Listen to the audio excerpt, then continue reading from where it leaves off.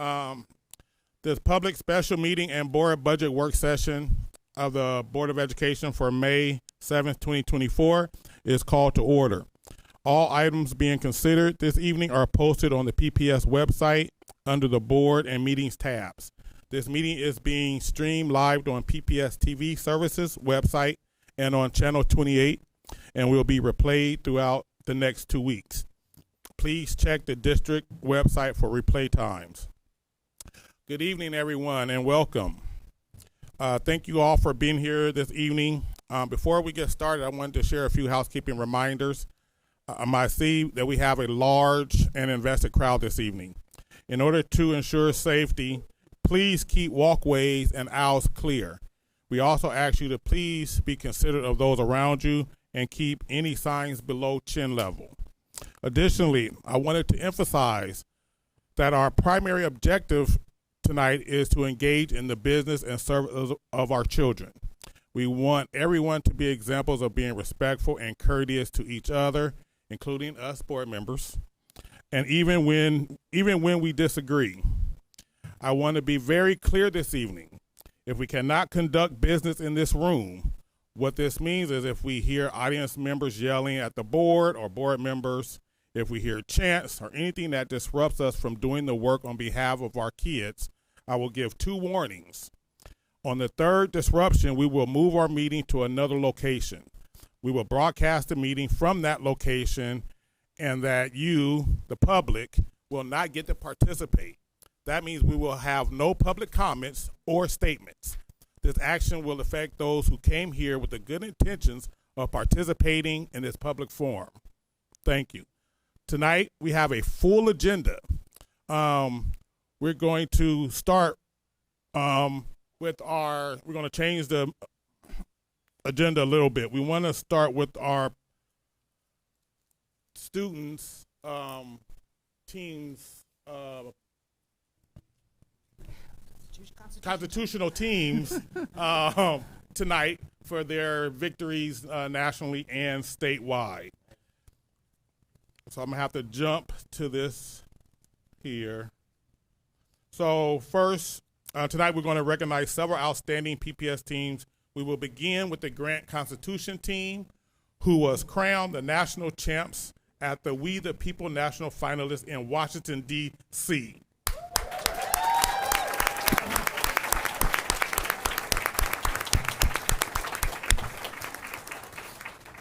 So we're moving them to the front because we understand they need to leave by 6:30.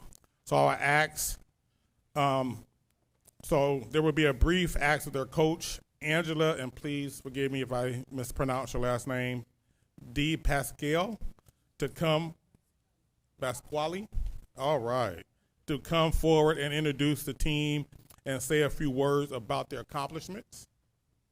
And then after her, we're going to have our Lincoln Constitutional team, and then we're going to have Benson's Battle of the Books team. All right, come on up. Yes, yes.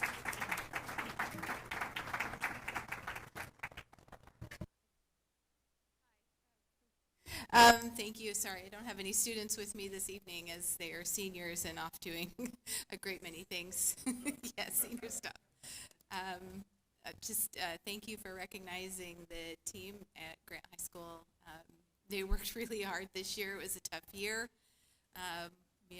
Missing the time that we did with the strike and then the ice storm just presented its own challenges, and they really rose up throughout the year and just brought a sense of camaraderie and academic excellence, their ability to critically think about complex issues and to talk,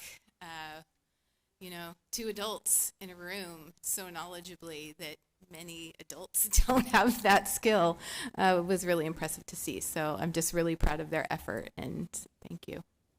Thank you. Hold on. We want to give. So we're trying to add to your display case a little bit. Okay. We want to give you this outstanding achievement.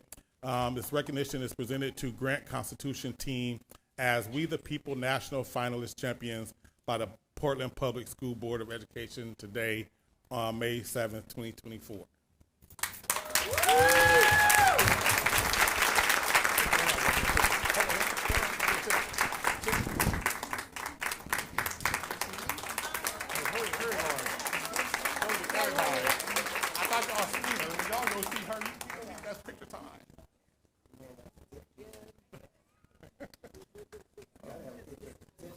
Thank you so much.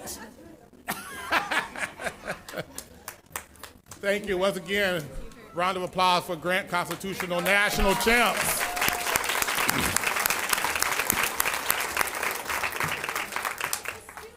All right, next we will continue our recognition with the Lincoln Constitution team. The Lincoln Constitution team placed first in the state We the People competition and went on to participate in the national competition where they placed sixth in the country. Please welcome Patrick McGee Jinks and Allison Brody, who will introduce the team. Round of applause.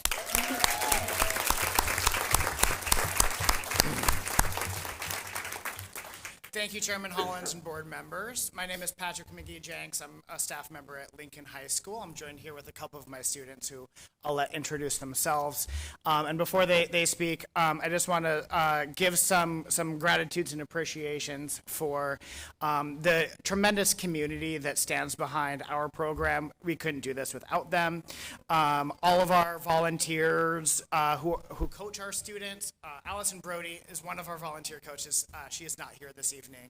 But hats off to her and to all of our parents who support our program as well. And big thanks and support to the Civics Learning Project who sponsor the program and are a tremendous asset to schools everywhere. And big kudos to Angela DePasquale and the grant team for all of their hard work and winning that national championship title for the state of Oregon. We'll kind of share in it a little bit if we can.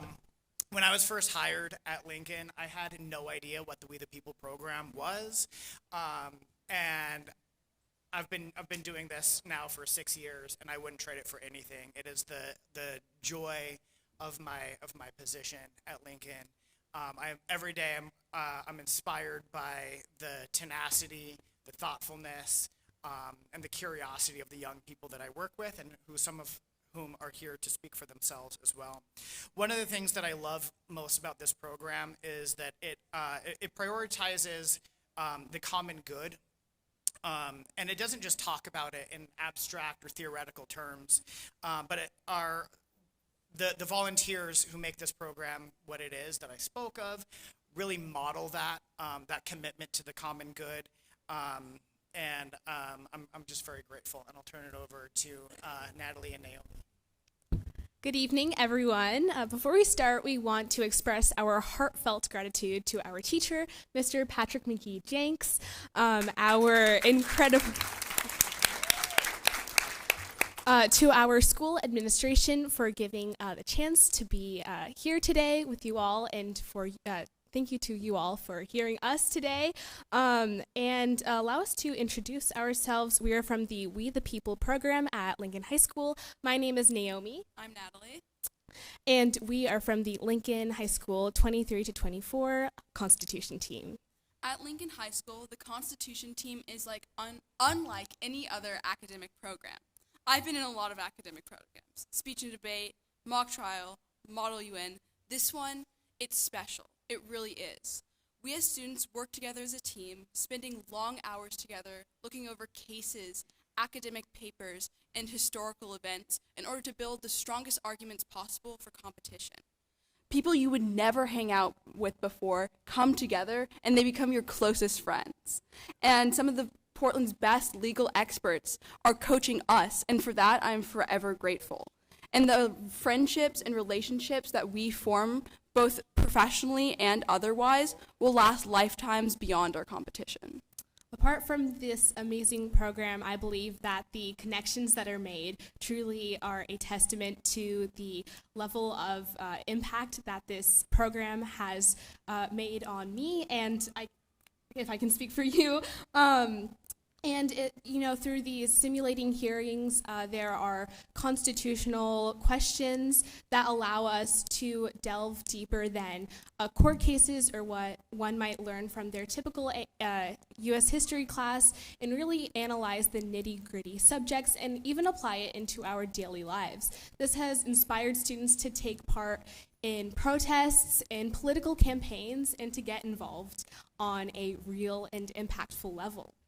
However, there's one challenge that we face, and not every single student gets to participate in this program.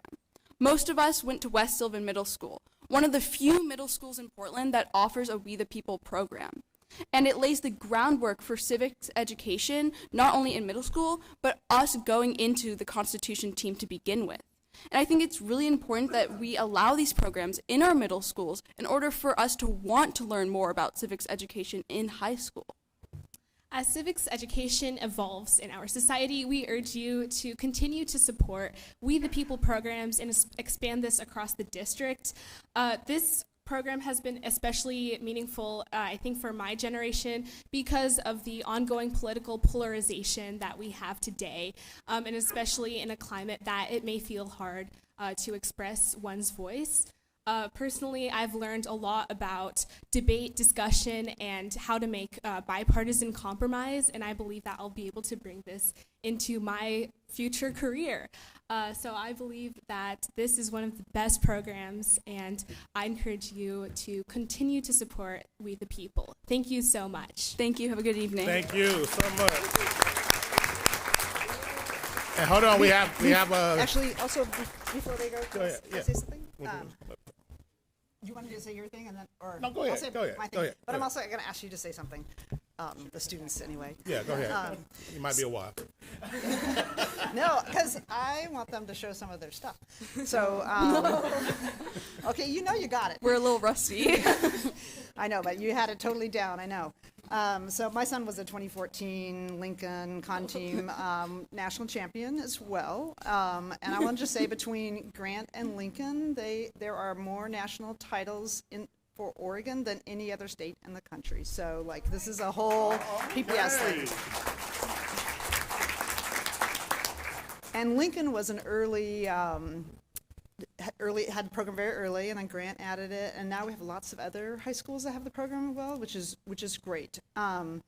And I'll just say that I want to thank you for your work. The adults give so much time to their students. I mean, I was dropping my son off on the weekend to law offices and just like random places for him to study with his unit.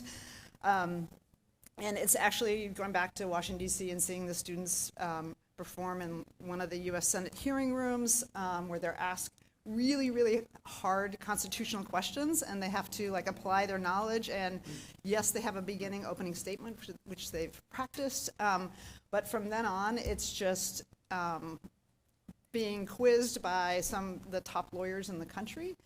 And it's absolutely mind-blowing what our students know. So I'm wondering if you say what unit you were in and like what the focus was, and maybe if you have a short riff from your unit, and explain what the units are. Okay, so the units are basically small teams inside the team. They usually consist of 3 to 6 people, and they're like small focus. So, for example, Unit 1 is focused on philosophy and ancient Greece and a lot of the philosophy behind the Constitution, but my unit, I was on Unit 5, is based around the Bill of Rights. So we have topics spanning from book bannings in the First Amendment to the Second Amendment in New York State Rifle and Pistol Association v. Bruin, and how that kind of changed the landscape of what the Second Amendment means. And then our national questions, we had stuff about the death penalty and about affirmative action, despite that not being a Bill of Rights issue. But I was also on Unit 5, and I think that it was especially meaningful to me to be able to apply legal knowledge to, for example, affirmative action, a policy that definitely impacts high school students, and see what are the legal arguments behind certain standpoints.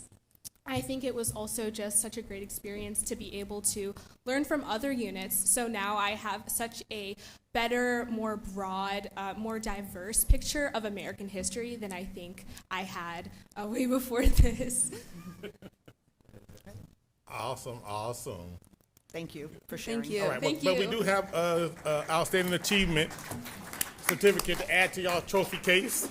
This one says recognition is presented to Lincoln Constitution team as the We the People State Finals champion by the Portland Public School Board of Education on May 7th, 2024.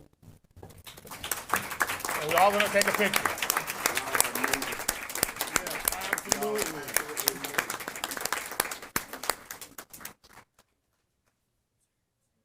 Take a picture yet. Wait, you gotta look at Andrew? make sure you're looking at Mark. I thought you took a picture. Congratulations. All right. Last but not least, we are recognizing this year's Oregon Battle of the Book state champion for the high school division called Rose City Readers to Electric Boogaloo. Read hard with a vengeance from Benson High School. Like to welcome the team and their coach, Carl Larson, up to say a few words. Let's go, Tech. Astro Tech. Oh, right here. I'll hold that. I'll hold that for y'all. Yeah, I'll hold that. Oh, yeah.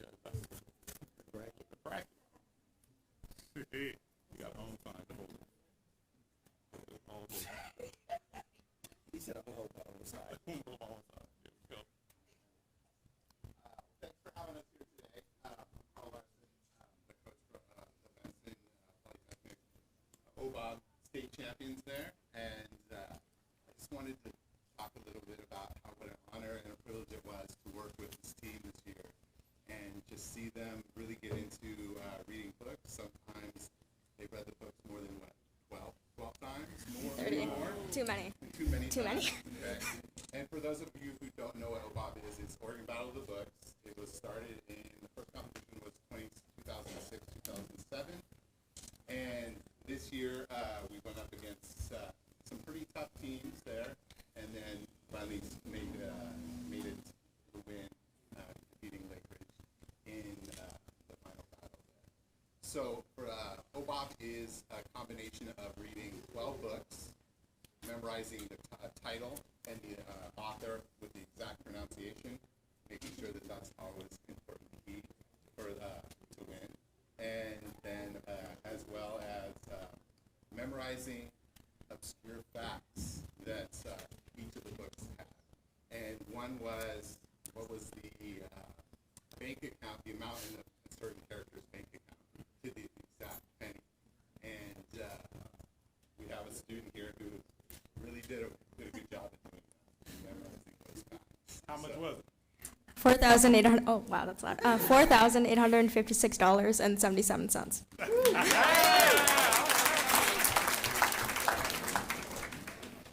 And so after the play against Lake Ridge with an unprecedented 4 tiebreakers, they squeaked out and had the state championship. So I'm just going to have them introduce themselves and tell them tell you about their experiences with OBOB. Hi, my name is Zara Faruqi. This year I was the speaker for the team. Do you guys want to introduce yourselves? My name is Zed Faruqi. My name's Olivia Bartolowski. Oh, my bad.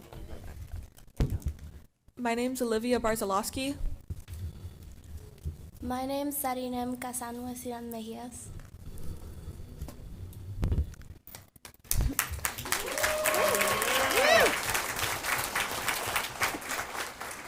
This year was our first year together as a team, but not all of our first years during OBOB.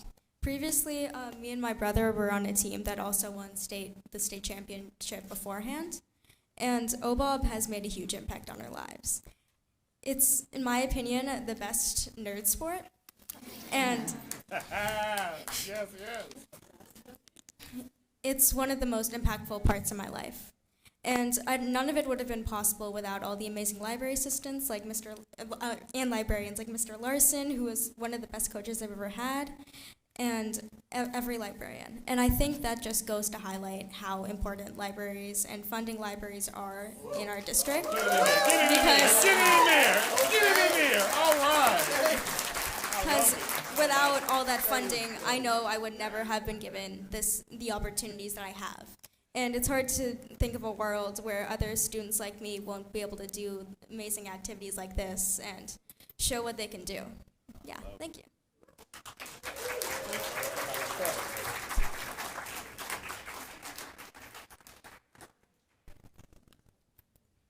All right, so we have some hardware for you as well.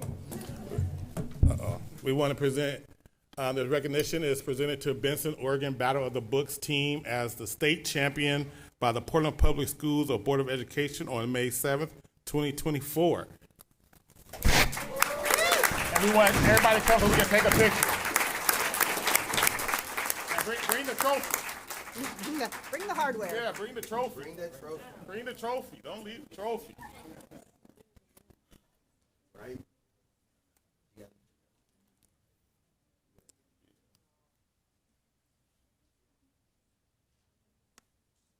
All right. Oh, yeah. Where Curtis going?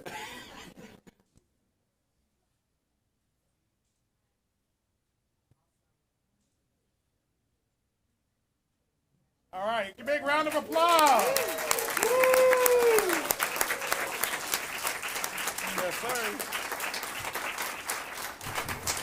All right, let's give all the teams another big round of applause. Yes.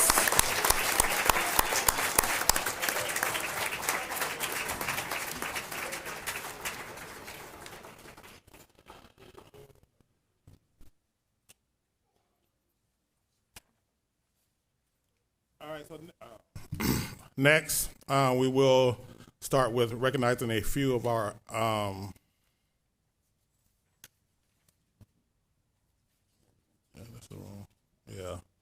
well, I'm gonna provide an update.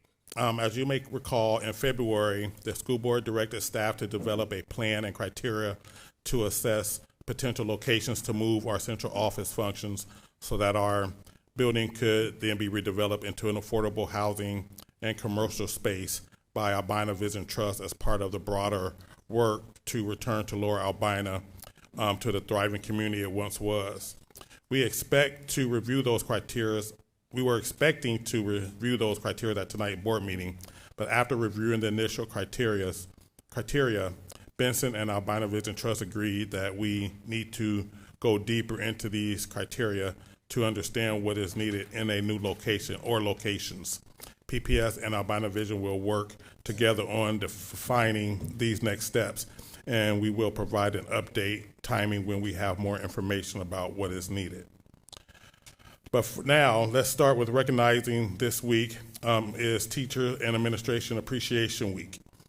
Interim Superintendent Dr. Huss, would you like to introduce this item? I would be very happy to do that. As I'm serving in the role of interim superintendent here in Portland Public Schools, I've been reflecting on how proud I've been throughout my whole career. I started as a teacher, a counselor, and then several other educator positions over the last 47 years. And I never lose my perspective about the solid base that education provides for this great state and this great nation. And that means we have to have solid bases of support for educators. So we join other districts around the country recognizing this week's. I believe we should be recognizing teachers every day. But we are definitely going to call them out this week, and principals as well, both teachers and school leaders. Since arriving in Portland, it's clear to me that we have a lot of work to do here and across the state and the nation. Being an educator is really hard work. It is a commitment to mission, it is a commitment to students, and it is a commitment to meeting the needs of those students regardless of what's going on. So when we have disruptive years like we have had for the last 2 or 3 or 4, it means that it's even more challenging, but it's also very rewarding work. So with that, I'd like us to focus on really celebrating the immeasurable contributions that our wonderful educators and school leaders make. We will be celebrating educators all week on social media channels throughout nominations by community members, and we'll be letting those leaders and teachers know about real positive shout-outs that we have for them. But I'm also hoping that we remember that, like I said earlier, every day of the year, and just thank those that contribute to this profession. And with that, Chair Holland, I'll turn it back over to you to talk about the resolution. All right. So do I have a motion and a second to adopt Resolution 6898? Motion. Second. Director Green moves. Director Wong seconds. Resolution to recognize Teacher Administration Appreciation Week. Is there any board discussion? Well, I would like to just say, and I think I've said this before, you know, I think teachers are one of the backbones of our nation. And for me personally, I had a teacher, his name was Mr. Davis. He was my Benson High School teacher, and he was one of the teachers who inspired me to think outside the box. When a time when everyone was doing the same thing, he was one of those teachers who touched me on the shoulder and said, well, you don't have to do the same thing. You can do something different, and question what I was doing and had me really think about what I was doing and what I wanted to do with my life in general.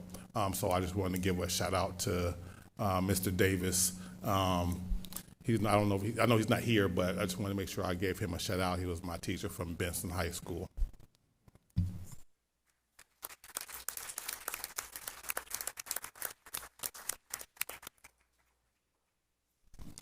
All right, Ms. Powell, is there any public comment? All right, the board will now vote on Resolution 6896 to recognize Teacher and Administrator Appreciation Week of May 6, 2024. 6898. All in favor, please, by indicating yes. Yes. Yes. All right. Student Director Silverstein, please indicate your vote. Yes. All right. Resolution 6898 is approved by a vote of 7-0, with Student Director Silverstein voting yes. You can give it out a round of applause for that.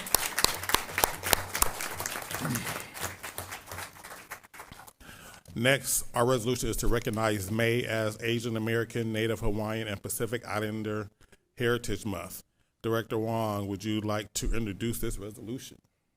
Yeah, but before I introduce it, I just want to read a statement I typed out because I make stuff up in my head. I usually say something I regret later. So one of the things about Asian Americans being an Asian American, and I'm going to make a little space here because I think I'm only the second Asian American ever to be on this board ever. And one thing, thank you.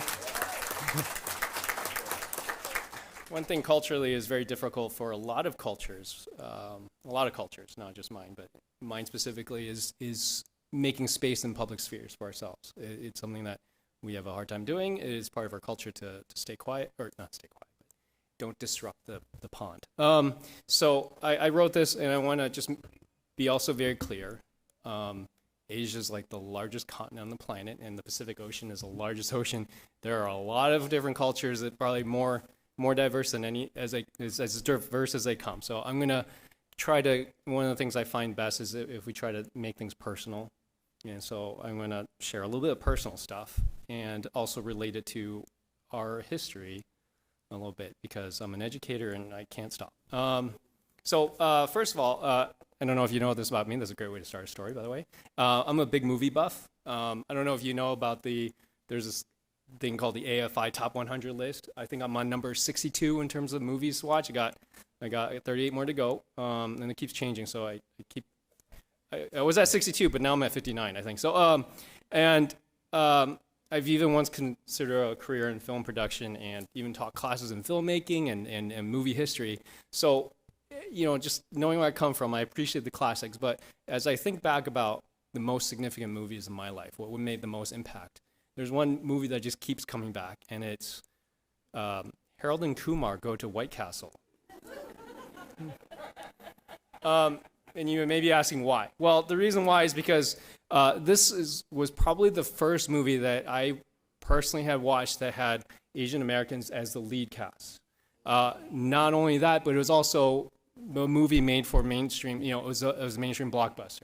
And not only that, for me personally, as a young person, one of the Asian leads gets to, succeed romantically. That's never, I mean, maybe one or two of those things may have happened in the past, but never all three in one movie. And that was probably the first time I've ever seen that. So now that was back in 2004, I think. And we've come a long way since Harold and Kumar. By the way, that movie might not be appropriate for our younger audiences.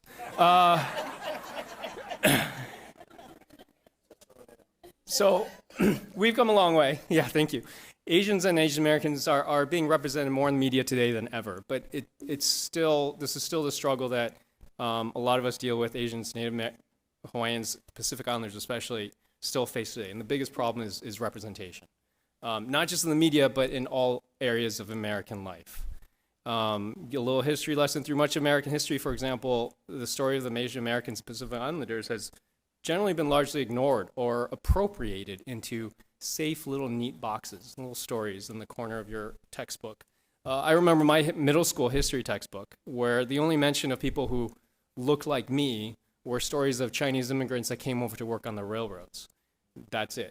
It's safe, neat, and in a little box in the margins of the textbook. What they didn't tell us was that soon after was the Chinese Exclusion Act of 1882. The only time a specific racial group was explicitly named and excluded in American law. What they didn't tell us were the numerous and thriving communities that Asian Americans created despite laws and policies that prevented specific rights and even land ownership. What they didn't tell us were all the systemic and persistent attacks and dismantling of Chinatowns across the country. Our history is rich, diverse, and worthy. Give you an example. We've all heard of Jackie Robinson, right? The baseball player who broke the color barrier. A wonderful story in Major League Baseball. But what you probably haven't heard of is Wataru Musaka, the Japanese American who broke the color barrier in the NBA. Again, excluded from history. I could go on with tons of wonderful examples of our rich history, but for the sake of keeping this meeting under 5 hours, I'll move on. So I want to share a personal story because I want to keep it real and local, very local, local, because some of these, some of these things are going to be relevant later as I talk about education. So I remember very vividly the first time in elementary school that I got a C on my report card. I remember this very vividly because my dad was furious, right? He was yelling and everything like that. I don't actually remember why I got a C or what I got a C on, but I do remember very vividly when my dad said to me, when I argue back, I said something like, "It's just one grade. Why is it such a big deal?" Originally, I thought it was because I did the very American thing, which is, those of you who are Asian American probably know exactly what I'm talking about. You don't talk back to your elders. But yeah, that's what I thought was what caused this, but it wasn't. His tone changed, his demeanor turned calm, and then he was quiet. And then suddenly he said something that I've never forgotten since. He said this in Mandarin, so I'm going to try my best to translate. He said, "Because one day they may come for us, and you're more likely to survive if you have a valuable skill." It took me maybe decades to figure out where that came from, so I'll start from the beginning. 1965, no, that's not when I was born. I'm a lot younger than that. 1965 was when most of the restrictions from the Chinese Exclusion Act was finally repealed.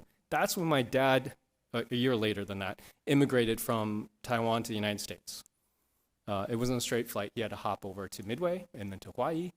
I might have gotten that backwards. And then to San Francisco and then to Chicago. He went to school in Chicago. He was also a very proud political activist. He was very proud to be in the United States. He was very proud of the First Amendment, the freedom of speech. He spoke up for democracy. He spoke against the government in China. He spoke against a dictator in Taiwan at that time.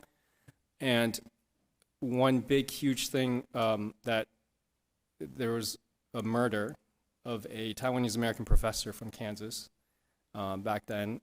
It sent shockwaves across a lot in the Asian American community. This person who was murdered was also very vocal for speaking against the tyranny that was happening in both Taiwan and China. And my dad was also targeted.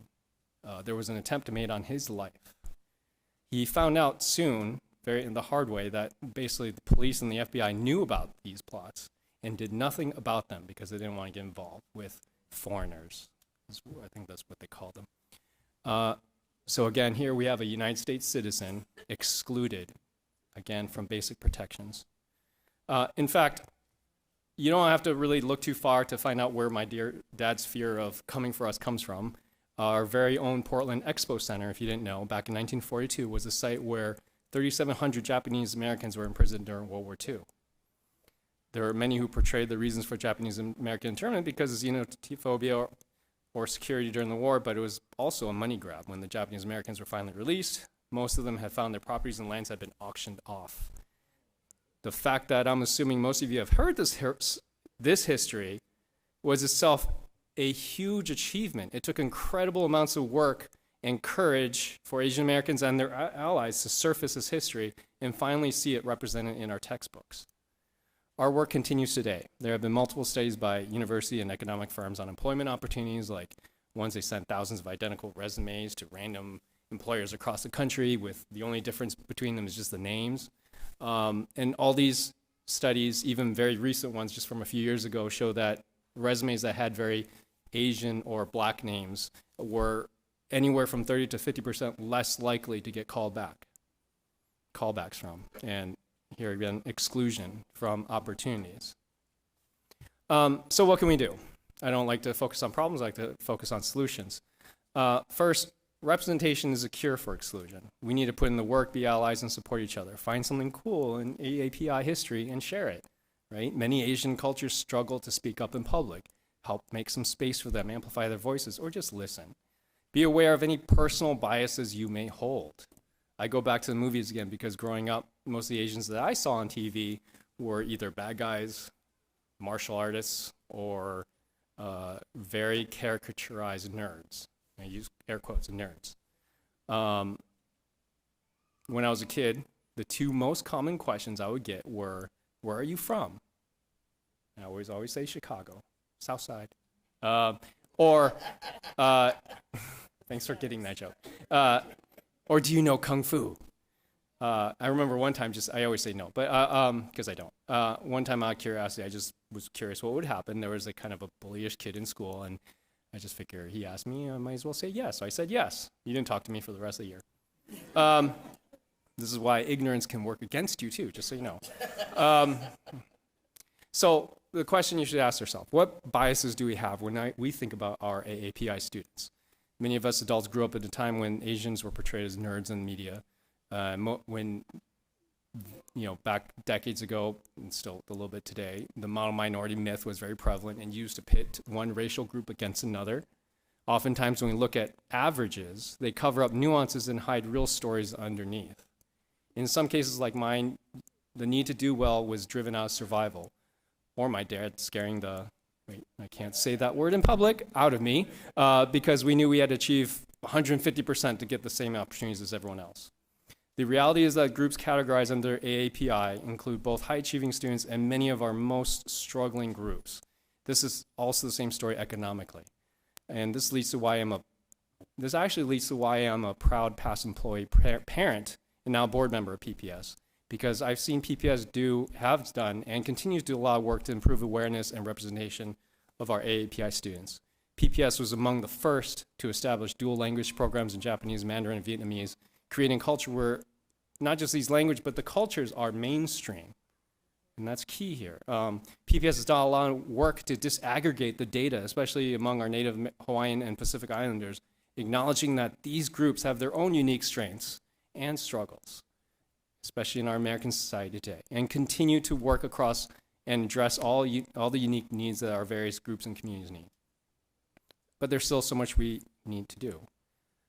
With the way that Oregon funds education, building capacity was and continues to be seriously hampered, as everyone up and down the district, teachers, bus drivers, custodians, admin, have workloads that look more like buckets of job descriptions than actual just a job description.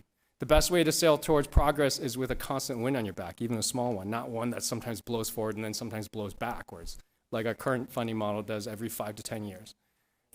But we have one big thing going for us, and that is our community that cares about education and all of its students.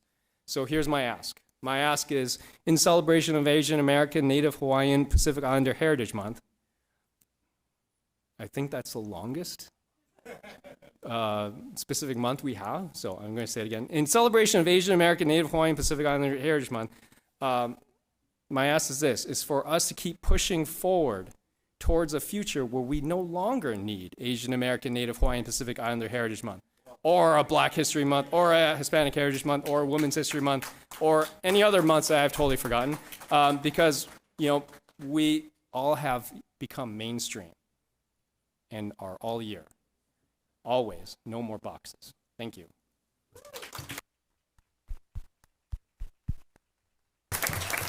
All right. Thank you, Director Wong, for that.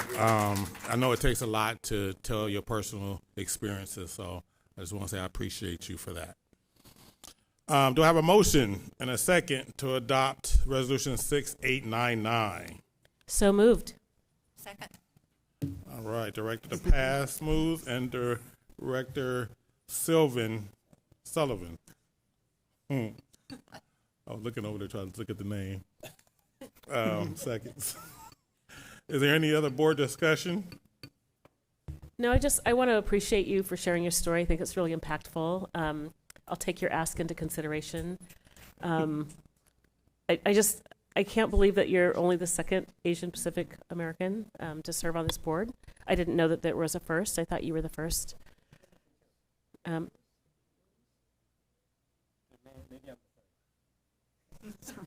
Someone needs to fact check my Anyway, history. I just want to appreciate you as a colleague and what you bring to this board. And if you talked about looking into different careers, and I don't know if you considered comedian, but some parts of that were very humorous.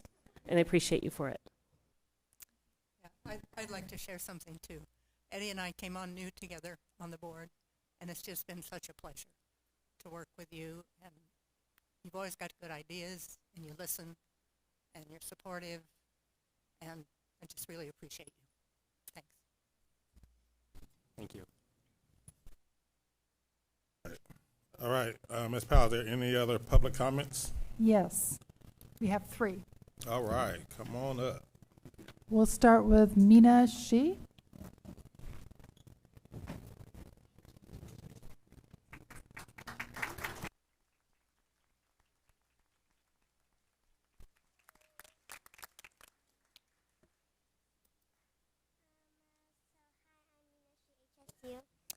So I'm from Taiwan, and I'm going to start with Chinese. 大家好，我的名字叫1岁，我今年8岁了，我是Woodside学校3年级学生。当我5岁时，我爸爸看到我的照片，他说 What a good and nice girl. They adopted me. 我7岁时第一次来到美国。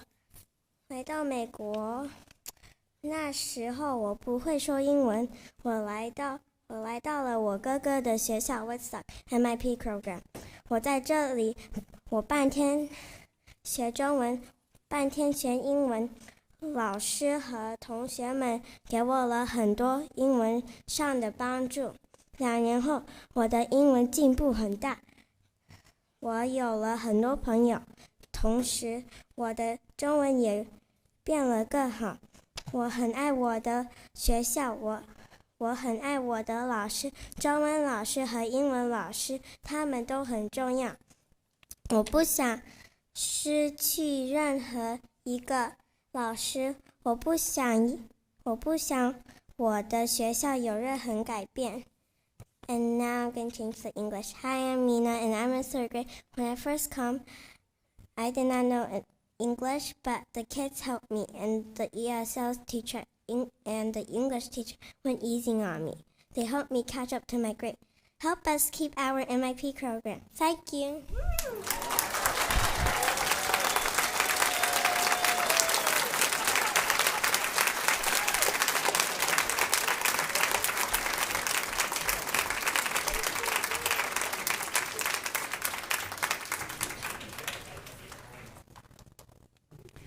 Next, we have Duncan Wang and Yo-Yo Chow.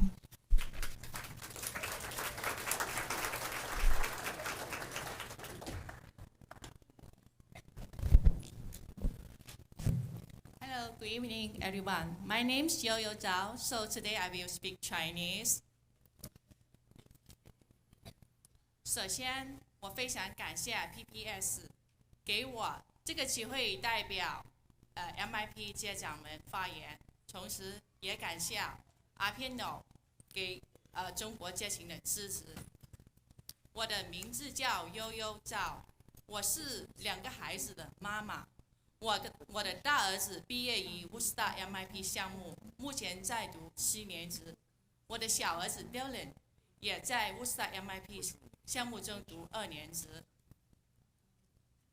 我们非常感谢 Worcester 的这 MIP 的项目，它培育了我们优秀的孩子。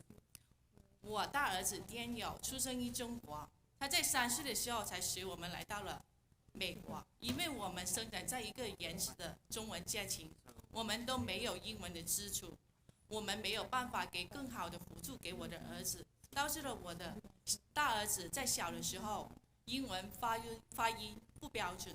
但是在 Worcester MIP 项目读书期间，他得到了很多老师的帮助，特别是英文和那个语言老师的额外帮助。现在我的大儿子不但讲英文讲得很好，中文也非常棒，所以我非常感谢 Worcester 这个项目。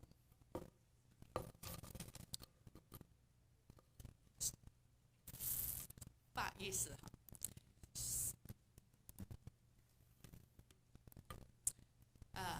还有我身边有很多像我一样中文讲得不好的朋友，他们都非常羡慕我。我有2个儿子能在这个项目中读书，因为我们生长都是在一个中文的家庭，我们都是需要中文和英文来辅助我们的孩子。有些朋友他们为了让他们的孩子能来到这所学校读书，他们有的搬家到了学校附近的校区，有的在别的校区的学生也想尽办法来这个项目读书。他们每天不时花费30分钟以上的车程去送小孩接送上学，但是当他们听到了学校下一个学期会削减1位老师的时候，他们都感到非常的震惊和非常的担心，甚至有些家长他们都考虑下一个学期会离开这个学校。有的准备要到学校去报名的学生，他们又重新慎重考虑他们的选择。所以我作为第1代移民的父母，孩子的教育和成长是我们头等的大事。我希望我的孩子能熟练掌握我们的母语和英语，他能成为我们外界沟通的一座桥梁。我希望 PPS 的董事们会慎重考虑削减预算和削减老师的预定。这个决定无疑是把伤润刀，它会伤害到我们一些有语言障碍的家庭，还会伤害到 PPS 的招生，更加伤害到我们现在正在这个学校读书的小小的桥梁们。希望你们慎重考虑，谢谢。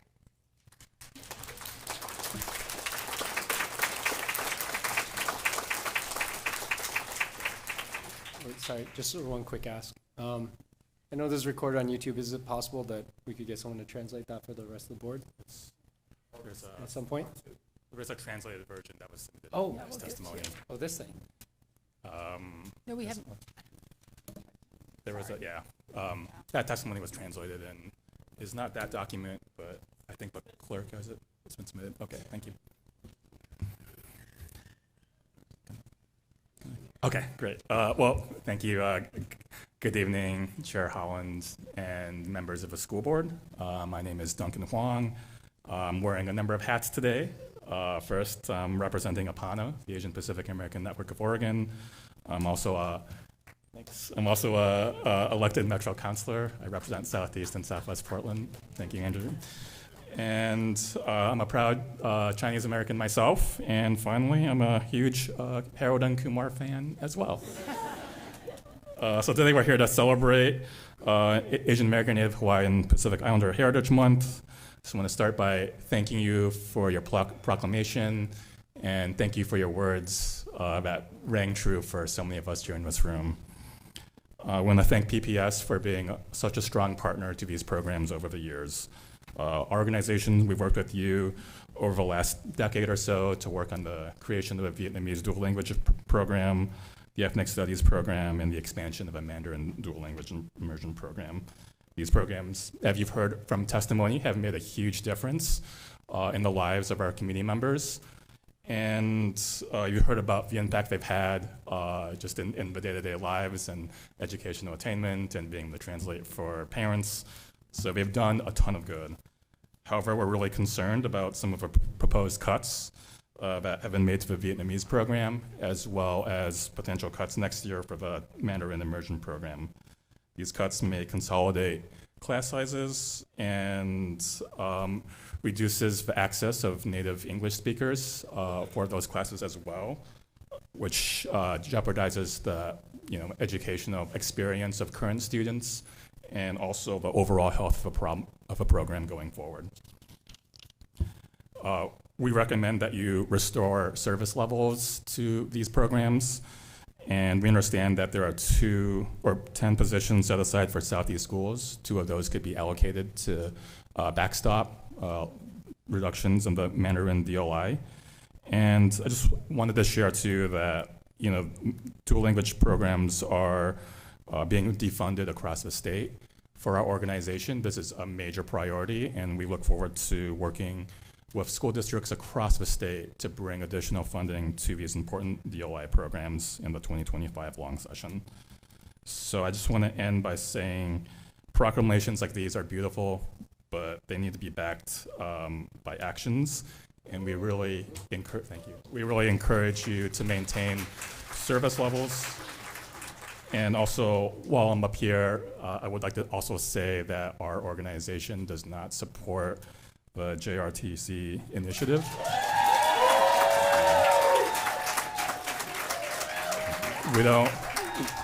Thank you. We don't believe in investing public resources while important programs like the DLI programs are facing cuts. So thank you for your time and consideration. Thank you.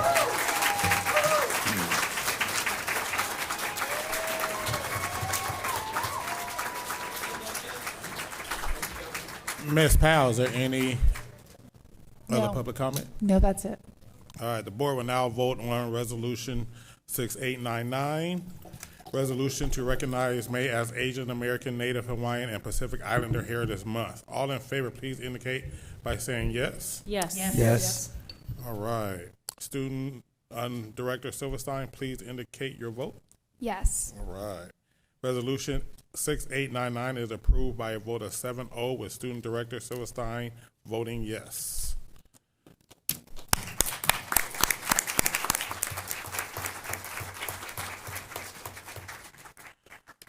All right, next on our agenda tonight, we will hear from students who have recently traveled out of state for field trips. Interim Superintendent Dr. Huss, would you like to introduce this item? Yes, thank you, Chair Hollins. Margaret Calvert, our Assistant Superintendent over Secondary Schools, will be introducing our students this evening.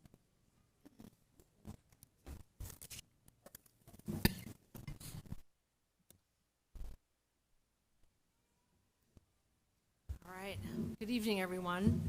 My name is Margaret Calvert. I'm one of the assistant superintendents. As Dr. Huss shared, I think Roseanne's going to help me get to opportunity to present. Sorry, Dr. Calvert. I just want to pause 1 sec. I just Sure. want to recognize all the people in the back who are wearing red. They came here to support Asian American Pacific Islander Heritage Month. They also came to support Woodstock. It's very hard for a lot of our families from this area to, especially our native speakers, to come out and make it. And I just want to recognize that they have showed up and they show support. Thank you. Sorry, Dr. Calvert. So I recognize that we're looking for some students to come join us this evening. I have trip leaders with us, and they're going to, from Grant and from Jefferson. So if I could invite Steve Gonzalez and Matt Daniel down, please, to join me. And part of the challenge for this evening, I just wanted to share with folks, is that we're in the middle of AP testing, and there are NIB testing and various other forms of things that are keeping students very busy. And so, unfortunately, we could not have students join us tonight, but we do have the 2 trip leaders. I'm going to try to get a presentation up and running, but I'll let Steve and Matt introduce themselves as I get this set up. Good evening, everyone. I'm Steve Gonzalez, Artistic Director of Jefferson Dancers over at Jefferson High School. And then I'm Matt Daniels. I teach sophomore English, the Grant Magazine / PSU news writing, so seniors can get dual credit for the class, and also Intro to Journalism at Grant High School. Give me 1 second. Just as we get started here, there we go. I think I got it. Voila, voila. There we go. So there are a number of times that we come before the board with a variety of requests for students to do some off-campus learning activities. And part of what we're going to share tonight is a bit of the experience from March that these 2 leaders have shared and have worked through. Just as a little bit of a backdrop, I did a quick look today. So far this year, as part of our off-campus learning opportunities, we have had almost 300 requests for either use of student equity travel funds and or overnight trips. We're at 299, I think, so far. So it's been the coming out of the pandemic. I think there was a real interest in how are we providing opportunities for students to learn not only within our school walls but outside and in our communities and in the world ultimately. And so I'll just turn this over to our 2 guest presenters here to share what their experiences were. These are experiences that happened back in March, so just as a frame of reference. So as I said, there are 2 different trips. One is a Grant Magazine took a trip to New York City, and the Jefferson Dancers took a trip to France. They'll be sharing some of their experiences. I think we start with Grant. So Matt. Yeah, so just to kind of talk a little bit about this. So this is my 2nd year advising the magazine at Grant High School, and they used to, every year we apply to, we submit our work to the Columbia Scholastic Press Association, and in December they usually they'll tell you if you won a Crown Award, and then when in the spring they let you know if you won a silver or gold. We hadn't won one for a couple years, like during COVID and things like that, and so it was really exciting when over winter break I saw that they had posted a list. I was like, oh, I'll check and see if we're on there. And we were on there, and I had this moment of excitement for the students. I was like, they're going to be so excited. But then I had a moment of panic about how am I going to plan and pay for this trip. And so it was a little bit mixed emotions, but I knew that they were going to be looking forward to it, and I didn't want to let them down. And so we talked about it. We said, we don't really have the funds for it. Are we all willing to, myself and the students and their families, are we willing to, carve out some extra time to make this work? And they're on board, and it seemed the award is for the work from the previous year, and so I knew that we couldn't take all 26 students, and so I made the decision that we would take the returning students to recognize their work on that. So that's where I got the number of 10 students. There's myself, one other chaperone. And on that trip, I wouldn't trade that trip for the world. It was an amazing experience. I felt that way. The students felt that way. They were very busy days. It was exhausting, but every day, I think we all had enough energy just because of how excited we were to be there and have that as an experience. And so for me, I was able to connect with other advisors at the high school and collegiate level across the country with a range of experience, and I left attending sessions where I could better engage my introduction students. Not all of them move on to the magazine, but for the ones that do, it's a good kind of bridge, kind of have both those classes. And so it was a great learning experience for me. And then, every day we kind of debriefed and the students shared what sessions they enjoyed in terms of that. And I think on the other slide I mentioned how many, I think there's like over 70 sessions offered each day. Another really cool thing for the students was that they're able to kind of get a college experience of, these sessions were kind of spread across Columbia's campus. I believe their college students were on spring break, and so they kind of had that experience of going from, class to class, and it kind of took me back to my college days. And so that was a really fun experience with that. And then in the evenings and on Saturday, our flight wasn't until later in the day on Saturday, and so we spent the evenings, one night we went to the Apollo, our hotel was right next door. We also wound up going to the Met, Central Park area. By the end of it, I felt like we had a decent grasp of Manhattan. And the worst thing that happened was I think about half of us got split up from a bus. It was our fault, but learned that bus drivers in New York don't wait for anybody, especially out-of-towners who look confused. But we were separated for about 5 minutes, but we were able to reconnect. So if that was the worst thing that happened, I can live with that. Yeah, it was just from day one. It was just a great experience.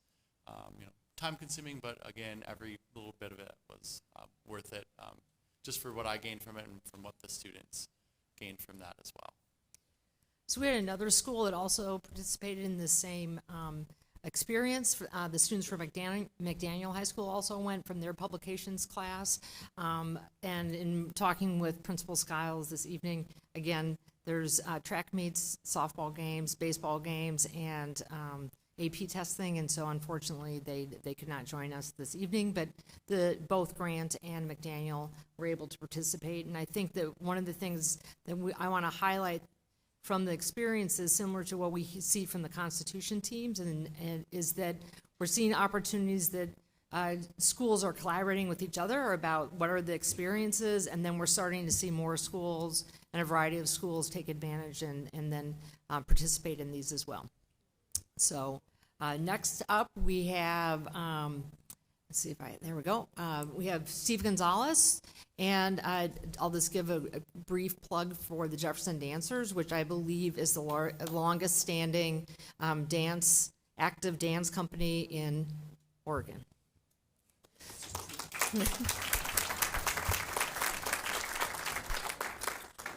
For those of you who don't know, I am an alum of Jefferson High School. I was a former Jefferson dancer, and so I've come full circle. Super honored and proud to be back.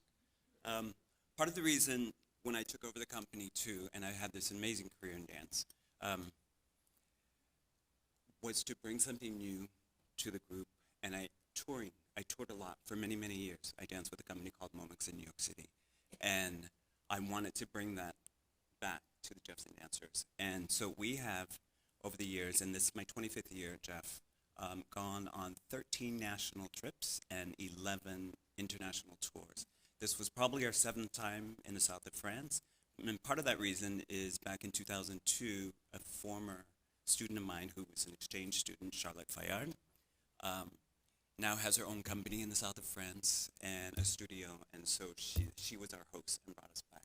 So that's the connection. So last March, Jefferson Dancers had the opportunity to travel to the south of France.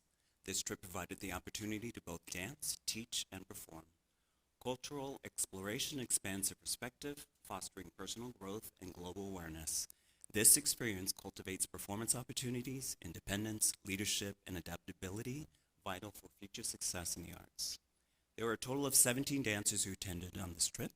75% of our students fell into the category of combined historically underserved, which includes the following subgroups of students: Black, Native, Pacific Islander, Latino, English language learners, students with disabilities, and students qualifying for free lunch by direct certification. The academic outcomes are resilient and adaptable lifelong learners. One of the questions that was asked was, give us some of the highlights and key learning from the trip. But first I'd like to say, through fundraising, connections, and diligence, we are working to provide an extraordinary experience for our students, regardless of their capacity to pay. This will be a transformative experience for our students, allowing them to grow, learn, and perform in another country. In France, our students participated in dance classes and workshops. Our students had the opportunity to teach jazz, tap, which they call click-clap, hip-hop, and African dance to local dancers. We had the opportunity to explore Aix-en-Provence, Saint-Remy, and Marseille. We attended a musical concert by classical musicians called Oracles. We toured several sites, including the Basilica of Notre Dame and La Garde, Carrières des Luminaires, the Van Gogh exhibit, and Château de Beaune de Provence. If you've never been to the south of France, you have to. It's amazing. And of course, our students had the opportunity to perform. They performed for a local business convention, French boarding school, street performances, and a full 2-hour ticketed concert performance at Theater Casino Grand. It truly was an amazing experience for all. We don't have students here tonight because I think they're just now getting out of rehearsal. There were some quotes. There's one in particular that I'd like to read from one of my students. My experience in X was eye-opening for me. It formed a sense of cultural appreciation and grew my perspective in the dance world. I came back with a new appreciation with my teammates and director, which made us closer than ever. If it wasn't for the Jefferson Dance Company, I might not have known what is really available to me regarding my bright future in the dance world.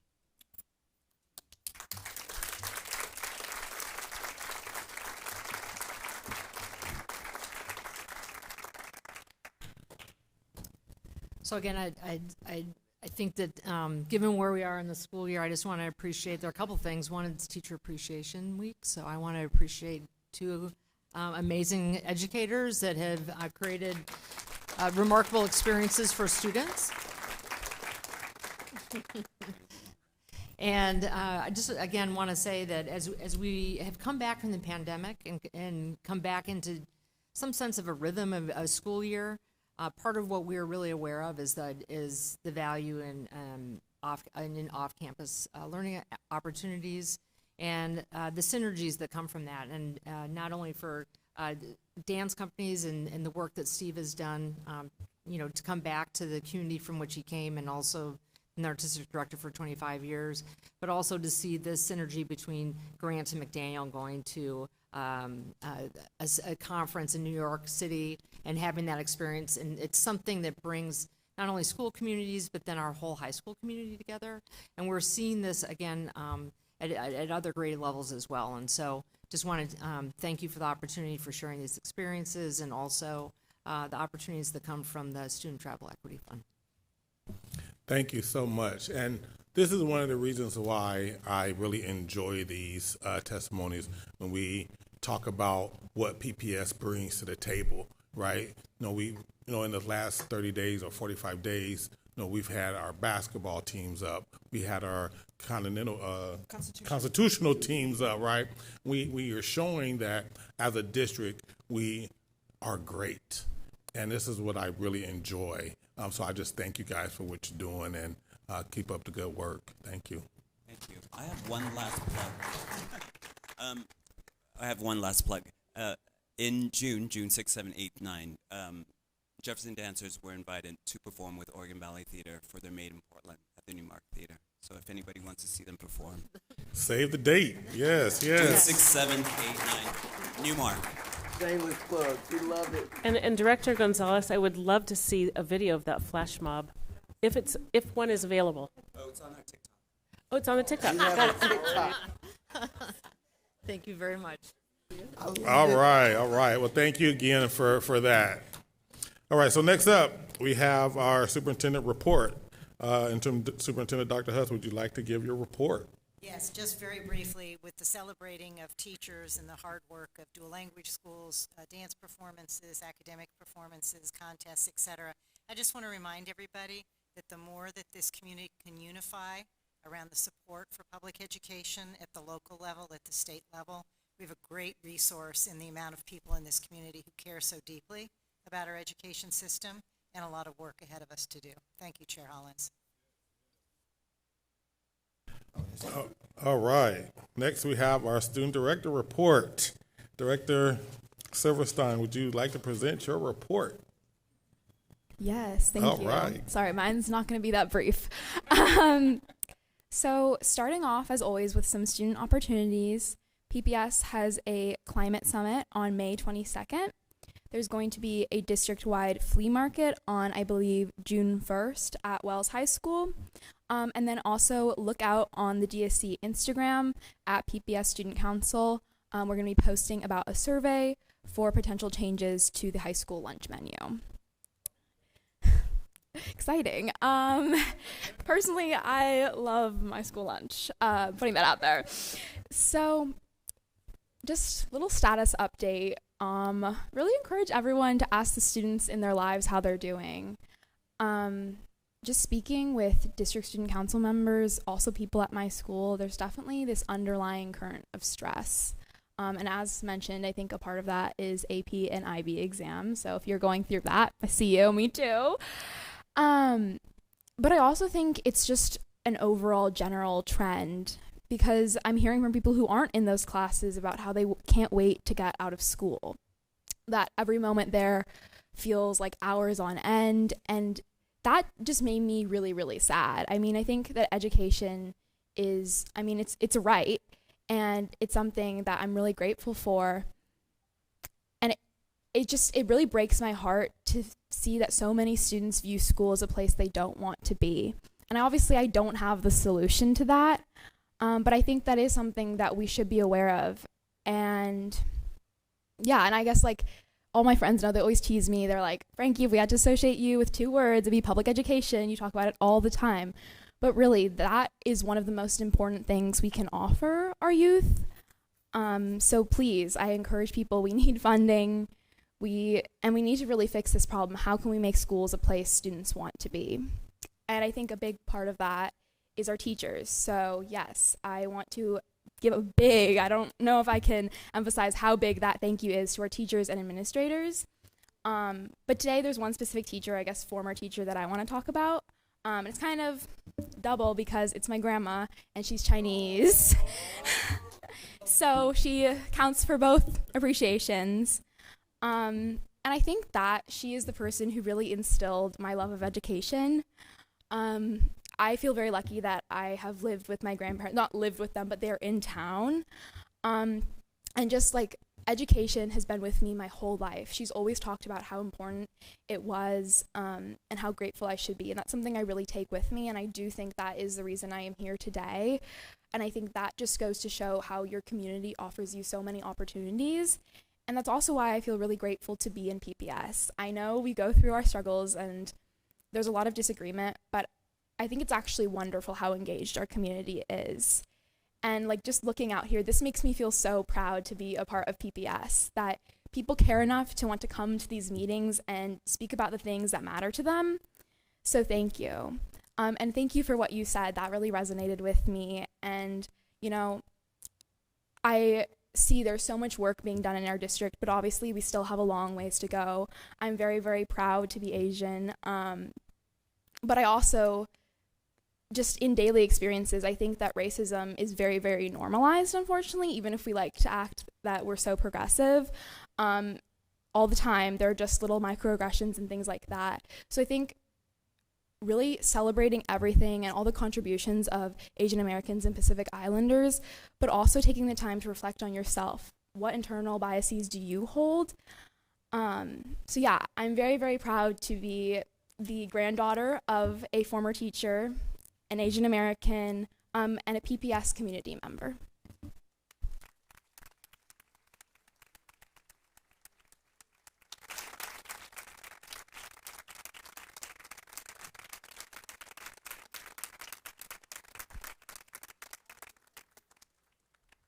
And a debate champion.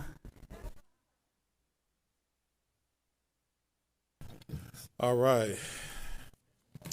Next, we have student comments. Up next, we have student comments. Ms. Powell, do we have any students signed up? We sure do. First, I want to call 3 people who signed up virtually but haven't entered the room in case they came here in person. Lily Robbins, Kaylin Proya, and Olivia Lynn. Okay, well, I'll keep checking our Zoom. Next, we have River McLean.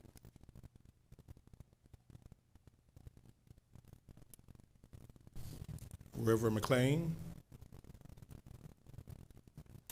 Okay, next. Kaylin Stefak and Arlo Capone.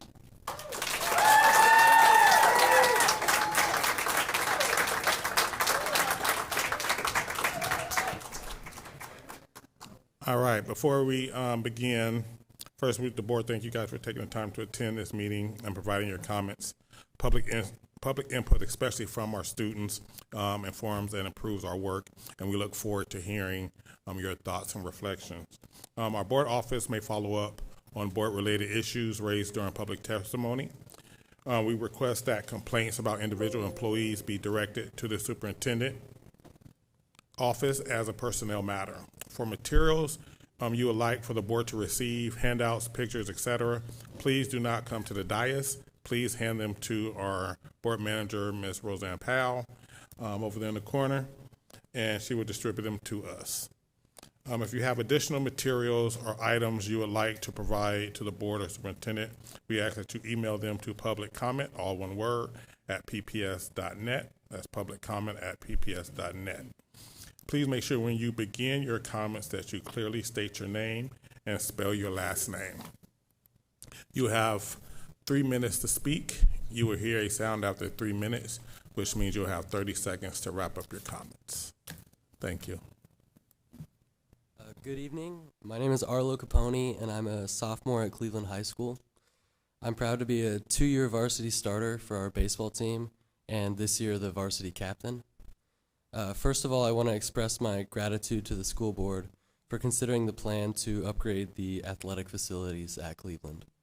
This means a lot to all of the athletes at our school who put in the work every day, even without the same opportunities and resources as many other schools in the district. As you know, the home field for Cleveland baseball is across Highway 26 in Powell Park, which currently has no affiliation with Cleveland or PPS. Our access to this field is very inconsistent, and some years it's not until mid-season that we can use our own home field because Portland Parks deems it's unplayable. For preseason practices, we've had to start as early as 6 a.m. because that's the only time that the space was available. This year, baseball tryouts were held in the mornings before school on a basketball court, and we couldn't get on an actual baseball field until just 5 days before our first game. Meanwhile, teams from other schools in the district have been practicing on their fields all winter. Just last Friday, we couldn't practice at all due to a lack of available space, which we often compete with for other athletic programs at our school. This creates a sense of inequity and tension among the different sports and activities. When we are able to practice and play at Powell Park, we face even more problems. Our equipment shed became a temporary living arrangement for a houseless person earlier this year after they removed part of the siding and set up camp. During the community cleanup a few weeks later, players and parents had to pick up needles, needle caps, burnt aluminum foil, and other drug paraphernalia left behind. Later that month, a generator was stolen from that same shed used to run our pitching machine. Additionally, the team has to put up and take down a chain link outfield fence every year that repeatedly gets vandalized and removed throughout the season, which we have to spend our practice time repairing. To put things in perspective, schools like Grant, McDaniel, and Lincoln all have state-of-the-art turf fields and hitting facilities. We're not asking for more than what other schools have, we're just asking for the same opportunities to train and compete. The plan you're considering tonight is not just about building a better baseball field and softball field, but it's about giving students like me a fair chance to pursue our passions and goals. We're very excited about our current modernization plan, and I'm here not only to support that plan, but to ask if there's anything that could be done sooner, like beginning the partnership with Portland Parks to improve Powell Park. That would be greatly appreciated. Thank you.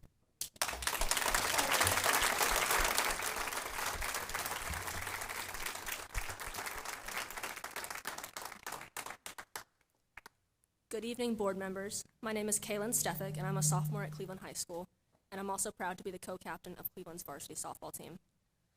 So I understand that there are plans in the modernization design being presented for turf, softball, and baseball fields at Powell Park, along with a hitting facility similar to those of other PIL remodels. However, I'm also aware that these are listed as alternates in the cost summary. And while I'm glad to see these plans, I'm here to share the experience of my softball team and to continue to advocate for these important improvements to become a reality. Our home field is Woodstock Park, which is over 2.5 miles from our school. Given the distance, we have to carpool to daily practices, and we have to rely on upperclassmen and parents to drive us there.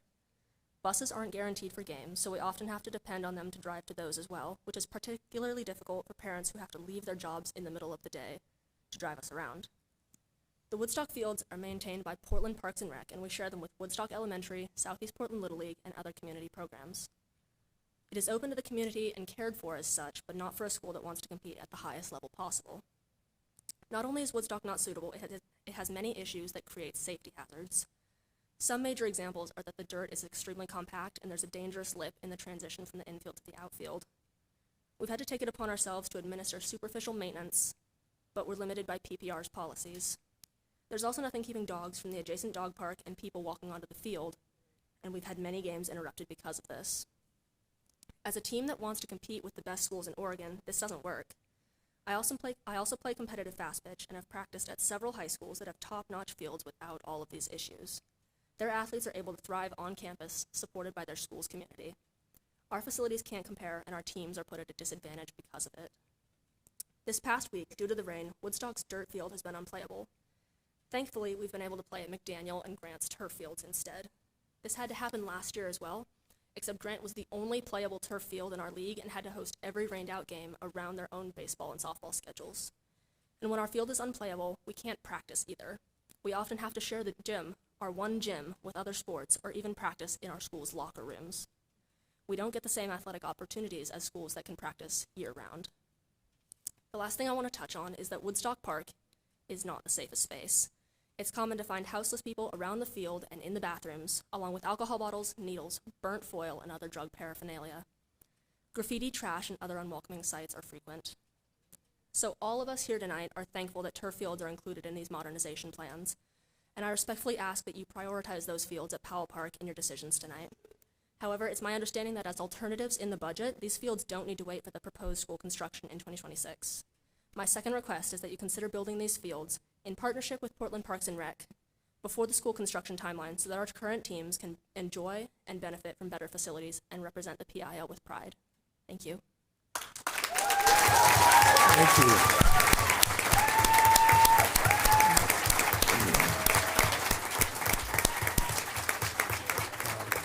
Is that all public comments? No, would you like me to call the other speakers again? Yes, please. River McLean.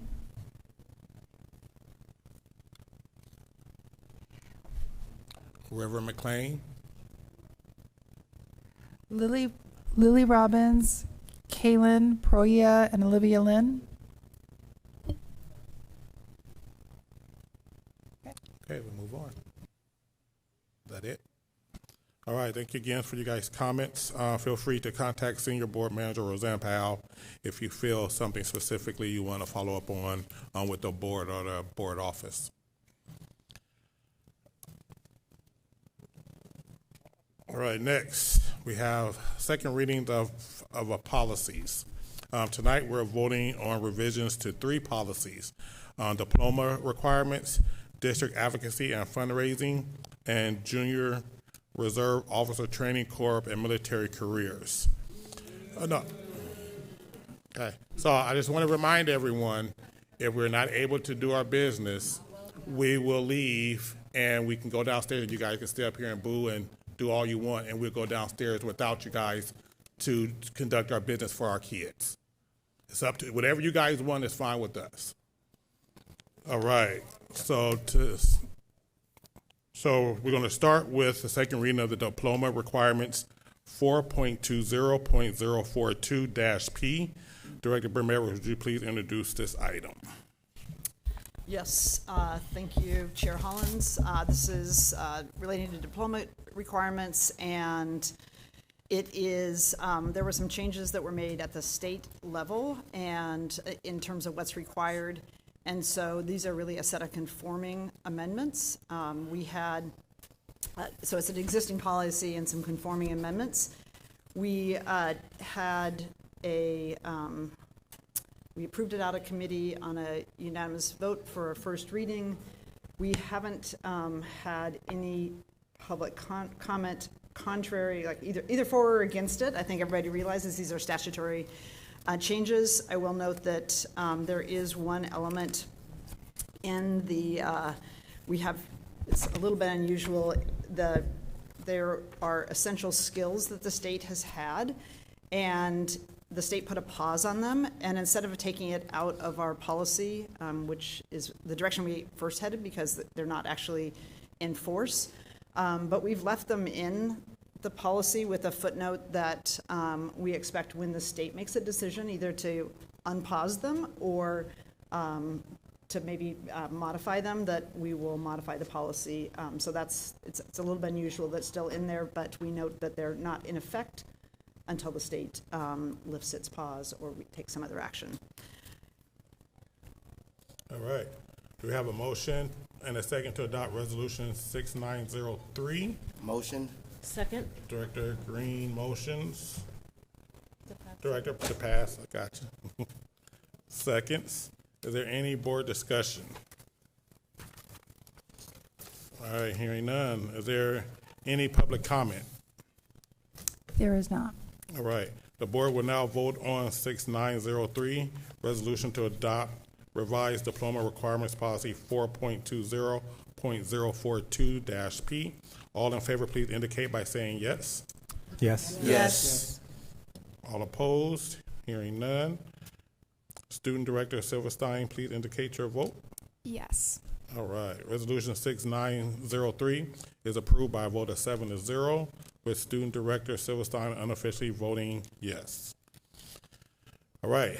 Up next, we have district-wide advocacy and fundraising 7.10.020-P. Second reading of district-wide advocacy and fundraising. Director Brim Edwards, would you please introduce this item? Yes, thank you, Chair Hollins. This is a topic that's been before the board for many years. After several years of discussion about this policy, the policy committee unanimously recommended a first reading, or what's also known as introduction, on April 11th.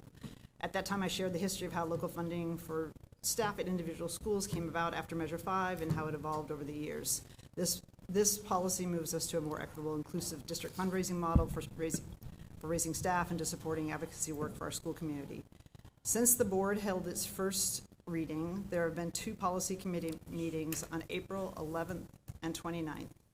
At both meetings, as is our practice, all the policies out for the first reading were on the agenda.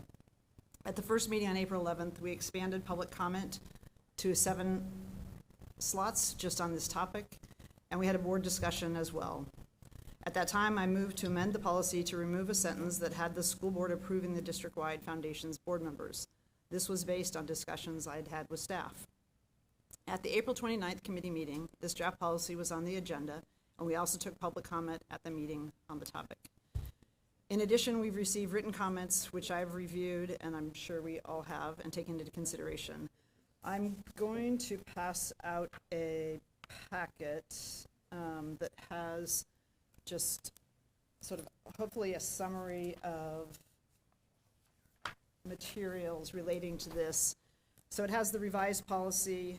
It has the timeline of all of our board and committee meetings and community engagements laid out with the dates. There's more than 29 meetings. It also has a staff report. There is also a report from the targeted engagement that occurred as part of the community process, and that was supported by the Office of Strategic Partnerships. There also was an administrative survey that at the time Chief of Staff Garcia and I sent to all principals asking them about the policy changes. There's also a statement of support from the PAT. There's a letter from the Fund for PPS, and I think we're also going to hear from Jonathan Garcia this evening. But there's a letter that he sent us earlier about the policy changes. There's also the 2022, 23, and the 24, 25 local school fundraising and PPS parent fund awards, and also the conceptual draft fundraising plan and next steps. And so that's just the introduction, and I don't know, Director Green, since, whether this is the point that you'd like Jonathan Garcia to speak. Okay. So since I'm introduced. All right, do I have a motion and a second? Do I have a motion and a second to adopt resolution 6904? Okay. Second. All right, Director Wong, motions. Director DePass, seconds. All right. So we have Jonathan Garcia who's here, and I want to actually do public comments before we get into the board discussion. Is that okay with you guys? Yeah, can I ask before we get into the substance, Yep. I know it's on the table, can I ask a procedural question? Yes. I'm just curious why this is up for a second reading and not a first reading, given the significant amendment that was made during the policy committee meeting a couple weeks ago. We actually had a discussion about that, and it's not a substantive, and we consulted with counsel as well. It's not a substantive. Actually, it's not a substantial. Substantial, sorry. Not substantive. So that's the standard that's set forth in the policy. If the proposed language of the policy has changed substantially, as determined by the board, after the first reading, the policy shall be set for an additional first reading. So it is, that's the opinion I gave on the single sentence deletion, but obviously the policy gives that discretion to the board to decide itself whether that is substantial or not. So I just want to ask, because I mean, single sentence, but it's a very significant policy change. The original policy said that we would, as a board, appoint the members of the district-wide foundation. I want to point out at the last board meeting, I actually suggested that we amend that at the board meeting. The board chose not to. Had we amended it at that meeting, obviously we could have put it up for first reading and been back. There was a decision not to. The policy committee took it up, made that amendment during a policy committee meeting. So I guess I really have two questions. One is to our general counsel, why would this not be considered, substantial? And I know the board gets to decide that, but it does sound like you provided a staff opinion. And let me finish with the second question. So one is, why would it not be considered substantial? And then I guess two, it doesn't happen often, but we have amended policies during the first reading since I've been on the board. We have always come back and had them go for another first reading when that's happened. So I'm curious why we're suspending this policy for this particular change. Actually, I can think of an example when I tried to send something back to the committee that you amended the vacation policy, and we just voted it out. And the policy, we had this discussion in a public policy committee meeting about the change. And frankly, I don't see this as central at all to the policy change. The fund had fewer members than it's had in the past, and it was designed to be helpful. I got some additional advice shortly before the original meeting. I had additional conversations the next day. Like I say, to me, it's inconsequential to the overall policy. Taking it out, which is why I didn't mind taking it out. I mean, you opposed it during the last meeting. I don't think you offered an amendment. You actually referenced a privileged memo that that was, and I don't need to go into it, but you didn't offer an amendment to remove it. You made reference to a privileged memo. That's right. I asked for us to go to executive session so we could discuss the legal issues that have been raised. I didn't oppose any. You didn't offer an amendment. I didn't oppose anything. Okay.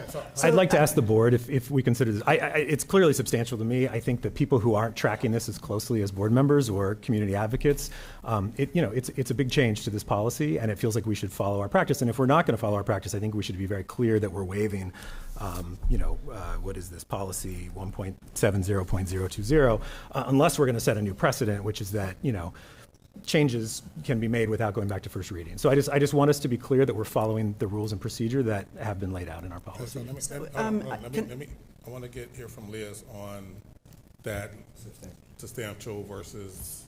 Right. In my opinion, it's not substantial because it's a single subject in one sentence that's fairly disconnected from the bulk of the rest of the policy. That's somewhat of a subjective standard. It's not a matrix about what's substantial and not, but in my view, given that it was a single sentence at the end of the policy, disconnected from most of the rest of the substance of the policy. That's why I gave the opinion that it was not substantial. It was substantive. We went back and forth, but the policy speaks to substantial. Chair Hollins, I'd like to offer an amendment to the resolution that the board finds that deletion of the sentence is not a substantial change to the policy, and I'd ask somebody to second that. Second. I would like it to have pointed out to me what that sentence is. Okay, hold on. We have amendments. Okay. We have a amendment to the resolution, so we want to take a vote on that amendment on the resolution. So you got a first and a second, so we can have. I'm sorry. Chair Hollins, can you repeat who moved and who seconded those? So Director Burnett-Edwards moved, Director Green second. And now we can go into the conversation around, do the board want to, do we believe it's substantiated or not? If it is substantiated, then we would go back, send it back and go to a second reading. If we decide it's not substantiated, then we would move on. Did I get that right, Liz? Yes, except substantial. We're putting out a lot of words Okay, that all I'm sound the sorry. same. I know. Substantiate. Substantial. Okay, substantial. Substantial. Okay. So let me make sure it's clear again. So the amendment on the table is if the removal of the sentence was substantial enough to send it back to the first reading. That's the concept, but I think the motion is to amend the resolution to find that that deletion of that one sentence was not substantial. Yes. And therefore we'd proceed with The second reading. the second reading. The second Okay. reading as is. So right now we're just Discussing. if it is substantial enough. Right? Okay. So that's a discussion. Any discussions? We'll start So with. that was my question. What was it before it was removed and what is it now? It said that the PBS school board would approve the directors of the fund of the district-wide foundation. It said that and then it was removed. And it was removed in committee. And so now it doesn't say. Now it doesn't say that. anybody Will be, That they're an independent 501c3, and so they can choose. And if in the packet you have a letter from Jonathan Garcia in which he says, we plan to expand our board of directors and collaborate with the PPS Parent Advisory Committee to steward philanthropic funds raised through this new model. As elected representatives of our community, you possess the insight necessary to help us identify new board members who can join us in guiding the fund for PPS as an independent 501c3 nonprofit. So we could offer suggestions of who could be on fund, but it's ultimately their decision. so we have no decision at all. Correct. Correct. Director. As we don't right now, anyway. Director Scott. I just want to be clear. So a vote in favor means we don't think it's a substantial amendment, and a vote opposed means we do. Correct. Director Burnett-Edwards. Any other comments? No, I would just urge my fellow board members to vote yes, because we've spent 5 years talking about this topic, and it's not a substantial change, and I welcome our ongoing discussions and work with the fund for PPS and recognize their own governance rules and the distinction between the two of us. Thank you. Director Green?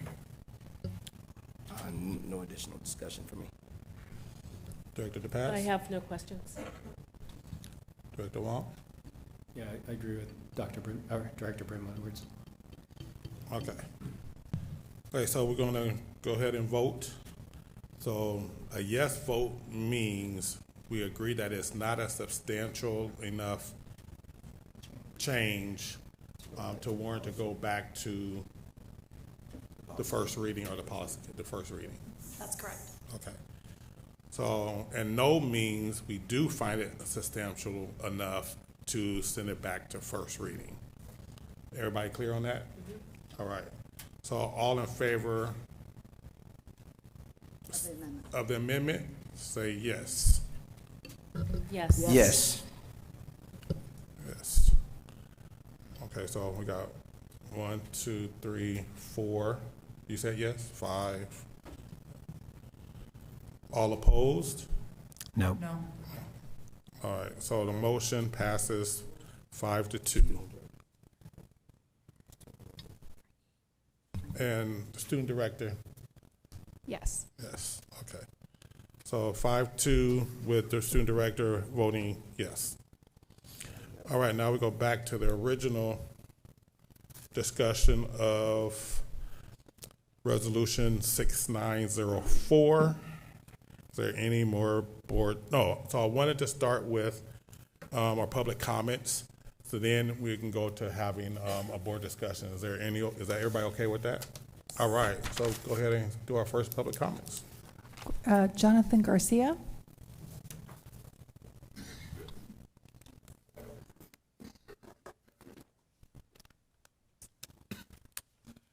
Good evening. My name is Jonathan Garcia, Garcia, and I currently serve as chair of the board of directors for the Fund for Portland Public Schools. The Fund for PPS is an independent nonprofit established in 2019 to raise philanthropic funds and build strategic partnerships that benefit Portland students and schools. Since 2019, our nonprofit has also served as the fiduciary steward of dollars raised by parents through the local school foundations. As you vote on the proposed changes to the fundraising policy tonight, I want to reiterate the Fund Board's confidence in efforts to unify fundraising at PPS. As our April 10th letter conveyed, the Fund for PPS Board shares your goal in channeling our generous network of parents, alum, and community towards a shared cause, our 43,000 students. We believe that bringing donors to an aligned cause is immediately critical, and we are excited about the opportunity for the Fund for PPS to play a vital role in this effort. Anticipating the possibility that this policy change will pass tonight, our team has developed an early plan to support this transition immediately. Let me outline those emerging components.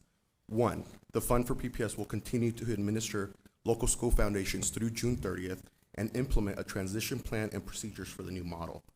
2, we will collaborate with an experienced fundraising consultant team to create a new fundraising plan and launch a giving campaign.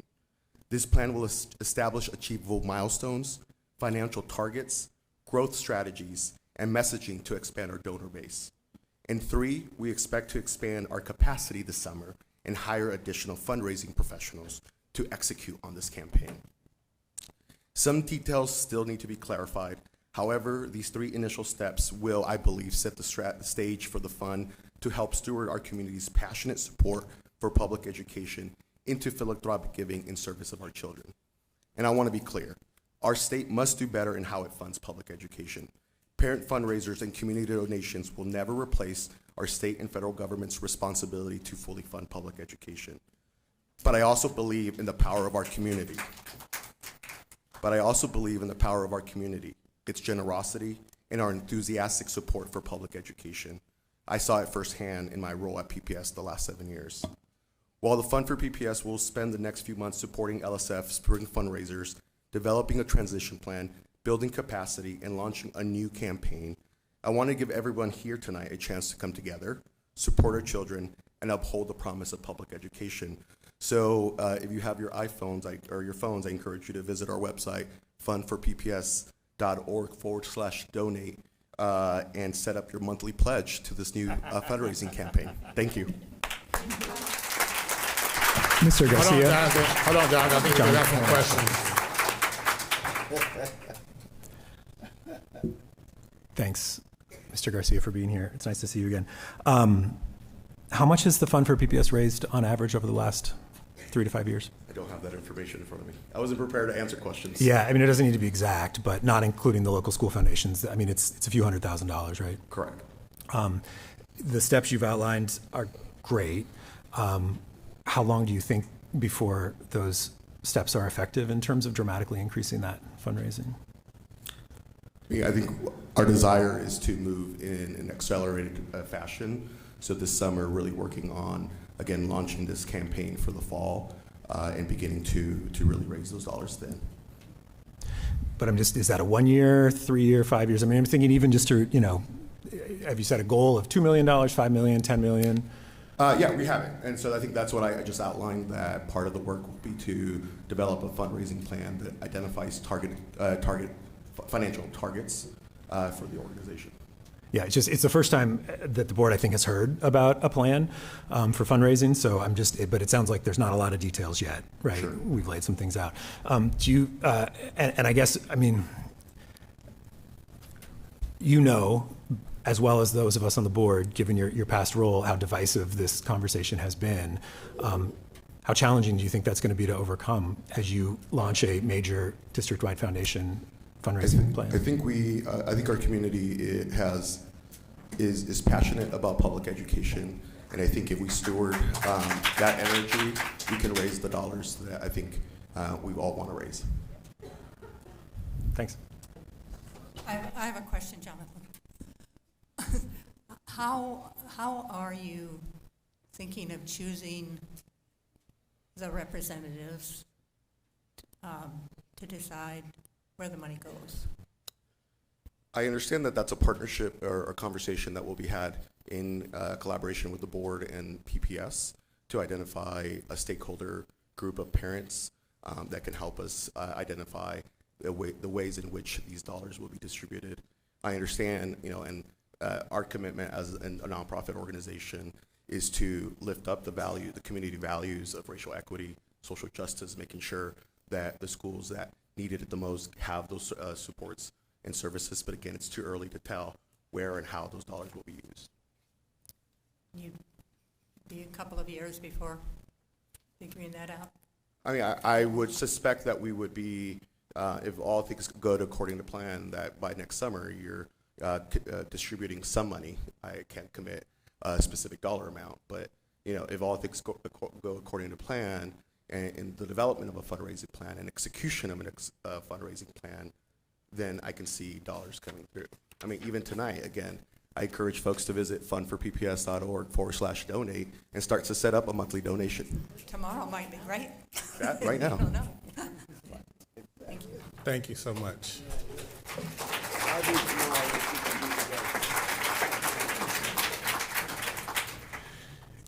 Peter Sachs, Grace Groom.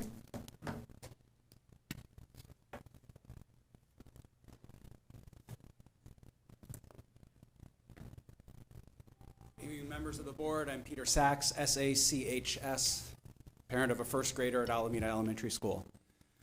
I write policy for a living. This is not how you do it. You consider outcomes, you set goals and targets. You stress test your policy. You consider various viewpoints. You look at other ways to achieve your outcome. Instead, you pursued a sham process. You selected the voices that you wanted to hear. A quick refresher, in case you lost track, 1,350 parents in support of a fair process is more than the 400-odd parents who support this sham proposal of reform. It is also more than the 24, I believe, in the so-called McDaniel cluster that you vaunt as so representative. Another thing I'd like to bring up, when you rip the Band-Aid off of something, that came up last month, I think, you use that to promote healing. It stings for a couple seconds. I think you confused that with cutting off the nose to spite the face, is what you meant to say. That's when you make something worse by overreacting. It is not too late to change course. Vote no. Send this back to committee. Work through the implementation considerations that you just heard from Mr. Garcia. Considerations that may take more time. Set a goal for the fund for PPS. Is it 2 million, 8 million, 10 million? Use that goal to drive how many people Fund for PPS needs to hire. 2, 5, 10, 20? And set a timeline. This is called smart policymaking. It's an acronym: specific, measurable, achievable, relevant, and time-bound. This policy, as written, I'm afraid, is only achievable and time-bound. It will achieve the loss of perhaps 100 jobs and quite a lot of educational harm, and it will do it in about a year, maybe a little more. Please don't jeopardize our schools. Please don't make them worse off than they already are. Work on fixing things constructively and collaboratively. Otherwise, you're showing your true colors that you're willing to trade votes, work on your political pet projects at the expense of the students, and that you're willing to ally yourselves with bullies who interrupt and heckle. You're showing that the bullies get things done when in our schools we're trying to teach kindness and respect. Thank you for your time, and I hope you'll reconsider. Thank you. Next.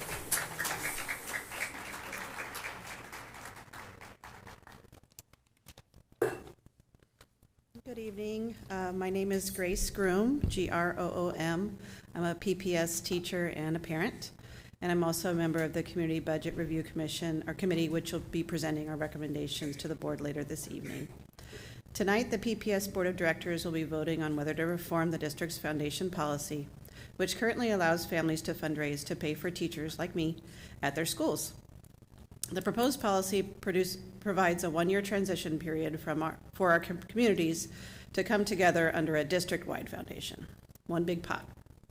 After that, all school communities will have the opportunity to support all of our students through the district-wide foundation, raising money for staff at all schools with the representative parent committee, making informed funding distribution decisions. This district-wide foundation will be an advocacy entity that can connect with families and the community about the needs of our schools and opportunities for increased resources through transparency. At the same time, parents will still be able to organize and fundraise locally at their schools through parent organizations to pay for things, just not teachers. This policy encourages those groups to register with PPS. So here we are. Public statements of support for this reform have come from over 1,400 Portlanders connected to 80 PPS schools with and without foundations. The Portland Association of Teachers, of which I'm a proud member, the Fund for PPS, and in the past, the CBRC for many years.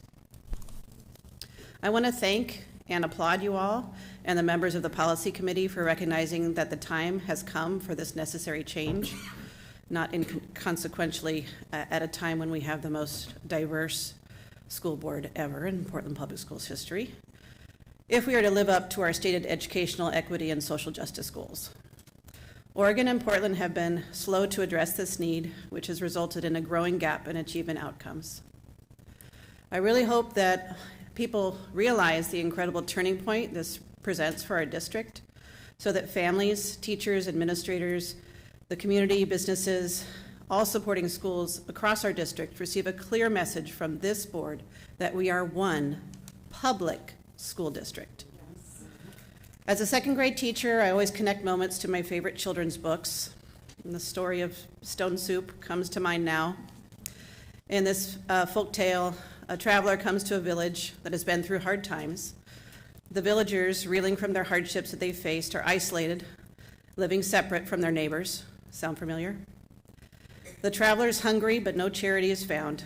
He gathers stones to make soup, which ends up bringing the villagers out with all their tidbits of food to throw into the soup. The result is a rich meal feeding everyone and rebuilding those connections that were lost. A strong and nourished community. Not because anyone had everything, one more sentence, but everyone had something to share. We can bring our unique gifts, all of us can bring our unique gifts to this movement through collective action. We'll cultivate a stronger, more connected PPS for all of our students today and all the PPS students of tomorrow. And I think that's what everyone here wants. Thank you. Thank you.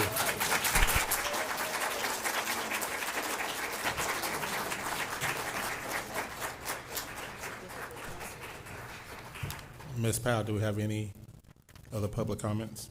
Yes, we have Nikki Iverson. All right. For the record, my name is Nikki Iverson. I'm a parent at a Buckland Elementary School student. First, I want to thank you for the opportunity to provide public comment on the district-wide advocacy and fundraising policy resolution that is on the board's agenda tonight for second reading. We're asking you to reject this harmful proposal and send it back to the policy committee for further consideration. There are several flawed assumptions with this proposal. One is that you are all making assumptions that parents that are hardworking and don't make a great deal of money will have the time, money, and energy to spend on a general foundation. You're approving this policy in a horrible budget year without a strategy or analysis on how your board and the district will overcome the shortfall and the decrease in funding. We definitely agree with your values on equity, but your approach is significantly lacking in foresight and an impact analysis. We should focus on increasing funding for schools that need more support. We should not do that by punishing other schools. The Buckman School Foundation has been an incredible way to build community within our district, and we've been able to meet new friends and families through our joint volunteer and fundraising efforts. There are three key reasons for this request. Number one, this is not how you create policy or build trust. Now more than ever, the district and PPS board needs to build trust with the community, given the strikes, school closures, budget cuts, and lost superintendent. This proposal does nothing to help a single PPS student. Is clear it will actively harm many. This proposal advocates for the elimination of critical funding that thousands of PPS students rely on. Additionally, it offers no immediate replacement funding source or executable plan to shore up the district-wide fund. Hope is not a plan. Creating an effective district-wide foundation that replaces the millions of dollars currently raised at the local school level will require significant time, staff, and resources. This proposal contains zero details of how or when such a difficult task will be accomplished. Importantly, there is no consideration given to how the district will convince the thousands of parents who currently give at the school level to switch to a district foundation. Most of those parents have never even been asked. Policy changes on such a complex and sensitive topic like school foundation fundraising deserves a thoughtful, collaborative process that includes all impacted voices in the community. Pursuit of this policy will only alienate community members and cause more division in an already fragile district. The policy should at least be delayed to implement community engagement efforts in focused schools with a detailed impact analysis before it's adopted.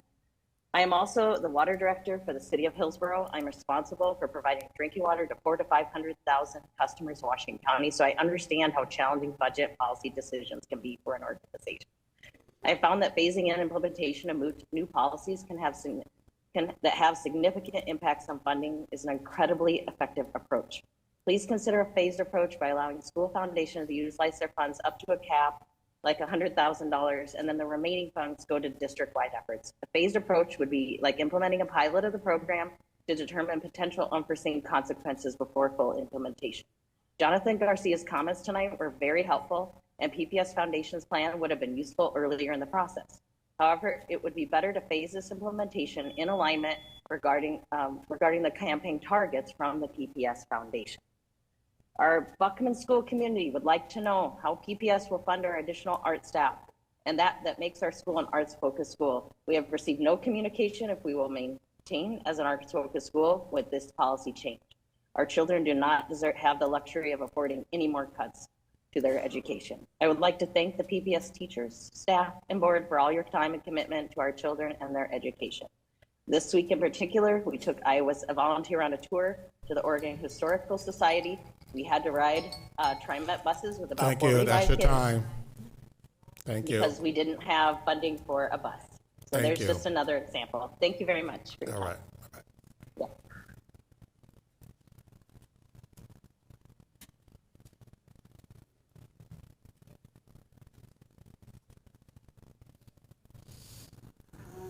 That's it. All right. Thanks for everyone for giving your thoughts. Next, we'll go to board discussions. Is there any board discussions? Okay, I said this a couple of weeks ago too. I am concerned that there's no plan, although I must say Jonathan's statement was helpful. I think there is a plan that can work if we just wait for it. But we don't seem to want to wait. But right now, there's still no plan as to how the money would be raised or how it would be allocated. I think if we wait a couple of years and a little more discussion, we can pinpoint that. I don't see there's any reason to rush this process, especially now when every dollar counts. It will take time, staff, and resources, as Jonathan just said, to create an effective district-wide foundation. This policy change deserves a more thoughtful process that includes all the voices in the community. And I recognize, Julia, that there have been lots of voices. But I think we need to sit down together again without these two sides. And by the way, I talked to the other side the other day, and everybody was lovely. And I've got some good information on a administrative directive, if this passes, that I sent to the superintendent in a way to make sure that everybody is included when we do raise money. I think what we really need, and we all know this, is enough money for every school so we don't even have to think about fundraisers.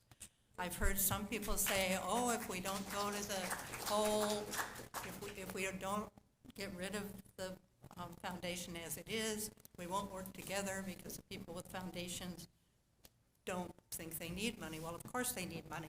What they raise with foundations just barely helps.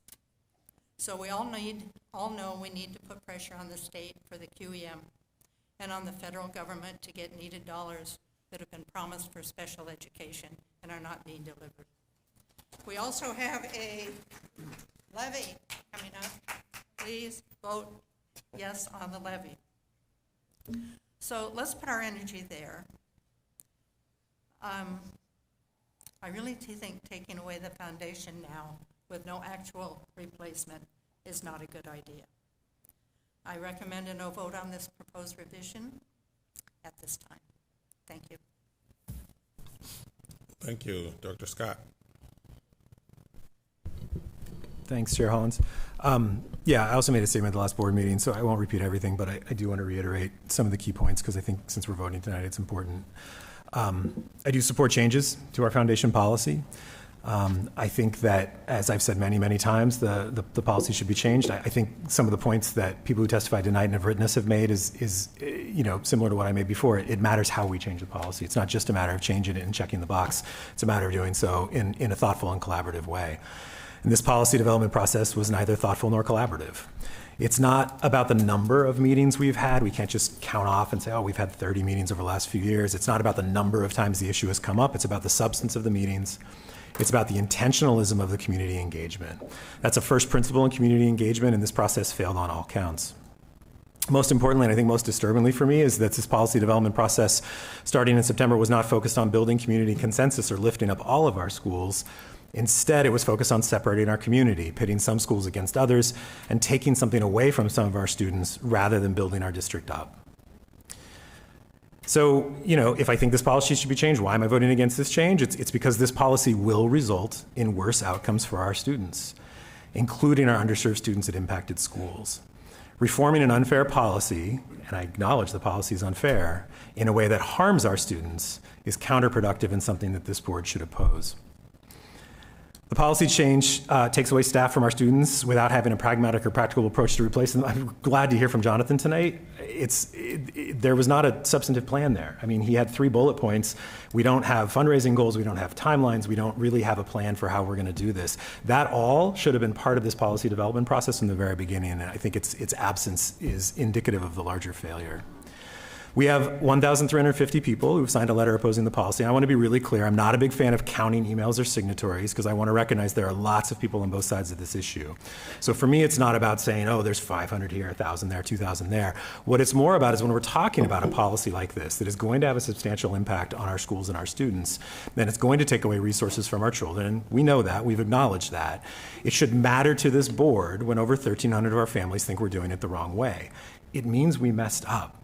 How many of those families are going to give to a district-wide foundation? How many of those families are going to go lobby the state for more funding? How many will support our levy? How many will support our bond in the fall? How many will consider or are already making plans to leave the district? For every family that leaves as a result of this poorly run and poorly thought out policy reform process, the district will lose thousands of dollars in state funding. There is a better path. There has always been a better path, and it remains open to us today. Instead of working through a divisive process that pits schools against one another, we can build a broad coalition where everyone first agrees on the problem and we work towards general consensus on the solution. I think we're going to end up in roughly the same place we are, but if we do it in the right way, we do it without alienating people and putting all those other things at risk. We can simultaneously build our district-wide fundraising apparatus in a way that grows the resources available to our students instead of reducing them. It will take time, effort, and resources, but I'm confident we can create a process that does that. I would urge my colleagues to vote no on this policy change. Thank you. Director Bermewitz.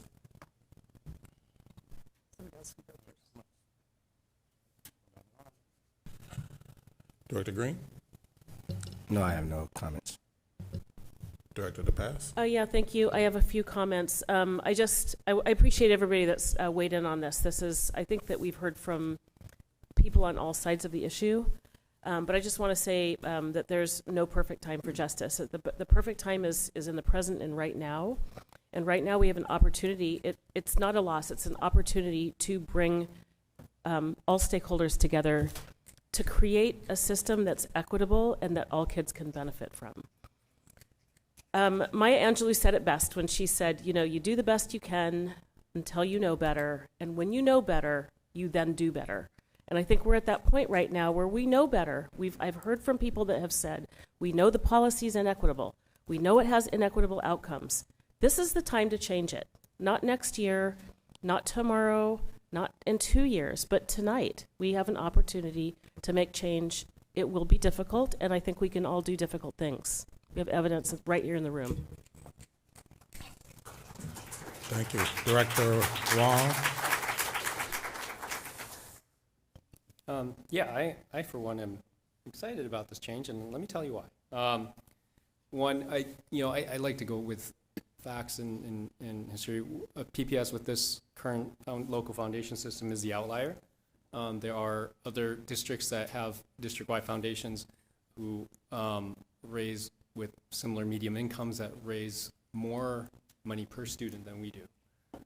So it is not we are not talking about this compared to $0. We're compared to this with potential. And the other thing the reason I am really excited about this, and anybody who's worked in politics knows that you need a critical mass of people to keep something going. Because people go in, they burn out, and if it's only dependent on 3 or 4 people, like it is in my school, they burn out, and then then it's dead. You need 30, 40, 50, 100, 200 people. That way people come in and out, and it keeps going. It's a machine. And the reason I am excited about this, and I want to be positive, is because it's not just fundraising, but it's also advocacy, a central advocacy point.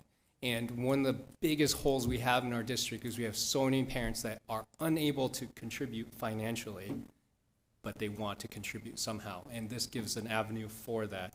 It is a new potential, it's a new possibilities, it's ways for people to be involved that don't have the money to do so. People power is more important than money power. So I am excited for this. Thank you.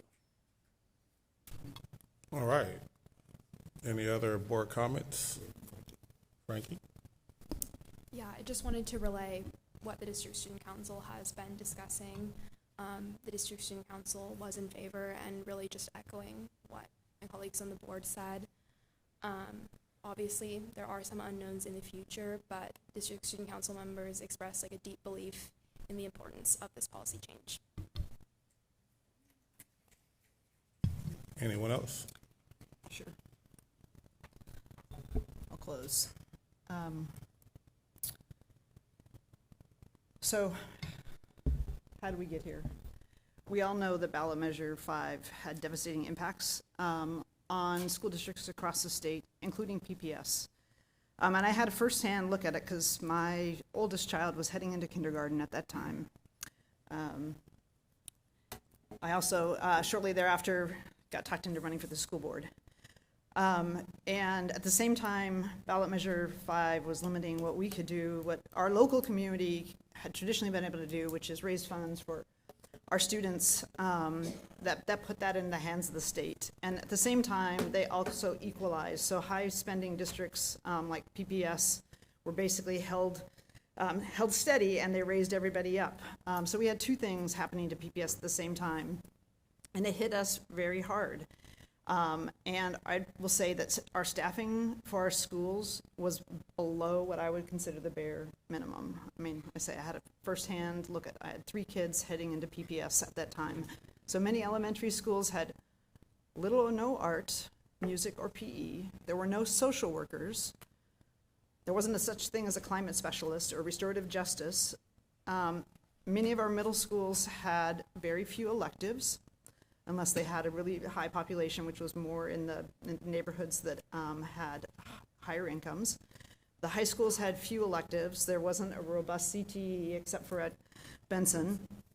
There were larger, there were larger classes, massive caseloads for counselors, really random career technical education offerings across our high schools. Our textbooks were out of date because we couldn't use local option. We didn't have any resources for that, and our buildings were crumbling. Since then, we've had additions, and that was the context in which PPS decided to allow, I think at the time was sort of limited supplemental fundraising. Since then, we'd had additions to our funding at the state and local level. We have another $1 billion from the Student Success, and our local option adds $100 million annually. We've got our bonds, which allows us to pay for curriculum, which we couldn't pay for before, and a whole host of other things. We have the art tax, and we also have ballot measure 98, which funds CTE and supports for high schools. We're in a better position today to evolve our fundraising for staff to a more inclusive, fair, district-wide model. Now is the time. Currently, a small number of schools can fundraise large amounts of funds to buy 1 or more staff positions.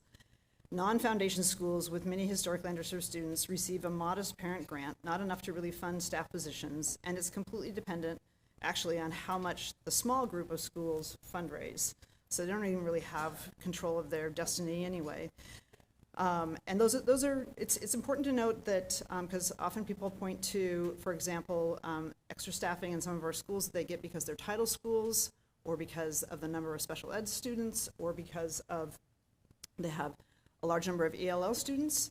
But the reality is most of that staff is not discretionary staff, and foundation staff is completely discretionary. So essentially we have a smaller number of schools that get to keep their 2/3, and 1/3 is distributed to a much larger group, sort of like spreading a thin layer of peanut butter across many schools. And then there are some schools actually that don't either get parent grants or have foundation funds. I understand why parents would use this mechanism, which allows them to add staff to their schools. And as Director Scott has often said, these parents have done nothing wrong, and he's right. And that is also not a reason to not change something that doesn't align with our racial equity and social justice policy. Things have evolved, and we can change with the times, as we should. We've had several years of discussion and more than 29 meetings, and I want to note that I think I was at almost every single one of those 29 meetings, and they weren't just to check the box. There were opportunities for people to come and present ideas. In fact, February and March of this year, there was a second option that was put on that we put out there for to allow people to come comment on it, amend it, change it, which would have allowed still for some limited parent-based funding for their school. But ultimately, the committee decided that we needed to move ahead with the policy that moved us to one district, one public school district. I also will say about the process, because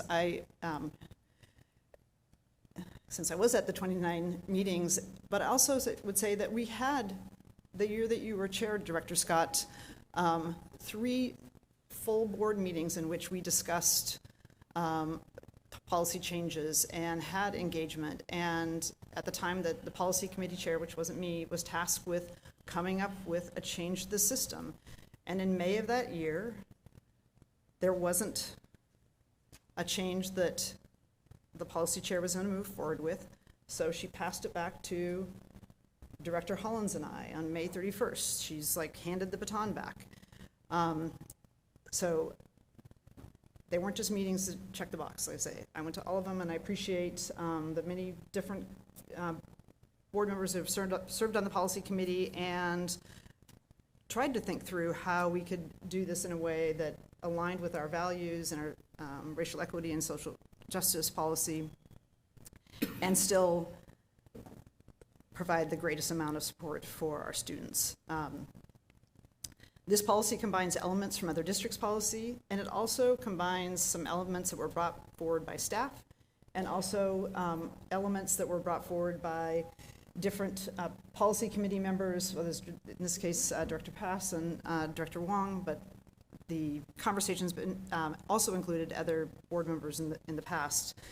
I will say, you know, at a certain point, when we were 2 to 3 years into it, and we were ready to move the policy, and Director Pass actually asked us to slow down.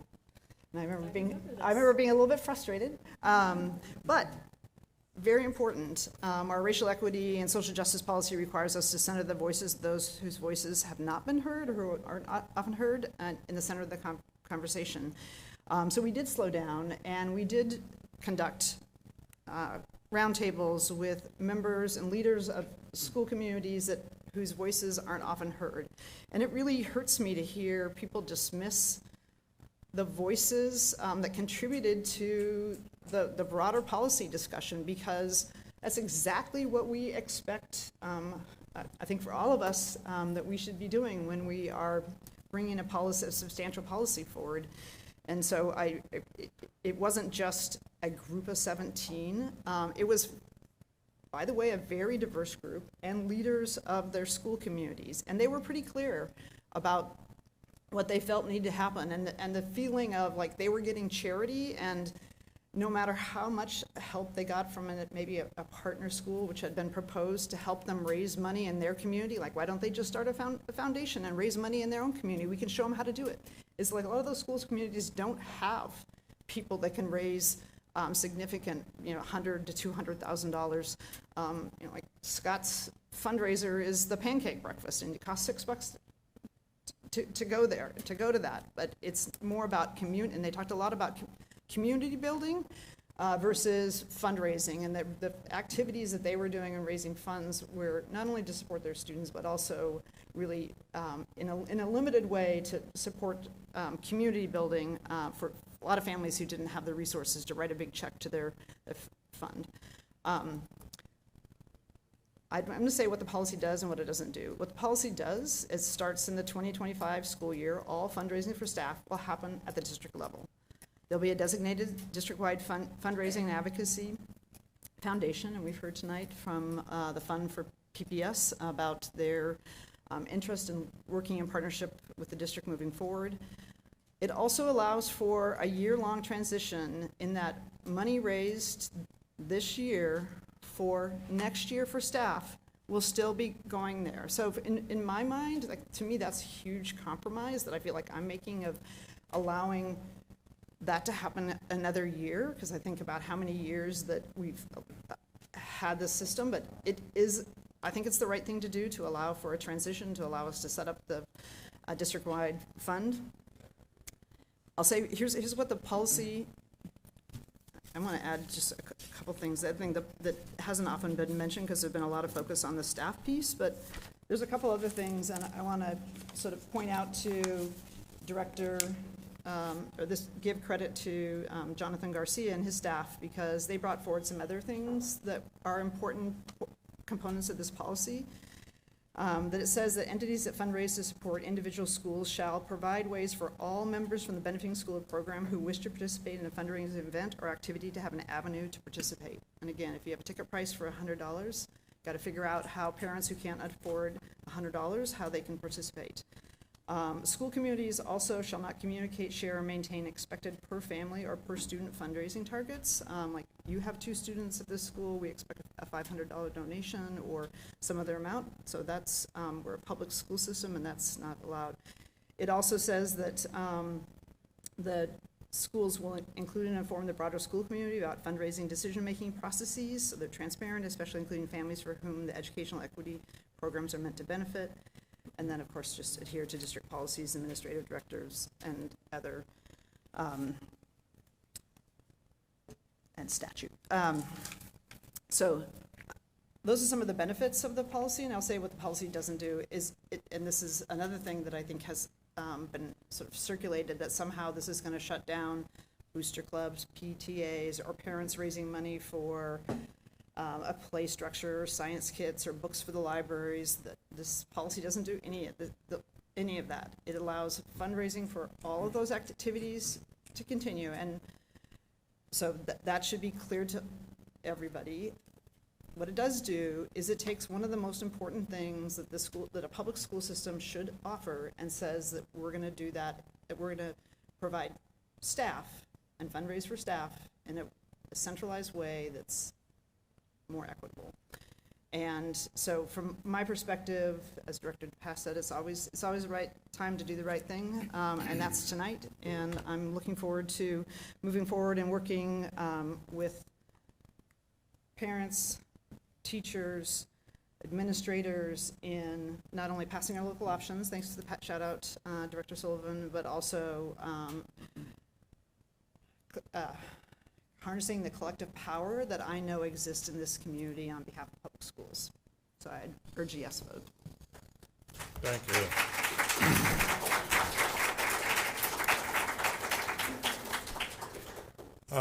I'll just tell you a little bit where I'm coming from, and then we can go to vote if no one else has any other thoughts, comments.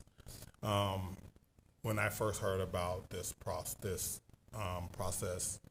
or the resolution coming about during one of the policy meetings, I was surprised. I told Director Brim Edwards, that I thought the way it came about was totally wrong.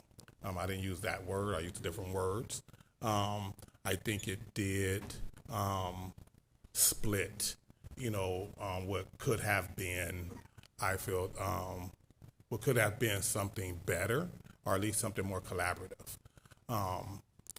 And I talked to Director Scott as well, but one of the things that keeps coming back for me is, he had made a comment at a public meeting that, this is a racist policy. And so I kept coming back to that to try to understand, how keeping the status quo debunks that this is a racist policy statement.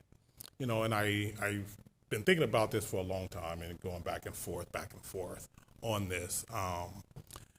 And I understand that when we talk about the time is now, and we need to do this now, I get this sense of urgency. I also understand that, for families that are just looking out for their kids, and how they're feeling, so, and this is not how I feel about them, but how they're telling me that they feel is that they're feeling alienated, they're feeling like they're a bad person, they're doing something that is wrong. And I think we have to be honest with everyone that if we all could donate that much to our kids' school, if we had those resources and we had the time to do that, we all would do that too. We should never fault anyone from doing what they feel is best for their kid. And I think that's one thing that I think holds to me is that everyone here is just trying to do what's best for their kids. If I'm trying to do what's best for my kids, I'm not going to give a hell what anybody else thinks, whether it's one side or the other side, because I'm trying to do what's best for my kid. I have only responsibility to my kid, right? And so if I am doing that for my kid, I understand why folks want to say, we want to make sure we donate to our classrooms and we want to donate to our schools because our kids individually goes there. Now, when you, as a board, though, we have to look at all kids, right? We can't just look at I can't just look at my kid. And looking at that is, how do we continue to try to look out for all kids? If there is some, and I looked at the foundation stuff and I shared with Director Scott, is some schools get zero, of the 33% that goes into the parent fund. What do you say to those kids, right? What do you say to those kids who would like to get additional assistance? And for me, I have nothing to say to those kids because it's not there. And I understand the moving forward in keeping it the way it is, but then I have no answer for those kids. And so I am extremely hopeful, and I wasn't this hopeful until I actually talked with Jonathan on Saturday. And that's why I had him come, because I have been calling trying to figure out what is the plan. And I told Director Brim-Edwards that if I can't see a plan, it's no way I can support it. Talking with Jonathan, he wasn't able to say everything here, but he had a plan.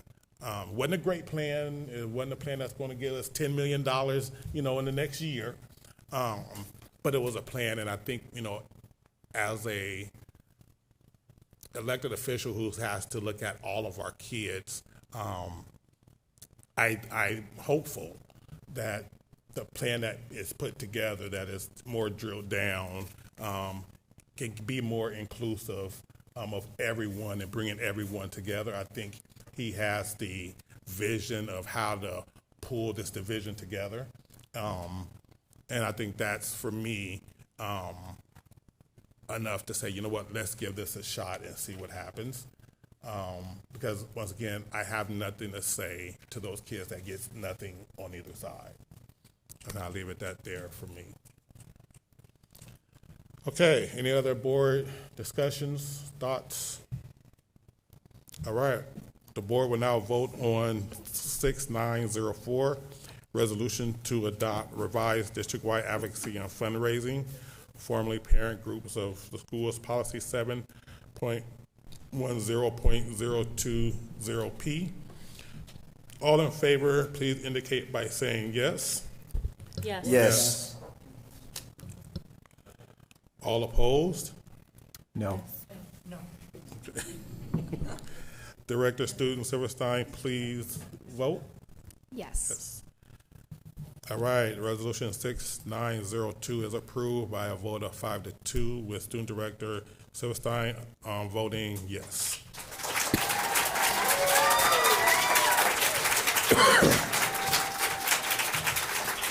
Okay.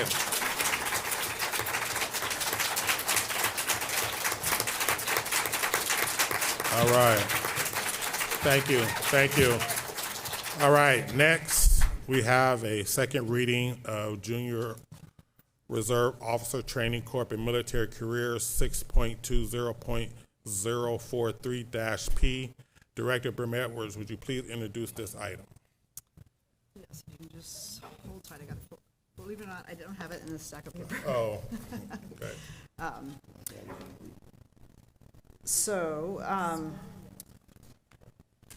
Just give me 1 second. I think it's really important to have the policy in front of me.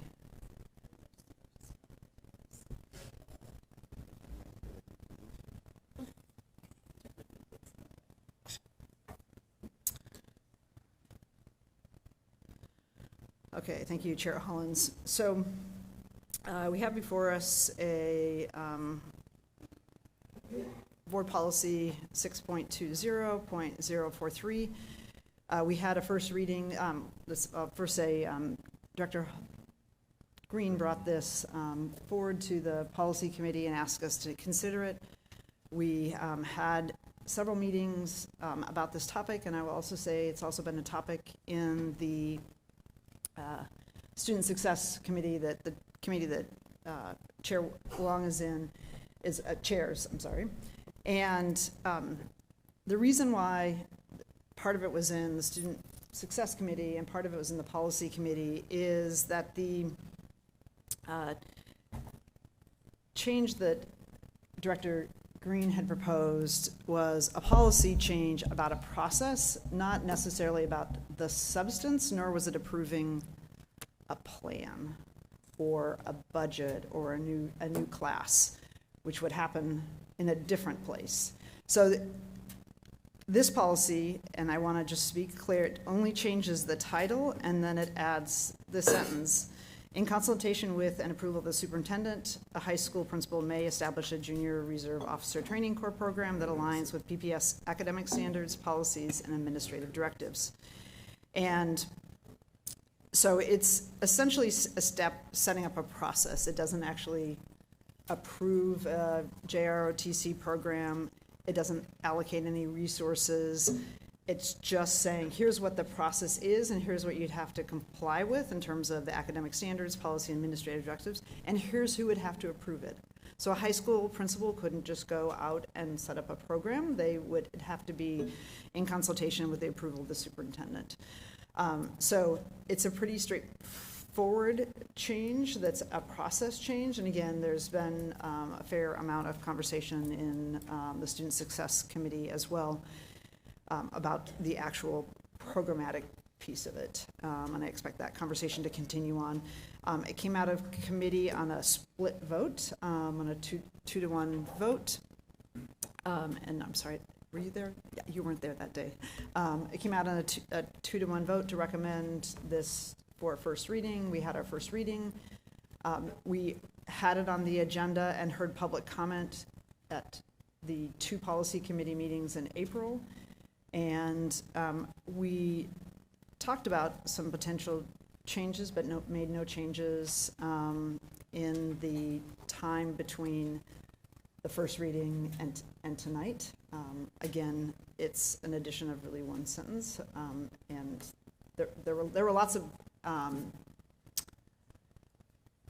comments and really thoughtful proposals and discussion by the community and committee members, but the decision was made not to change anything. Again, it's setting up a process. So you have tonight for first reading the policy that, I'm sorry, for second reading and approval that we had first read. And I'm sure everybody, just for anybody who submitted comments, the board members have all received those.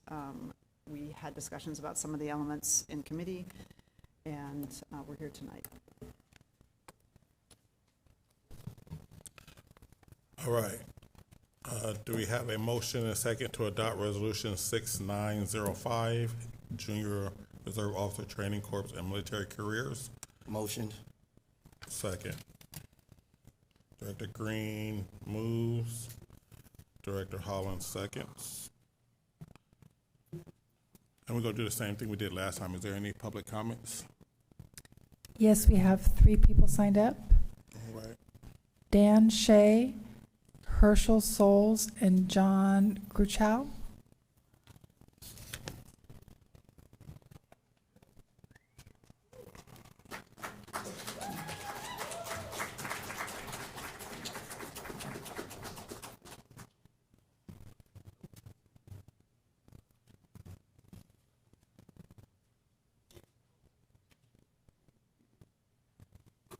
Okay, first of all, my name is Daniel Shea, SHEA. I am the president of Veterans for Peace, PDX Chapter 72. I've been a national board member. We are an organization. Veterans for Peace is an international organization, and we have veterans in many countries besides the U.S. These are veterans who have experienced war and know what it means to be in a war and the after effects of a war. I am a Vietnam veteran. In one of the readings, it was brought up, well, this is not about Vietnam. Well, yes, it is. Every war that we've had since Vietnam is about Vietnam, because this country is still trying to win the war that they lost.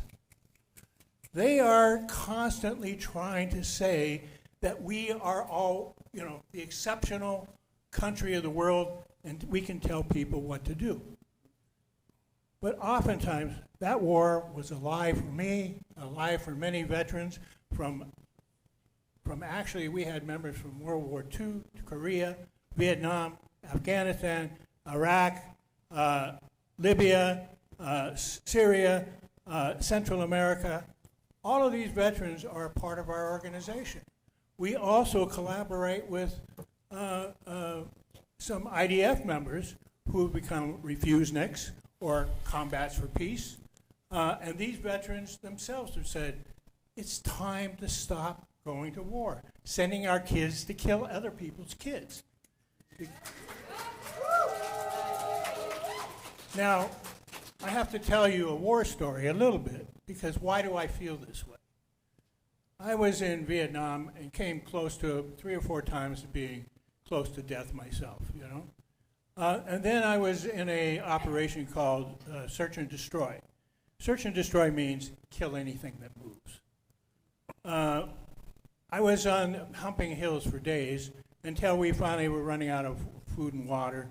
We got up into this plateau, and we were supposed to go into this village and kill anything that moves. We actually created a mutiny in the field. Veterans oftentimes in the war refuse to go out and kill or follow orders. So there is a whole history of GI resistance that you should know about. There's a good film called Sir No Sir. That is a great film to understand what happens when veterans say we will not participate in these kinds of wars, or in genocide, which is going on right now in Gaza. Or the students that rose up against the Vietnam War are now rising up in our campuses against the genocide in Israel, in Palestine. We need to take a look at what that means. And I came home after going through that village and still dealing with that in my head, because there's different wounds that happen to you. I also was exposed to Agent Orange chemicals, and my child was born with congenital heart disease, cleft palate, and other abnormalities. And after, when he turned 3 in 1981, he had to go for heart surgery and went into a coma. And I held him in my arms as he took his last breath and died in my arms. For me, every war, I see the children that are being killed. And we need to stop killing children. We need to stop being a part of this war. We need to stop indoctrinating our kids in the high schools to become soldiers. They can make that decision after they graduate. Let's fund our schools for education, for the sports that you honored of these people, and the constitutional competitions that these students do. They are extremely bright. Let's trust them, and let's educate them, and let's give them the opportunities in college and high schools and not in the military. Thank you. Thank you.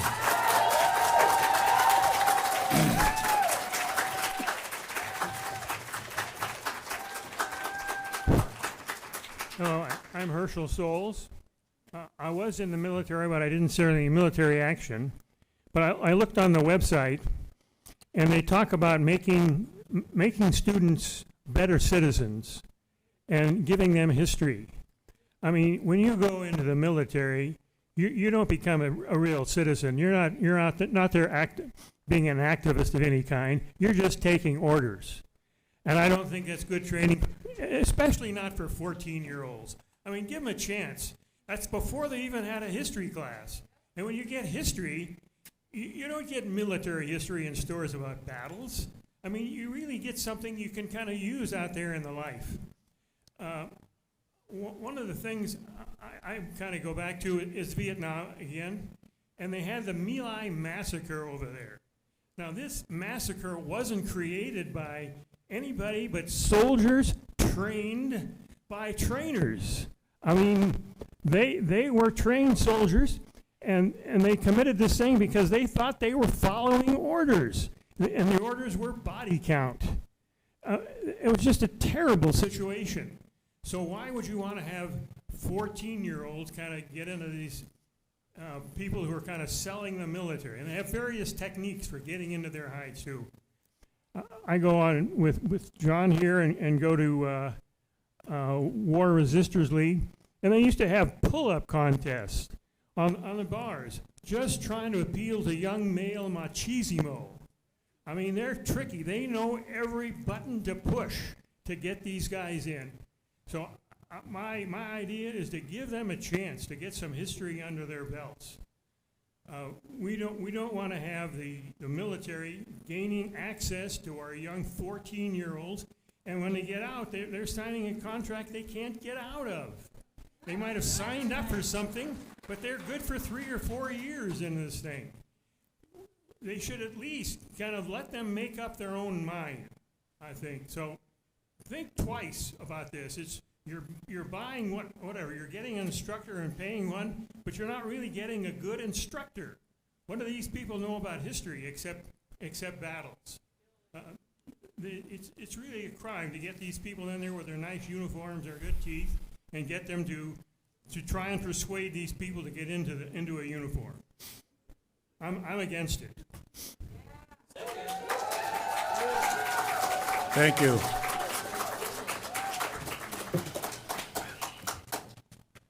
Hello, my name is John Giacoppi. I've created a little handout as to why you should oppose a JROTC program that'll be distributed hopefully by the clerk or whoever else. But I want to speak to you on a personal level. My grandfather is a West Point graduate. My father is a retired colonel. He was a doctor in the Army Medical Corps for many years and still is, in fact, working as a civilian now in Hawaii. My brother, Kyle, from the day he was born, wanted to be a Marine. That's all he ever wanted. We grew up in Fort Lewis. We grew up in Stellicum, Washington. That's a town where military tradition runs deep. I looked up to soldiers my whole life. And JROTC programs are extremely endemic in the Puget Sound region. They're in almost every high school. My family, growing up in that environment, moved down to Louisiana, and we spent 2 years at Fort Polk in Louisiana. And there, my brother Kyle joined his first JROTC unit, and he was deeply disappointed when my father retired and moved to Corvallis, Oregon, and he could no longer be in JROTC, but he was still committed. He was determined to enlist in the Marines. His entire state of mind, his entire sense of purpose in life was to become a Marine. He joined the Marines, he enlisted in boot camp, and was so traumatized by the experience that he killed himself. That happened in December of 2013. It tore my entire life apart. I had been told my whole life that the military was one of the most honorable professions that one could ever engage in. And it had killed my brother. And it also, and I didn't realize this at the time, but it rendered my grandfather deeply sick. He had very severe PTSD due to a massacre of children that he saw in Vietnam. And my grandfather, Tupi, my step-grandfather, Grandpa John, had been forced by the draft and had gotten prostate cancer as a direct result of his exposure to Agent Orange, a disease that the military, or rather the Veterans Association, refused to treat for many, many years. The military, and forgive me for going over time, but just to make my point here, the military is not a career like any other career. It simply categorically is not. And having people in schools giving quote-unquote leadership and education training, that's not true. This is a recruitment tool. This is fundamentally and exclusively a recruitment tool. And I know that this is only a process change. But what I would advise you to do, and I'd very strongly advise you to do this, is to take whatever processes you have around JROTC, however out of doubt they may be, and just shut them and put them back on the shelf and let them sit. All right. Thank you. Thank you.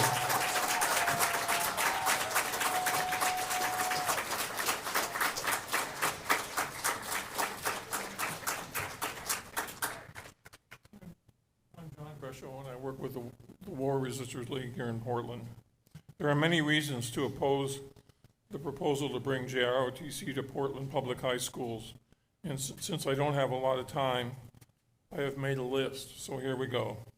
Number one, PPS is reportedly facing a $30 million budgetary shortfall in the coming year, and JROTC would prove to be one of the district's more expensive school programs.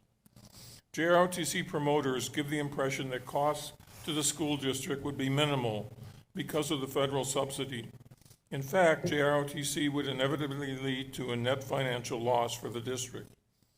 The Pentagon's share of costs decrease after the first year or two. The result is that the school district will end up using extra funds, and of course there are no extra funds, to in effect subsidize a high school military training recruiting program. Number four, and this is really important, according to the federal statute 10 U.S.C/Armed Forces Section 2031, the Pentagon wants to exclude from membership in JROTC units physically unfit students, undocumented immigrant students, and students struggling with academic achievement and conduct.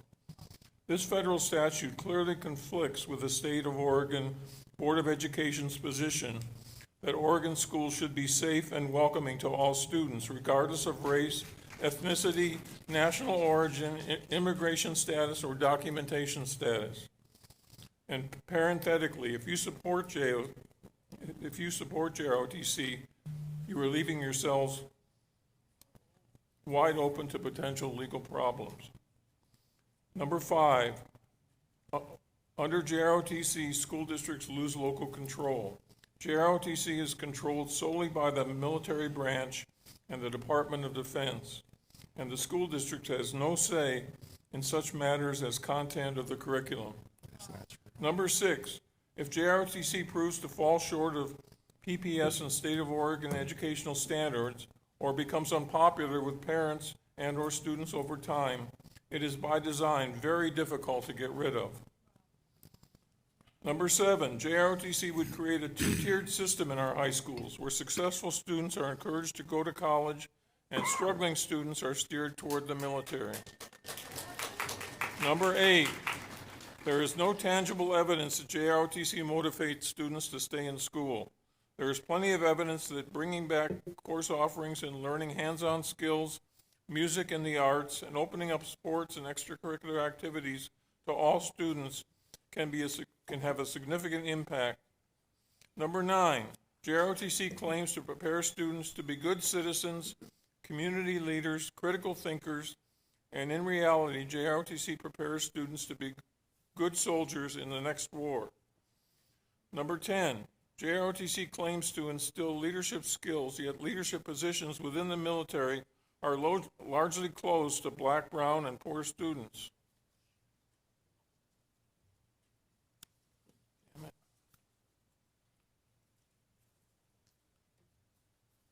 JROTC, number 11, JROTC is officially an optional elective program, and yet many school districts across the country have now made the program mandatory, at least for struggling students, in order to keep enrollment numbers up.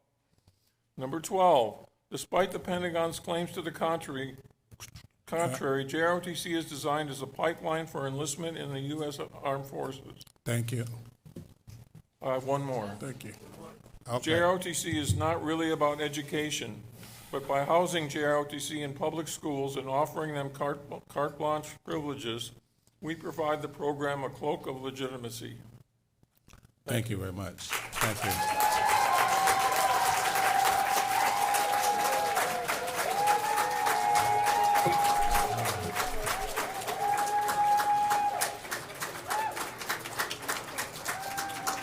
Ms. Powell? Ms. Powell, do we have any other comments? All right. Now we'll open up for board discussion. Let's start with Student Director Silverstein. Yeah, so this has definitely been something that the District Student Council has devoted a fair amount of time discussing. We've researched, we've spoken with the director of CTE, and overwhelmingly the response has been negative on many different levels for many different reasons. One thing that stuck out to me was there was fear. There was also a lot of concern about funding for this, because when we asked, we were told that, you know, it wasn't clear how it would be funded. It says that the fiscal impact is unknown in the report, and that is very, very concerning as we see that we're in a time of budget cuts and many vital programs are being cut. And obviously, you know, this policy isn't implementing a program, it just allows for that to be a possibility. But realistically, if a principal right now were to say, we want to implement this program and use our funding for that, District Student Council sees that as a large issue. And we feel that that would be incredibly irresponsible. And so in our view, this should not even be an option.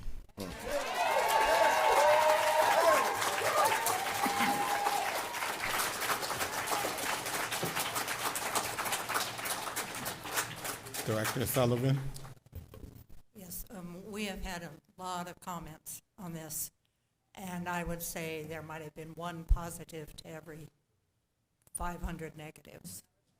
And I am of the age where I had friends who were in Vietnam. And I remember when they came back, they would not even talk about it. And I think they maybe would talk about it with other people who'd been there, but they wouldn't share. And I know I would not want my children to be, well, if they really wanted to go in the service and they were old enough to decide, I guess I would support it. But I would not want them exposed to it in high school and anybody trying to influence them. So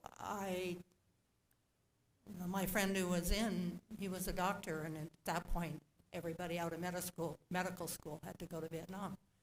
And he came back a ruined person. He's okay now, but it took a long time. So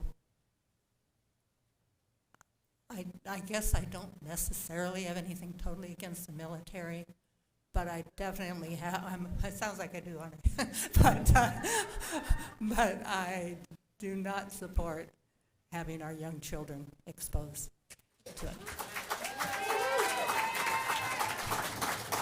Director Scott? I actually want to hear from my colleagues, so I'm going to defer, but I do have just one question, because Student Director Silverstein brought it up, but I was thinking, as I was reading through the staff report, there isn't a fiscal impact, and I kind of curious from the policy development process why, because I will say one of the more compelling arguments that I've heard, and again, our student director put forward, was this idea of balancing the costs. And so I'm just curious, was that something staff were asked to do or unable to do? But it felt a little incomplete in the staff report. So we didn't have anything to do with the staff report. This is staff report. And I think the spirit of the discussion, we had lots of discussion about Director Wong's committee having a longer conversation about the actual programming. And I think I'm not going to speak for staff, but there wasn't any fiscal because there's no program. So it's a theoretical. And so you can have staff speak. I don't know if the staff is. Do we have any staff that can speak to that? Program to consider. I would have to do a follow-up on that. I'm sorry. I was not prepared for the question. Okay. Director Brim-Edwards? Director Green? You can come back. No, I'll go ahead and go. Because whether I go last or go first, I prepared a statement so that I wouldn't go off the rails, and I have water to keep me at a level pace. So with that being said, I'm gonna read what I prepared. Today, what we are voting on is so much more than do we allow school communities who may be interested in JROTC to have the same rights and access we would any other CTE program. It is so much more than the idea that in order for one side to win, the other side has to lose. No. What we are voting on is, will we be a system that provides equal opportunities to all our communities, or will we prioritize the needs and desires of the loudest ones over those that may be too afraid to lend their voice to the conversation out of fear of retribution and retaliation? Will we be a system that teaches and instructs communities on what we believe they should learn and think? Or will we become a system that teaches and instructs communities how to think critically and consider everything in front of them prior to making a decision, to consider both sides of the same coin and make a decision that aligns with what they believe will be the best possible option for them, as we also prepare them to accept the responsibility and to be accountable for the outcome should it turn out that they made the wrong decision?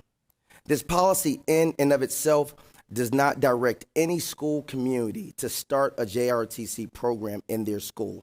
To the contrary, what it does is provide a pathway with defined guardrails and checkpoints for any community that would like to consider doing so. So why all the opposition to something that does not force a school community to do something, but rather provides a clear path for what would be necessary should they wish to consider it? I believe that it is the fear of change. Is it possible that it could be the fear of losing control over the minds of young people that we have gotten so used to controlling the narrative for? Could it be because we recognize that by controlling what we allow access and exposure to and systematically telling them that this is good and that is bad, that we can maintain our positions in the air quote, we know what's best for you crew? Or maybe, just maybe it's the fear that they start to think critically for themselves and challenge everything, even the things that we tell them, that there would be a shift in the power dynamics and the privileged position of some would be threatened. Whatever the reason is, whatever the reason we are fighting this movement so hard is, it must stop now.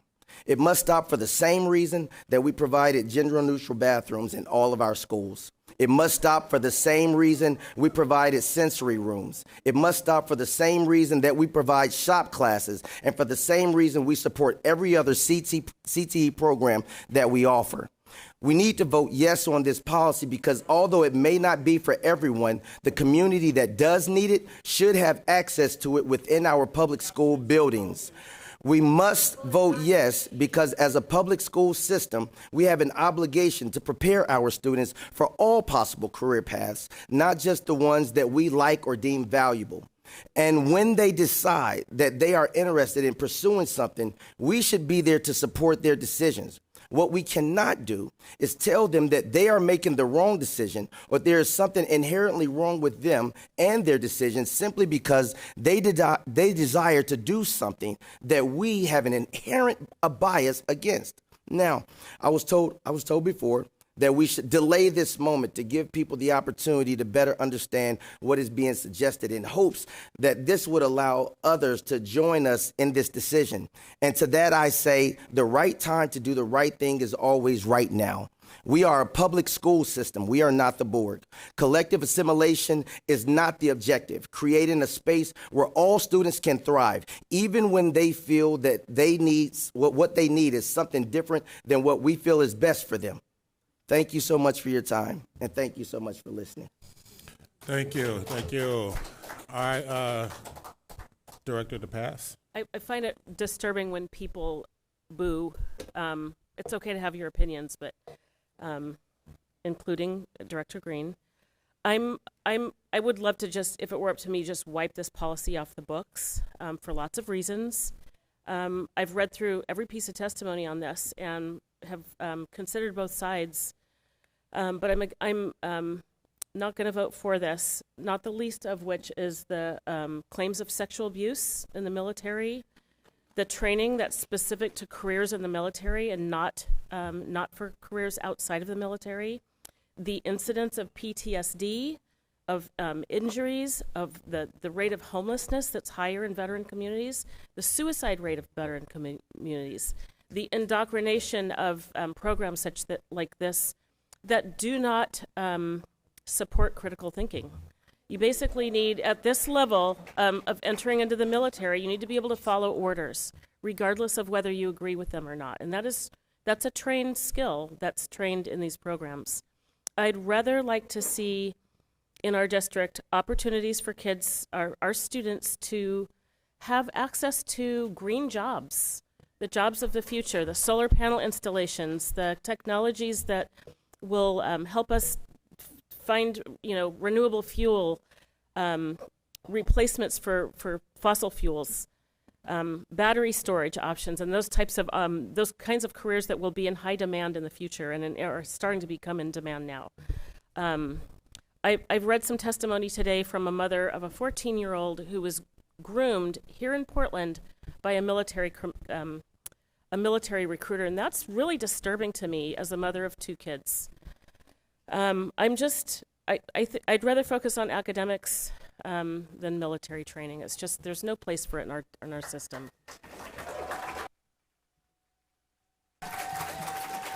Thank you, Director. Director Wong?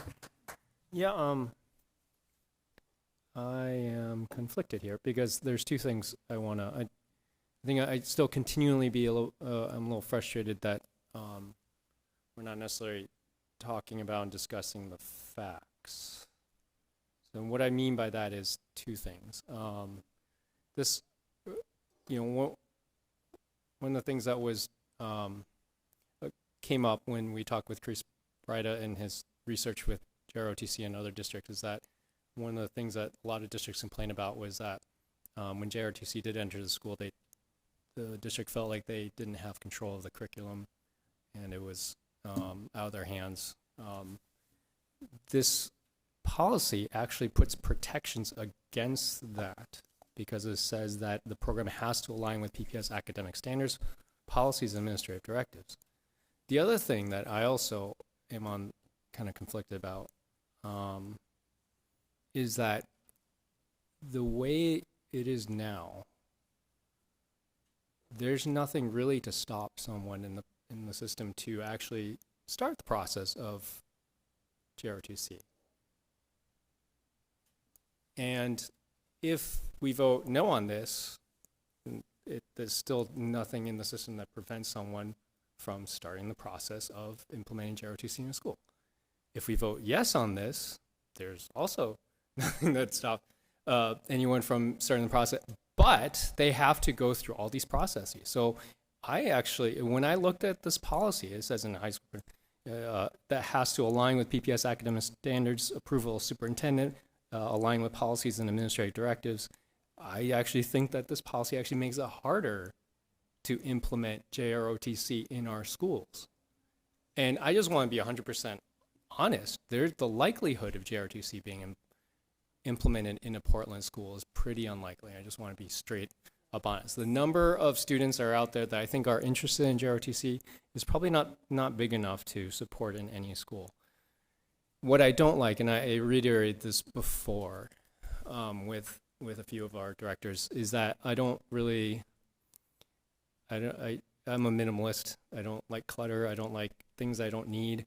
And one thing that I don't really, again, I have to look at the JROTC curriculum from what I hear from both sides. It's conflicting, but I would have to look at it to decide whether it's actually appropriate or not. But at the same time, I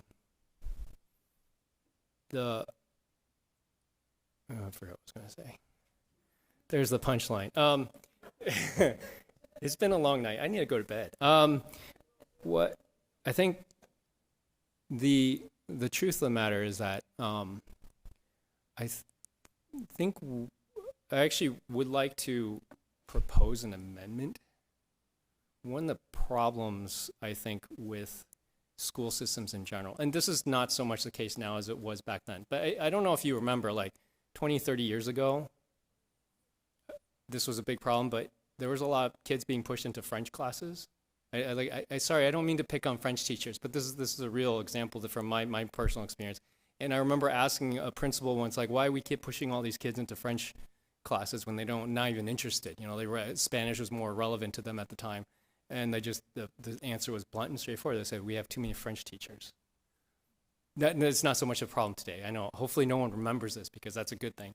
But one of the things is that I am worried about, one of the biggest concerns I have, and I talked with Director Green about this and he reiterated, and he was supportive, was that we don't want the students to serve the system. We want to make sure that the system serves our students.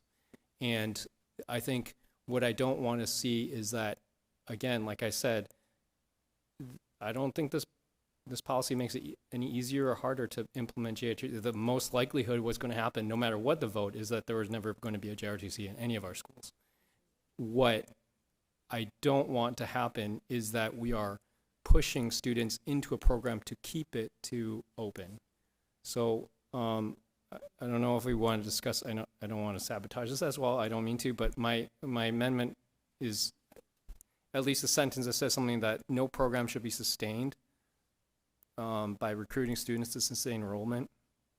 Does that make sense? I think it's like, no, the program cannot be upheld by pushing students. Let me try that again.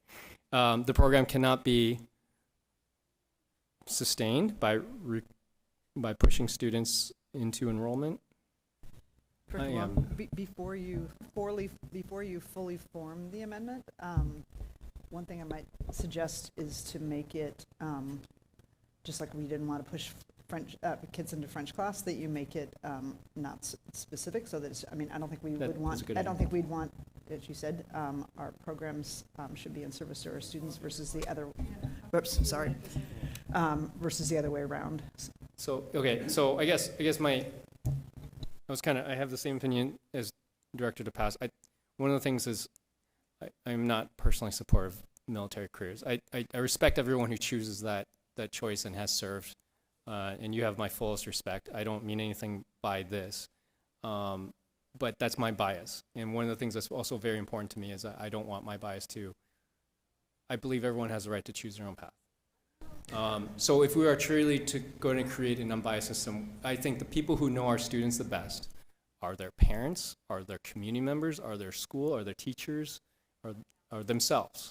And they're the ones who know them best, they're the ones who should decide. And I think that if we were to create a truly unbiased, whether your opinion is of one thing of the military or another, whatever, I would prefer to move in a direction where we just, military has a specific, the policy used to be called military recruitment, and then it doesn't actually have anything to do with military recruitment. It just says, a teacher can provide information if you want. I know I'm bad one. Can I ask a clarifying question? That's what I'm trying to see. Are you going to do an amendment or? Director Wong, can I just ask a clarifying? Because I'm actually confused about the point that we have no limit on JROTC now, and I don't know if that's the question for General Counsel or my board members, but it feels pretty factual. Do we have a limit on JROTC programs now or not? Because I was under the impression we did, and that this policy would lift that limit, but I'm hearing something different. No, we have nothing. So what are we doing here? What we're doing is we are creating a pathway that says, should a JRT or should a school want to bring in a JRTC program, that it has to go through the same rubric, the same rhetoric, the same guidance as any other CTE program that we offer within the schools. No special privileges. So if it's about the teacher, the teachers would have to go through the same thing that any other CTE that has to get a license or a temporary license or certification. They would have to do that. If it's about the school, would have to do the same thing that they do with any other CTE program, meaning that the school itself has to take it to their site council. They have to take it to their students. There has to be something from their community that says that that this is something that they want to do. And then they can present it to the team that looks at all of the other CTE stuff. They can present it to that team and say that this is what we want to offer. The reason that we are doing this, to get to your question, because the question is, why would we do it? The reason that we would do it is because right now there is an overhanging fear from schools that may be interested in this, that this is not something that the board would say that they want to do, that we would push back and we would somehow force them to not be able to provide something because there are no guardrails. The same way that they have to figure out the funding for anything else, any other CTE program, they would have to consider that. What they would be making the decision on is whether or not they feel that this is the right and appropriate thing to do for their school. After they've gone through that, the same way any other CTE program has gone through, they've gone through the evaluations, they've met with their students, they've met with their community, they've done all those things. And if at the end of the day they feel like this is what they want to do, then what we are providing is guardrails to say, all right, if you've done everything, then you can. If you haven't done everything, then you need to go back and do that. Why is it specific to JROTC and not for all CTE? Because there's no language right now that says so. But just to your point, like we form CTE programs at schools all the time. Mm-hmm. Maybe I'm the only one up here who did. I assumed JROTC was not allowed because I hear everyone talk about how Portland Public Schools got rid of it years ago. But what I hear you saying is any school could have done this at any point in time, and couldn't they have just followed the same thing if they're adding a shop program or a business program or an engineering internship right now it's thing, the fear of retaliation. No, except it's It's the a- military. That's the difference. So we keep bringing up like these different things that have happened, and I'm not one to go here, but we keep bringing up the different things like the sexual abuse that has happened within the military. Are we gonna talk about the sexual abuse that has happened in PPS? Yeah, let's talk about it. What I'm talking about. It's a good question. What Hey, I'm guys, hold talking on, hold on, about hold on. is not about us doing anything different for one. It's about creating same for all. If they should go through the process and should they feel that this works for them, then why are we telling them based on our biases that this is a no? I keep hearing people say, well, what about the students? And I respect Student Director Silverstein so much because she goes to the meetings that I ain't been to. And she speaks with the kids that I haven't talked to them all. But I also know, but I also recognize that the DSC does not represent all the students within PPS. I also know from having been to some of the DSC meetings that the DSC is a quite close collective. They all they're not in every school. So the different kids and the different communities and the different spaces are not always all represented. So she has a close connection with the students in her DSC council. Are we gonna dismiss the students that other people have connections with and say that their voices don't matter because they didn't take it to the DSC council to get it approved? I'm not saying that what the students want, in the DSC council is not fair. I'm saying, is it the end all? That's all I'm bringing up. All right, hold on. I have a clarifying question. Hold on one second. Did you get your question answered? Okay. So, just like for clarification, what was your specific motivation for bringing this up? Like, did students reach out to you? Is that why? I submitted a letter, I believe, that an anonymous student gave to me. So this is what really gets, I need some more water. I need some more water. Hold on. I get it, because I got to twist the top. I got it. So it's funny how, yes, to answer your question, yes, a student came to me out of concern that if they shared what they really wanted, that the counselor at their school would withhold scholarship opportunities for them because they completely disagreed with their position. That they had talked to this counselor and said this is what they wanted, and the counselor had told them that, well, it's okay, but you don't have to do that. You can do this and you can do that. So my question becomes.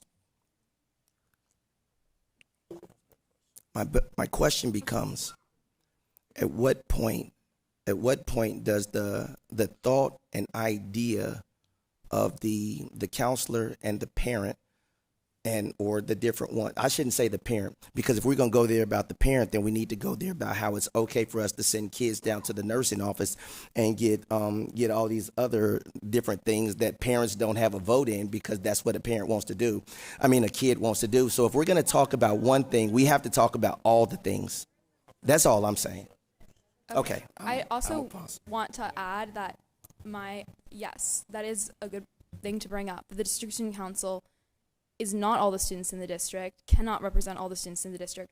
But I also want to add that my conversations were not just with district student council members, and obviously there are going to be varying opinions, so I respect that. But I think that it is still important to recognize that, and like the students I have spoken to have been overwhelmingly opposed. All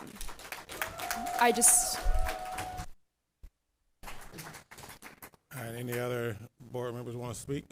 I had just a couple of comments, and one was that I'm not necessarily against the ROTC in college, JROTC at the college level, because you're going to enter, if you choose to go into the military, you're entering in at an officer level and you're not a recruit. And the other thing is that there was a line in the policy that I was concerned with, and it says that in consultation with and approval of the superintendent. And as we're going through a superintendent search process right now, and we're going to be interviewing superintendents, I would be afraid or concerned that we might use this as a deciding factor. And that's disturbing. I know that's dark, but my mind kind of went there as I was reading through this. If the approval of this policy requires the approval of the superintendent or the approval of the program, and we're interviewing superintendents, and we've got 2 great candidates, what's not to say that we use the idea that they're either for or against JROTC as a deciding factor. It was just a concern. I might be the only one that came up with that, but I know there's 7 of us, but yeah. I wanted to voice that because it's a concern I had, and maybe I'm the only one. Yeah, well, I hope that we're going to use our criteria that we laid out to recruit our next superintendent with our board goals around student achievement front and center, just like we did with our recruitment for our interim superintendent. I don't know how you feel about the JROTC. Before I speak to the policy, I just want to acknowledge everybody has a different perspective about the military, and there's lots of different perspectives. And so there's many people who are looking at the policy but really sharing their perspective about the military. And so I want to just, before I make some brief comments, just say that I respect those who have served our country in the military. My father served stateside in the Air Force during the Korean conflict. My chief of staff, Eric Zimmerman, at the county, is a major in the Army National Reserves. I have great respect for Beaverton Mayor Lacey Beatty, who's a veteran, and State Rep Thuy Tran, who's a lieutenant colonel in the Oregon Air National Guard.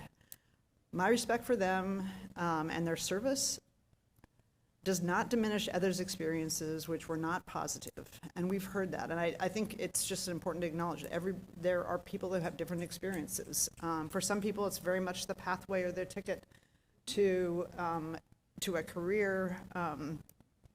And so I just want to start off by saying that, because I think how we feel about the military is being conflated into how we might vote on the policy.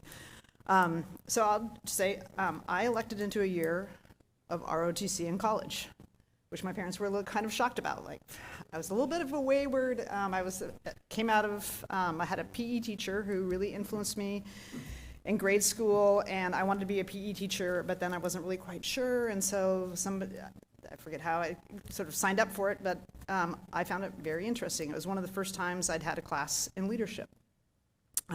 Ultimately, I decided it wasn't the career route.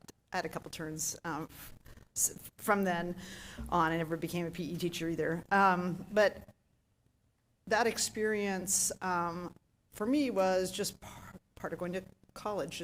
I think there is, well, I think we also expect that of our students. I mean, we've seen our students tonight who came from the con team.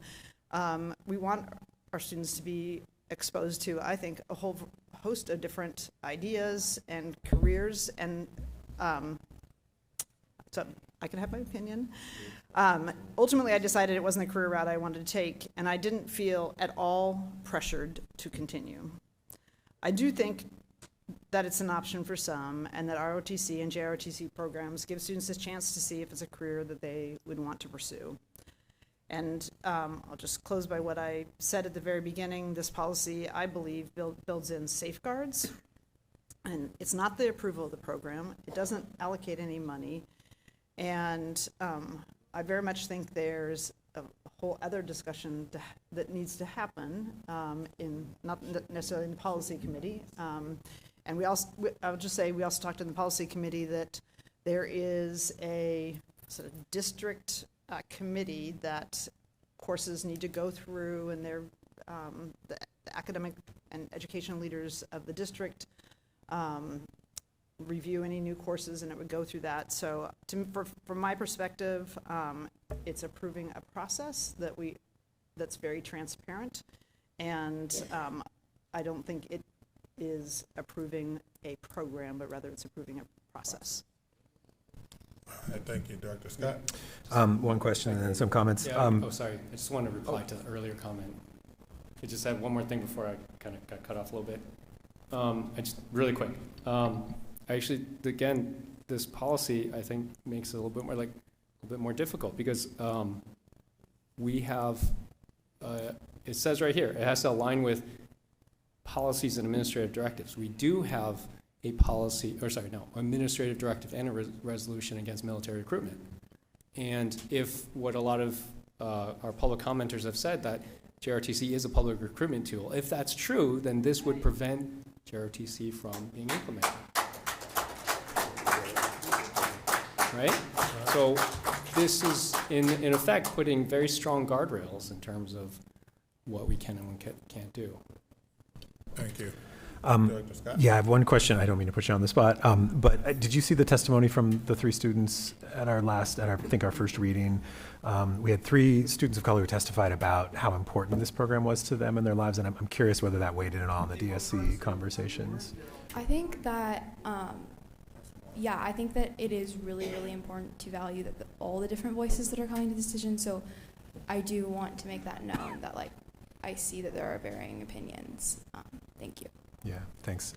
I think, I'll be fast. I've got some pluses and minuses, and it's probably going to irritate everyone in the room, because then I'm going to honestly, I'll just get to the punchline. I think we should send this back for more discussion.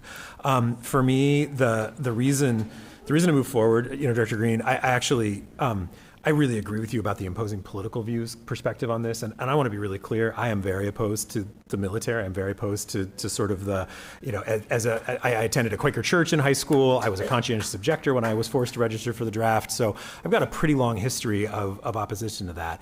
And I get very, very concerned when we as a board or as a district try to impose political views on our students. And I think your words to that have been pretty powerful. And we look at other states and other districts that are doing this throughout the country, and we say, oh my gosh, that's horrible that you're doing it. And I think we need to turn the lens on ourselves too, right? And say, are political views influencing what the opportunities we're giving our students? So that is one thing in the plus column.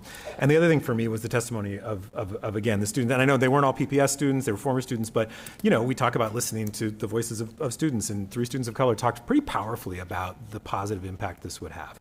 The things that concern me in the negative column, the cost and the funding issue, I'm concerned that we haven't done that fiscal analysis, because I think all of our CTE programs have costs, but every school needs to consider those. And there do seem to be some different factors, and it's pretty complicated. And I know a lot of the emails we've gotten talk about the funding that the military gives and the district gives and how long it lasts and what needs to happen. And I don't feel well enough informed about the potential fiscal impact, and particularly since the staff report says, yeah, we have no idea, just shrugs.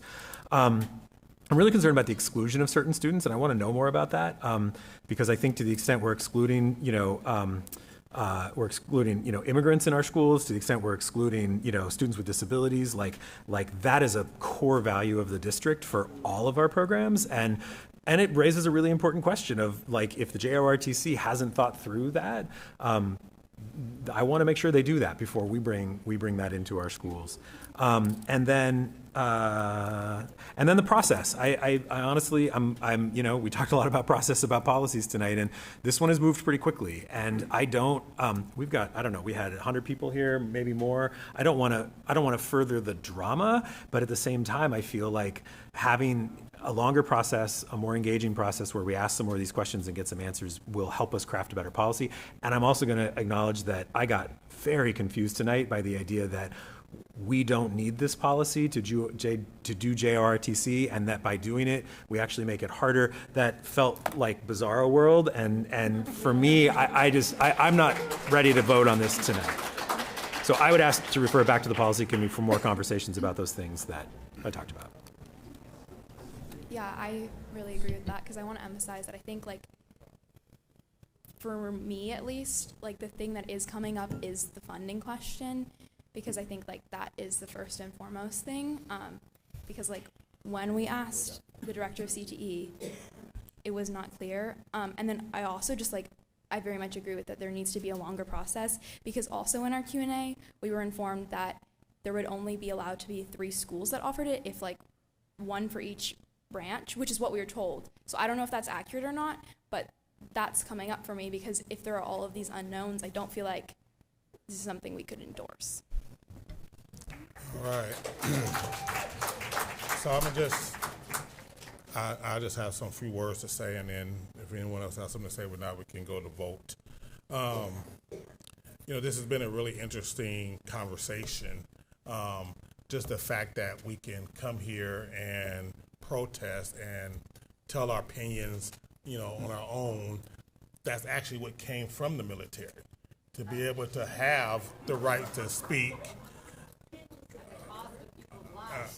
Absolutely, it costs a whole lot of lives that we benefit from now, right? And so the thing is that the fact that I'm gonna take a drink. I haven't got nothing in there. When we talk about CTE cost, right? When we introduce a CTE program, it don't usually come to the board, and so that's something that I feel that if a school community wants to do something, then that would take the same steps as any other CTE program that has to get analyzed for that school. We don't get board thoughts on how much is our art class, our automotive class, our electrical classes. So I'm not really worried about the cost analysis piece of it, because that's usually based on school by school basis when you talk about CTE. That's why some schools have different CTE courses than others. When I look at the policy, and I'm aligned with Director Wong here, I think for me, it's more of saying, if this is something a school community wants to do, these are the guardrails, the thing that has to happen. As far as experiences with JROTC, my family is almost all my family are in military. My cousins was on the East Coast, was in JROTC. They had great experiences, and I know that's not everybody's experience. But when we talk about experiences, it's when we only talk about one side of the experience. When we talk about CTE courses, and I'm in apprenticeship trade, the same issue that you guys are talking about now is the same issue that happens in the electrical trades, in the plumbing. Oh, I'm at the meetings. I'm at the meetings where these things in electrical apprenticeship programs happen, where racism stuff happens, where discrimination happens. I'm at those meetings. I actually have an apprenticeship program. So some of the same things that we're talking about here, this is a systematic thing all across a lot of industries, not just JROTC. So that's all I wanted to say. So when we're making those comparisons, we have to realize that, sexual harassment happens in all industries. Discrimination happens in all industries. So that's all I'm gonna say about that. So once again, okay, this is one warning. Thank you. So that's all I have to say about that. And now we can go ahead and go to vote. Oh. Yeah. I just had one more thing to say. When you talk about giving everybody the opportunity, those three young men who talked to us about the service and how important that was to them, they went into the service after high school. And they had found it very positive for them. And they were thinking back and saying, gee, I wish I'd had that when I was younger. But who knows? And I just almost feel like we need to protect our children, our 14, 15, 16-year-olds. You wouldn't send them to learn, you do send them to learn about drugs, but about how bad they are. But you're not going to, you're going to be careful with them. And I just think if they want to go into the service when they're 18, even 18 is pretty young as far as brain development, but 14 is really young. And when many people are saying, and maybe they're wrong, I don't know, but a lot of people are saying it is a place for recruitment. And it looks like in everything I've read, besides all the emails that are coming, that that's the case. So I think it's our job to protect our children, and I think that's something. And may I have another comment too? And that's just that I'm also not ready to vote on this because the policy as it's written is very confusing. And it's also what's confusing to me is why are we so adamantly trying to make it harder for a program that we seem to be like advocating really strongly for? So I think that policy needs some development. I don't think it would hurt us to do a better job collectively to craft something that really does what it says it's going to do. Is it actually making it harder, or is it opening a door? And that, from the way it's written, I don't understand. I don't know how much education you need, but I don't understand the way it's written, and I also don't understand kind of where the advocacy is coming from. If it's one thing to make it more difficult to get the program in our schools, it's another thing if we're like adamantly trying to get the program in the schools. And I'm confused about which we are. So I would advocate that we put this off, that we go back to policy committee and we write a stronger, something that makes sense. So maybe it's not stronger, but it's more So clear. I'll make a motion to send this back for more conversation in the policy committee. So we have an amendment. I would second that. Is that a, I mean, there's no reason we need to vote tonight on this. so, hold on. I don't need no help. I have legal counsel for that. Thank you. So we have a motion on there. Do we address that first? There's a current pending motion for the resolution. I think you can vote on the motion on the table and then get to the next step. I also think, in the spirit of being clear, and if what you want to do is take a vote to send this back to committee and decide if that's what the will of the board is, I think it's perfectly fine to do that. It's clear what the intentions are. If that fails, you can go vote on the motion on the table. Okay. So if it's okay with everyone, we can take a vote on the motion to send it back to committee. Is everybody okay with these doing that? Okay. So I think on our policy, under policies, when it comes for a second reading, we have the option, we have 5 options. One of them is to defer the policy proposal for further discussion or action. So that's what I'm asking the board to do. Okay, so how about we take a vote on the motion to send it back to the committee? So a motion with a yes would mean we'll send it back. A motion with no, then we'll move on to the first motion. All right, so all in favor of sending this policy back to committee, say aye. Aye. Aye. Oppose? No. No. No. Abstain? Abstain. I need more time to think about this.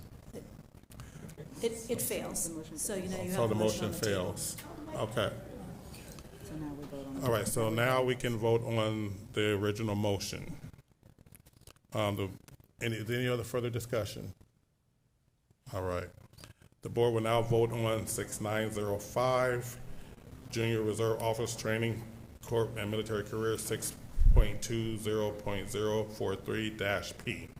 All in favor, please indicate by saying yes. Yes. Yes. All opposed? No. No. Remember, we vote. Shame. Great. Shame. Okay. Director Silverstein votes. It would be a no, but I would have been in favor of deferring it back to the committee.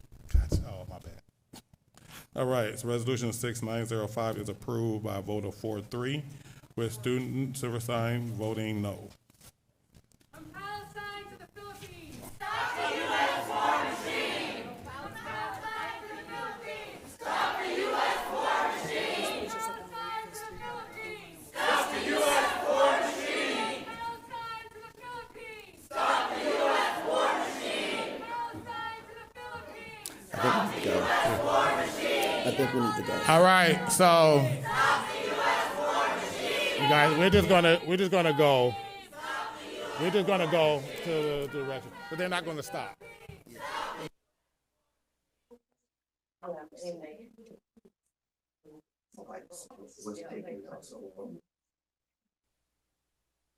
All right, thank you. All right, we're going to reconvene the board meeting tonight. We're going to move some things around because of time. We're going to have our CBRC report done. I do want to ask the board around the modernizations for Ivy Wells and Cleveland. If we can move those to Thursday, if everybody okay with that? Okay, we'll have some pleasure of having administrators. Well, that's what I'm asking the board now, if they want to move it, unless we're gonna be here till like 1 o'clock, and I'm not gonna be here then. So I won't be able to make Thursday. And I can't either. I can't either. I think it was just put on our calendars today. So do we have to, so is there, Dan can speak to the timing and the options. Yeah. It's so late, and you guys have been here all The night. two-day changes doesn't impact the project. Probably we're not going to have, we also won't have all staff available for Thursday as well. So if the decisions move to Thursday, we'll do that, but it's you're not going to have everyone know your questions. So some discussion.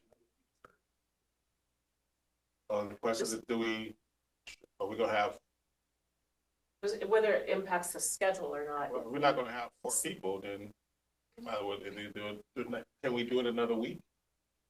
That's what my question would be as well. How late can we go before the master plan has to be? So the action today approves the teams to move into formal designs, schematic design. So the projects have tight schedules. So the longer we wait, the longer we delay being design. And the schematic design will bring on a lot more team members as well. So the total effort really ramps up pretty dramatically. And so it just started to add more risk to the project. I mean, Does it make it any easier if we do a virtual session? Well, I mean, I was going to say, do board members have a lot on the master plans? I don't have. I don't. Minutes. Oh. So I have the two issues that I've shared with the board beforehand. Just the question about it's been raised at Wells with Hillsdale. So it sounds like we could get to it tonight. Well, I'll say the Cleveland one, I might have a bigger issue. Just, it may be a longer discussion because I didn't understand until just 5 minutes ago what the sports setup was or what's being proposed sports wise. Why don't we just keep? Okay, so we just keep going here. Just keep going. Get them done. All right. Well, we'll And start. let's maybe admonish everybody to keep it brief too. We'll start with Since it's the CBRC report. Thank you. I'm Mariah Hudson. I'm the co-chair for CDRC. I'd like to introduce this is Stefan Lunder, and we have Roger Kirchner here. And I just want to recognize that Roger has served for 15 years on this committee, and I want to thank him for his service. So our job as your committee is to review the PPS budget and to track the issues throughout the year. Here are our recommendations for the year. We compared the budget as proposed with the board goals around 3rd grade reading, 5th grade mathematics, 8th grade readiness, and high school graduation. Kind of the core messages for the year here for us, as always, continued advocacy with the state funding and increase, and really the increase in student facing and direct service positions and looking to decrease classes. We recognize the budget conditions around that, but also recognize students. So we look first, kind of at the larger climate and trends, including the structural challenges around revenues not keeping pace with expenses. I won't delve into that as the board is well aware. And also the uneven educational progress. We noted that graduation rates took a little bit of a dip, especially for our Black and Brown students this past year, and that there was a persistent racial achievement. And we also note in climate trends the financial and instructional time impacts of both strike and the weather impacts. So delving in a little bit, declining enrollment. We have recommendations around this to engage in outreach efforts. That's kind of a continued recommendation. We note that with costs rising faster than revenues, our recommendation is in planning to continue to revise budgets to maintain that 5% reserve, which is more goal, but it's a policy. Policy. Thank you. And to long-term address the deferred maintenance PPS schools, which rose astronomically. We know the board is well aware of that, but those costs skyrocket. And our recommendation will reforms to the budget process. We want to note some positive things that we've had kind of the highest level of public engagement in the CBRC process. We have the most diverse CBRC that we've had, and fully staffed CBRC for several years in a row now. Our recommendations here are to share school summaries with schools and PTAs. I think what we especially mean with that is the budget book does have those, especially the second budget book. But pulling those out and sending those 2 pages to schools, well, I think would make it enormously accessible and probably not create all that much staff work to just do that piece and send the executive summary. I think it would help schools understand what they're looking at and parents as well. We recommend conducting more budget surveys, again, cognizant of budget constraints around that sort of surveying, but sharing those information and results. We looked at the continued application of racial equity and a social justice lens, and our recommendation there is continuing to retain diverse staff that benefits our students.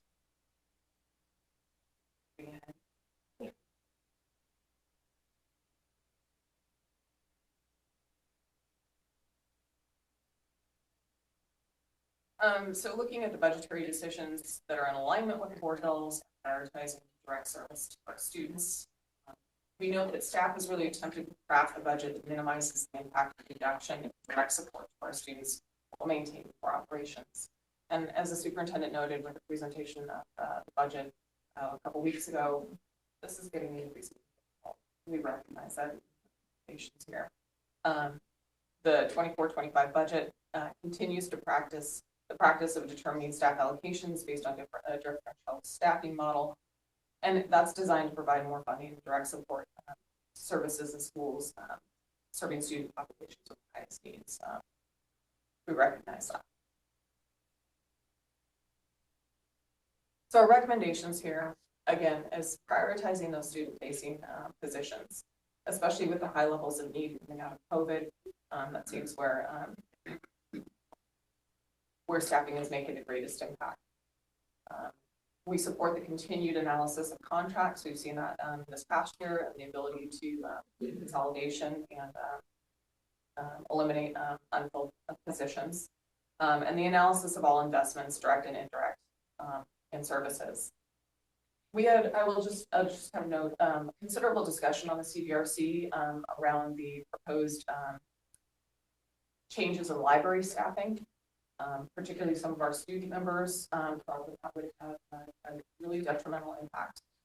Looking at the K through 8 level, reduction of those hours and thinking about that in terms of literacy goals.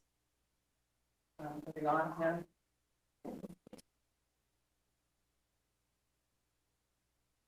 I want to note here, particularly on our recommendations, the equity allocation of 8% staffing in the model targeted schools has held steady since, I believe it's 2016, 2017.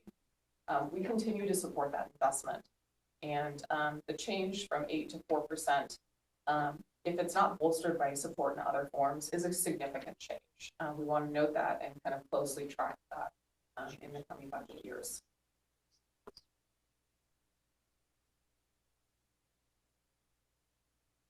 We support the efforts to close the educational opportunity gaps during summer and other intersessions with continued investment in this area. We recognize the importance of providing Summer Acceleration Academy for students with the highest needs, and not just those scoring above the 10th percentile in certain academic tests.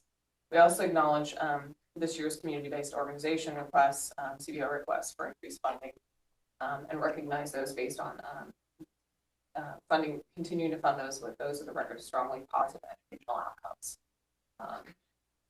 And we had questions as we reviewed the budget, noted the 66% cut in the TAG program funding. That was noted in the budget as something that was happening at a level that matched current enrollment needs. And so there was a question, I guess, that we had around if TAG enrollment was dropping by 2/3. That was unclear to us.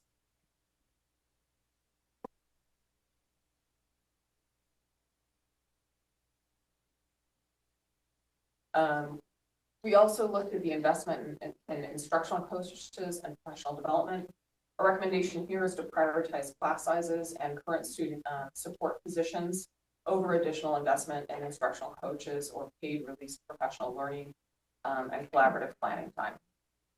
We know some of that is built into the contract.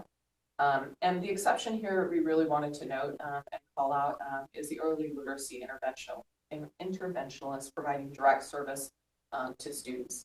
But that is so closely aligned with the third grade reading goal and the development of early capacity that we felt that should be exempted from our recommendation.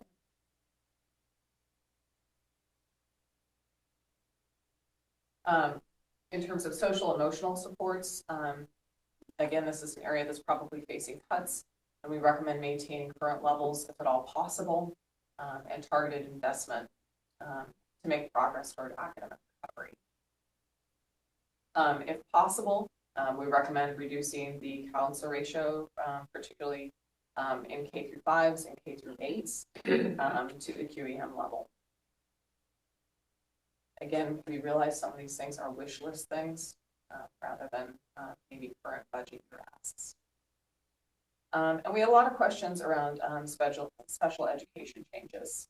So our recommendations here are really around reviewing the changes that are being made, around the changes in FTE, moving toward school psychologists and speech language pathologists that are being used to offset reductions, how that's being used to offset reductions in classified staff. So we just kind of want to monitor that shift to the neighborhood model of services and see how, ensure that children are receiving the same level of services and that's meeting special needs.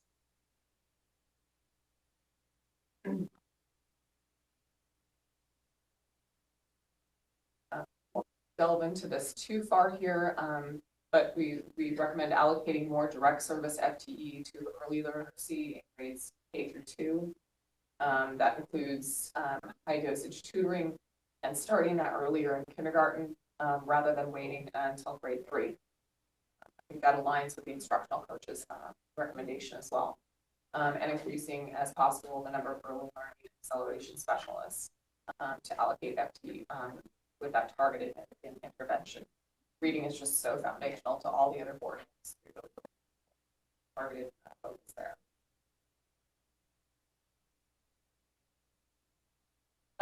With, you know, it's hard to know whether a one-year dip is a trend, a beginning of a trend or not. So we want to be careful about inferring too much from a year, especially coming out of the pandemic. But we did note that dip in graduation rates. And so our recommendation here is just for more information on multiple pathways and continuing to provide those for, you know, graduation alliance, reconnection services, and so forth. A part of this work is the local option levy review. And we just want to note that in 22-23, the levy funded 922 teachers with increased staff costs and the reduction in kind of the levy funds that will fund fewer teachers in the coming year. That in 23-24, that's 802 teachers. And that concludes our fairly quick budget overview. Holidays a lot, so. Thank you. Any more questions? Yeah. Thanks for that review. Sorry. I have some questions and they're going to be pretty direct. So I don't want that to take away. It's late. So I want to do all the flowery, like, thank you so much for your service. Because it really is important. Just did it. And I know I probably do it a little better because it is a lot of work and you do dive deep and it's great. And it's really helpful. With that though, also comes some responsibility because of course we use your report substantively and I think other stakeholders use it substantively and sometimes it could use it politically. And so there's some questions in here I have that you don't necessarily need to answer tonight, but I would be interested in the CBRC's thoughts on it. And you mentioned it a little bit in your presentation that a lot of this is a wish list. I think one of the things that struck me as I went through is your trade-offs were created in this report. So there's a lot in here about, boy, we really think you should do this and this and this and this. And when I'm reading through it, I'm like, yep, sure, I would love to do all those things. And I didn't see, and maybe I missed it in the longer report, but I didn't see sort of that sense of like, so where would that come from, right? If we wanted to add all those things back. And I appreciate it if it truly is a wish list. I guess what I would ask is if the CBRC make it really clear, like, we don't think the district can fund all these things, but we think it's something to keep a focus on in this year and future years, because I think that puts a different spin on it for the public than someone who can look at this and say, well, the CBRC said you should fund librarians, they said you should fund these different positions, because then that makes us the ones who have to say, yeah, but we don't have that money. So that was one thought. So let me respond to that just quickly. I wouldn't say it's completely a wish list. We do still prioritize student-facing positions very strongly in our report here. And the slide that staff just pointed over, Alexander pointed out that I skipped over very quickly, was our central office staff slide here. And we do recommend very carefully reviewing that for redundancies, for the reductions and possibilities there. So that's one area we recommend looking at. And that's a great segue to my next question, because one of the things that I noticed you talk about that. Probably my first 3 or 4 years on the board, the CBRC and Roger would obviously remember this, the CBRC was really adamant that they felt we had cut too deep on central office, and that they really felt like the district was at a breaking point and needed to take a serious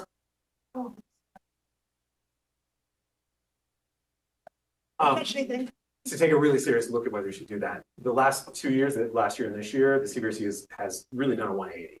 And so this might be a longer question, but do you think that prior CBRCs were wrong, or has something changed? Because we've cut even deeper in those positions. And so it is challenging for me as a board member to sort of say, hey, look, you're really at a danger point here. And then all of a sudden today, it's like, no, we think you should review that. And that goes to sort of a related question, which is that you talk in here about analyzing and make sure we analyze the indirect services. You don't ask for the same thing around the direct positions. And I'm curious as to why. It feels like there's a little bit of a sense of, boy, you better look at those admin positions because they're probably wasteful, but you don't necessarily need to look at the student-facing positions because obviously they're good. And I don't think that's what you meant, but that was the impression I took from the report. And then that kind of also segues to my very last point, which is you put a lot of focus in here on class size.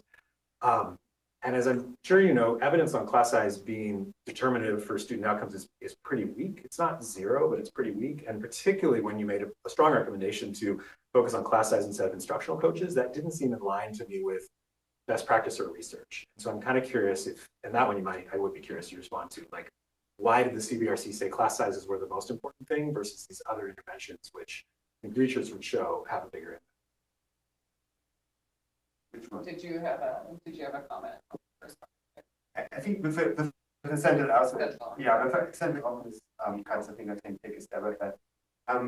So I'm on the CBRC for second year, so obviously I didn't have to speak to previous ones. We heard that last year as well, so I think it's perhaps something to acknowledge. We don't, so it's hard to say what's the right place here. I think like one thing that came out during the negotiations with the teachers was that someone higher central office or administrative layer. There was something that was aired out there. So maybe that's kind of like informing a little bit our point of view here. I think what I wanna, the reason why we put that in there is because we learned that there's pretty significant cuts in this area, and all what we wanna say is like, what are the implications of that, right? So there's two options here, two extreme options, right? So one option is like, we have no implications, right? And this is just fluff. I don't know what it then would have done, right? The other one, and I think that's more realistic one, is that it has some implications on the functions of PPS and like some of the functions of schools, right? And so that was really the only motivation to say, like, if there are these significant cuts in the ongoing 3 years, it would be we are curious, and we thought like it would be good to know what are any implications of that for teachers. That's all. I might add that when I first came on CBRC, we were a much larger district, and at that time we were told that the districts that nationally that were the size that Portland was central office was at 8%. At that time, we were 3%. So we were under the national average by a long shot. The most recent data that the previous superintendent gave us, we were at 5.2 or something like that. But we're a much smaller district nowadays. And so maybe there is effort or room to glean from the central office budget, and that's, you're in a better position to discern that than we are. All right. I'll respond here a little bit as well around class sizes. I mean, we're not meeting the state's quality education model. Class sizes at some schools are so large that we are really out of range on that. We're also listening to our communities in terms of what they want, and teachers and parents. And so I think our report is in part a response to what we're really hearing from the community. I mean, that is what we are. We're a community body and representing that. So I think the combination of those two things are coming through pretty strongly in our recommendations this year. Yeah, it's an interesting question as to whether. Absolutely. Smaller class sizes is the easiest political vote any of us can take, right? Oh my gosh, we want to call it smaller class sizes. I think the much harder thing is to actually question whether that works. And, you know, to be honest, there's so much misinformation out there. We have some of the smallest class sizes of large districts in Oregon. And people point to, there are some classrooms that have 30, 31, 32, some 34, but those classrooms are the outliers in the district. And so it just raises, it's an interesting question for me from a budget perspective, is do we put a lot of money into reducing those class sizes from 33 or 34 to 32 or 31 versus instructional coaches versus, you know, versus frankly, professional development for teachers. It's a huge investment to lower the class size that I don't think research shows will have an impact. I just want to make one quick comment from an outside perspective, and I promise it'll be short. The averages in Portland Public are actually much, much better than most districts in the state. The averages. Yeah. The robust programming that we offer and the size schools that we offer, that's what makes the numbers challenging. You can't talk about class size and instructional coaches without mentioning the depth of the program that we offer, because they go together. I will say, I think what moved the committee is really the outliers. The classes of 39 to 42 in middle school, the first grade classes of 31 that are really difficult for our educational faculty and probably for our students as well. So it's great that we have classes in many cases of 17 in the lower grades, but that's not universally true. Yeah, the larger classes tend to be in our wealthier, higher achieving schools as well. So that's also part of the challenge. So certainly. Grace has her hand up. Oh. Grace has her hand up. Somebody online? Hi. Yeah. Yes. Hi. Sorry, I had to go home because I need to teach 7-year-olds tomorrow, so I got to go to bed. But I just wanted to share in the question about instructional coaches and from a community member, teacher perspective, I completely value the work that they do and the work that the time that we're given to collaboratively plan is very impactful. And it is also true that students need more trained caring adults in the classrooms, especially in the early grades, to help them with their literacy skills. If you all are going to make any traction in your goals for third grade reading specifically. So just, both things can be true. And as we have enrollment declining, as we have cuts that need to be made, it's just really important to question, is it a value to have an instructional coach in every building if your goal is to target closing the achievement gap for our historically and currently underserved students?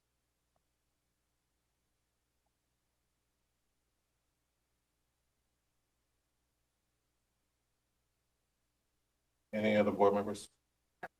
In the response to that, it's just depending on who you are, it's hard to, there's not a right answer. People see it differently. So, yeah, that's hard. I'm just gonna say, I'm sad it's 10:30 at night and we didn't get to say this, Roger, in a room in which so many people know you for your service, but it's not too late for us to recognize you. And I thank you for recognizing him, because Roger's the person who always historian and has been not just here at the district, but also at anything Franklin related, really in Southeast Portland. Roger's always been present, and I don't want to let the evening go by without thanking you for all the contributions. And you're not off the hook, and I know, but you just may not have to come to everything anymore. So thank you, Roger, for your service, and the rest of you. I want to also thank you. We had our CBRC meeting tonight about the local option and the role. I'm sorry. Yes. You guys had our TSCC meeting, and as part of that report, it's important for us to be able to account for the funds in the local option. Of course, that's a really important responsibility the voters have given all of you. So thank you for playing that vital role. The report's excellent. I appreciate how detailed it is. I had one question about a recommendation, and I like the recommendation about sending out the budget to the schools, because I think now is the time we have to be super transparent when we have a lot of money or there's extras. People are less needing of lots of information, but when things are contracting, we need it.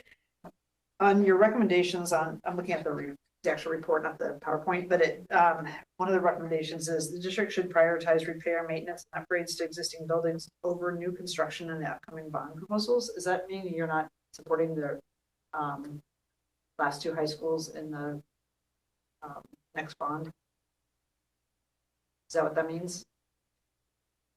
I think we should add in a good chunk of maintenance. Okay, that's not what it says. Yeah. I mean, that is, yeah. Sorry, what? I do address that in my addendum, but you're going to have to look at that. I think if we're accumulating at a clip of 400 million a year, even though we're increasing our amount of attention to deferred maintenance, we're rapidly going to eclipse what we're accumulating, and it strikes me as something is terribly wrong. And I don't know whether the Bond Accountability Committee is responsible for doing this, but we're approving designs for modernizing our schools or building new schools. And bingo, they immediately go on the deferred maintenance list. Bingo, not even 5-year guarantee periods or whatever. And we approve construction 90 days out after we occupy the building. I built a home, and we were still finding deficiencies 2 years after being in the house. As Julia identified, I volunteered a lot at Franklin High School. When they signed off on construction here, we had 3 pages worth of deficiencies that still hadn't been addressed, but suddenly became the responsibility of our PTA or foundation, because this district signed off. I have a question about that. Do we, for staff, when we sign off or get an occupancy permit, are we also getting a 1-year warranty on the construction?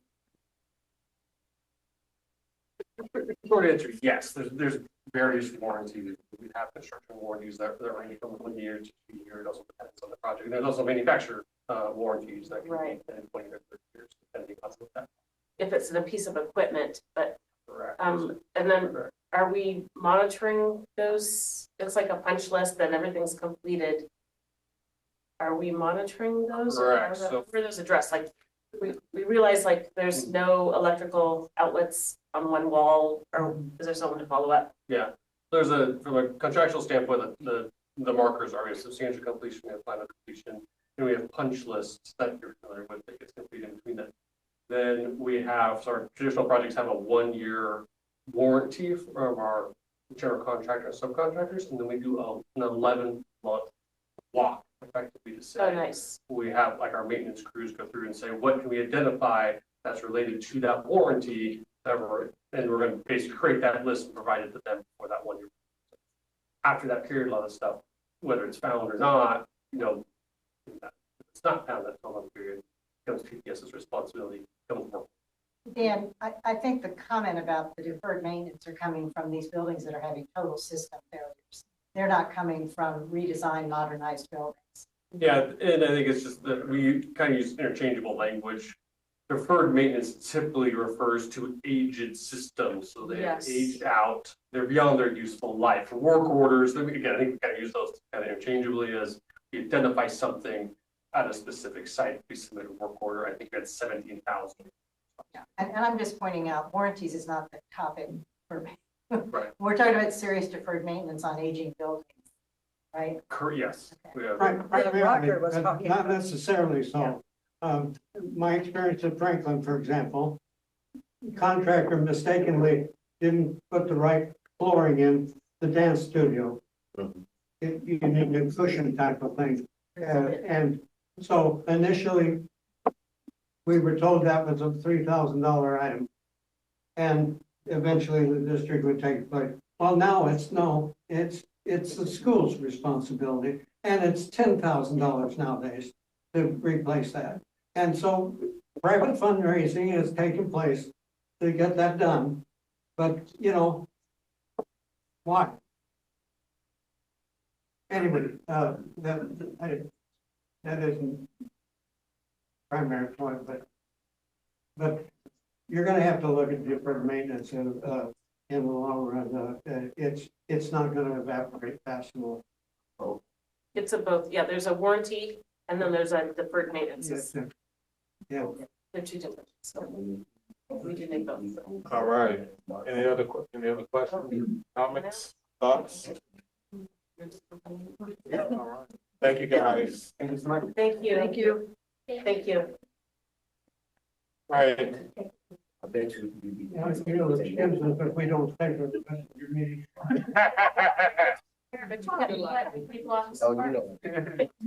do.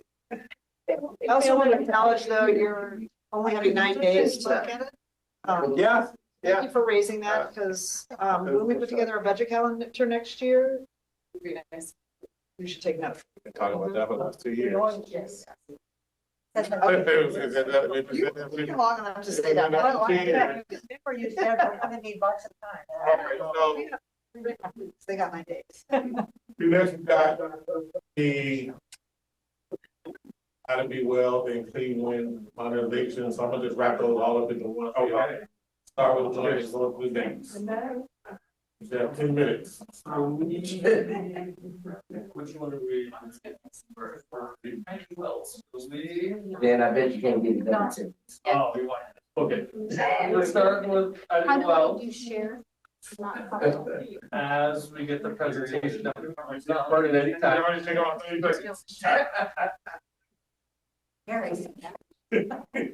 evening. As the team comes up here, I'm joined by Summer Shanks, who is our Senior Director of School Organization. We have Karen Herding, who's sitting back there, is Senior Project Manager for Cleveland. Donna Bezio is Senior Project Manager for the IP Goals Project. We also have that ACU Architects joining us, and then stepping into Aura will for Cleveland. And so that's what teams are going to go through 2 presentations quickly. Included in your material tonight is a copy of the Cleveland NLL's high school comprehensive plan, as well as staff report and an accompanying resolution.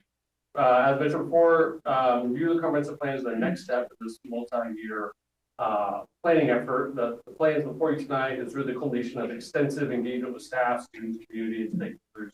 And it is informed by reference documents that include our comprehensive education specifications, construction design guidelines, climate response policy, etc., as well as lessons learned from previous projects.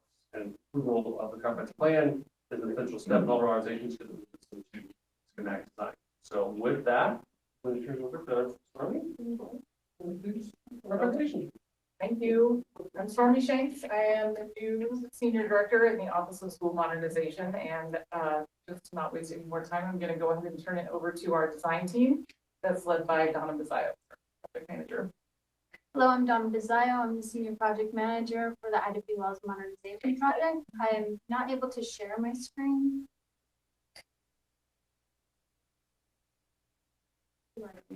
Question of how do we share it? Yeah. Oh, I'm sorry. I don't know if they can share their screen. In the meeting, but don't.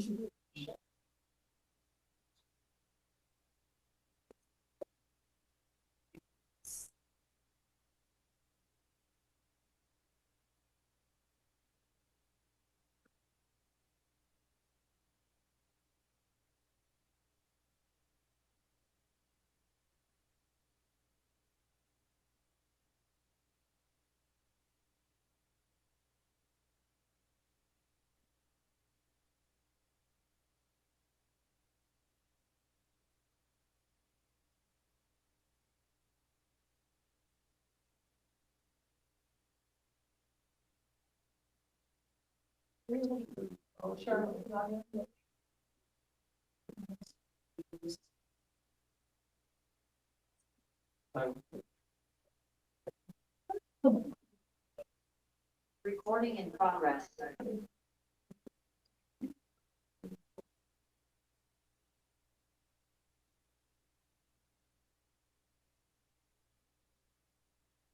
Begin talking? Yeah, let's go. Okay, I can go ahead and begin talking because I think you have all the slides in your own decks. Yeah. Thank you so much for hanging in here with us and staying this late. We really, really appreciate it. Thank you. With us this evening, I have Steffi Knudsen from Bora Architects. She'll be helping me present this evening. We are happy to answer questions from anything that's in the entire slide deck or in your staff report, but we are just showing you 5 slides tonight to discuss the major points of the project. During our planning phase, as you know, we've used a lot of community engagement to inform our decisions. There are some main driving factors for our work. The factors included a desire for one clear entrance to the school building at Ida B. Wells and a strong desire for improved connectivity to Capitol Highway and to the Hillsdale Business District. There was a necessity to plan for the existing pool to remain in place and operational. We are planning for students to remain in the existing school building during construction and not to go to a swing site.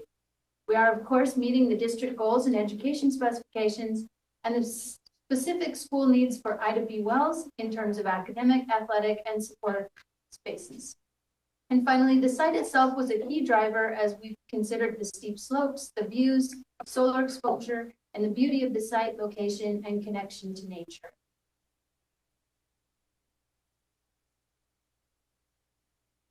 Throughout the planning process, we were informed through various community engagement events. The design team first developed 3 potential approaches to the site. And you are not able to see those here, but hopefully you have those in your packets. And as we progressed through different meetings, we narrowed it down to 2 schemes. After that, we showed the schemes to the F&O committee on March 20th, and the committee voiced support for scheme 2. In our CPC meetings, initially, we did not ask for a preference between 2 schemes. We opted for an approach that asked which aspects of the designs were favored and why.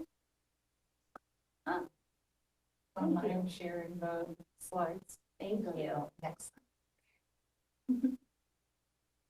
How to get into the view, the slideshow provided.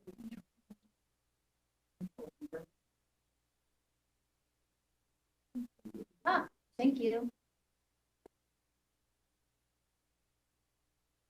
So as we narrowed things down, we continued to ask people what they liked about the different schemes, and we continued to go that route. But by the end of the CPC meetings, at the last CPC meeting, we did ask people for a preference, and at that time, members that were present did prefer scheme 2 overall, especially when thinking about the long term.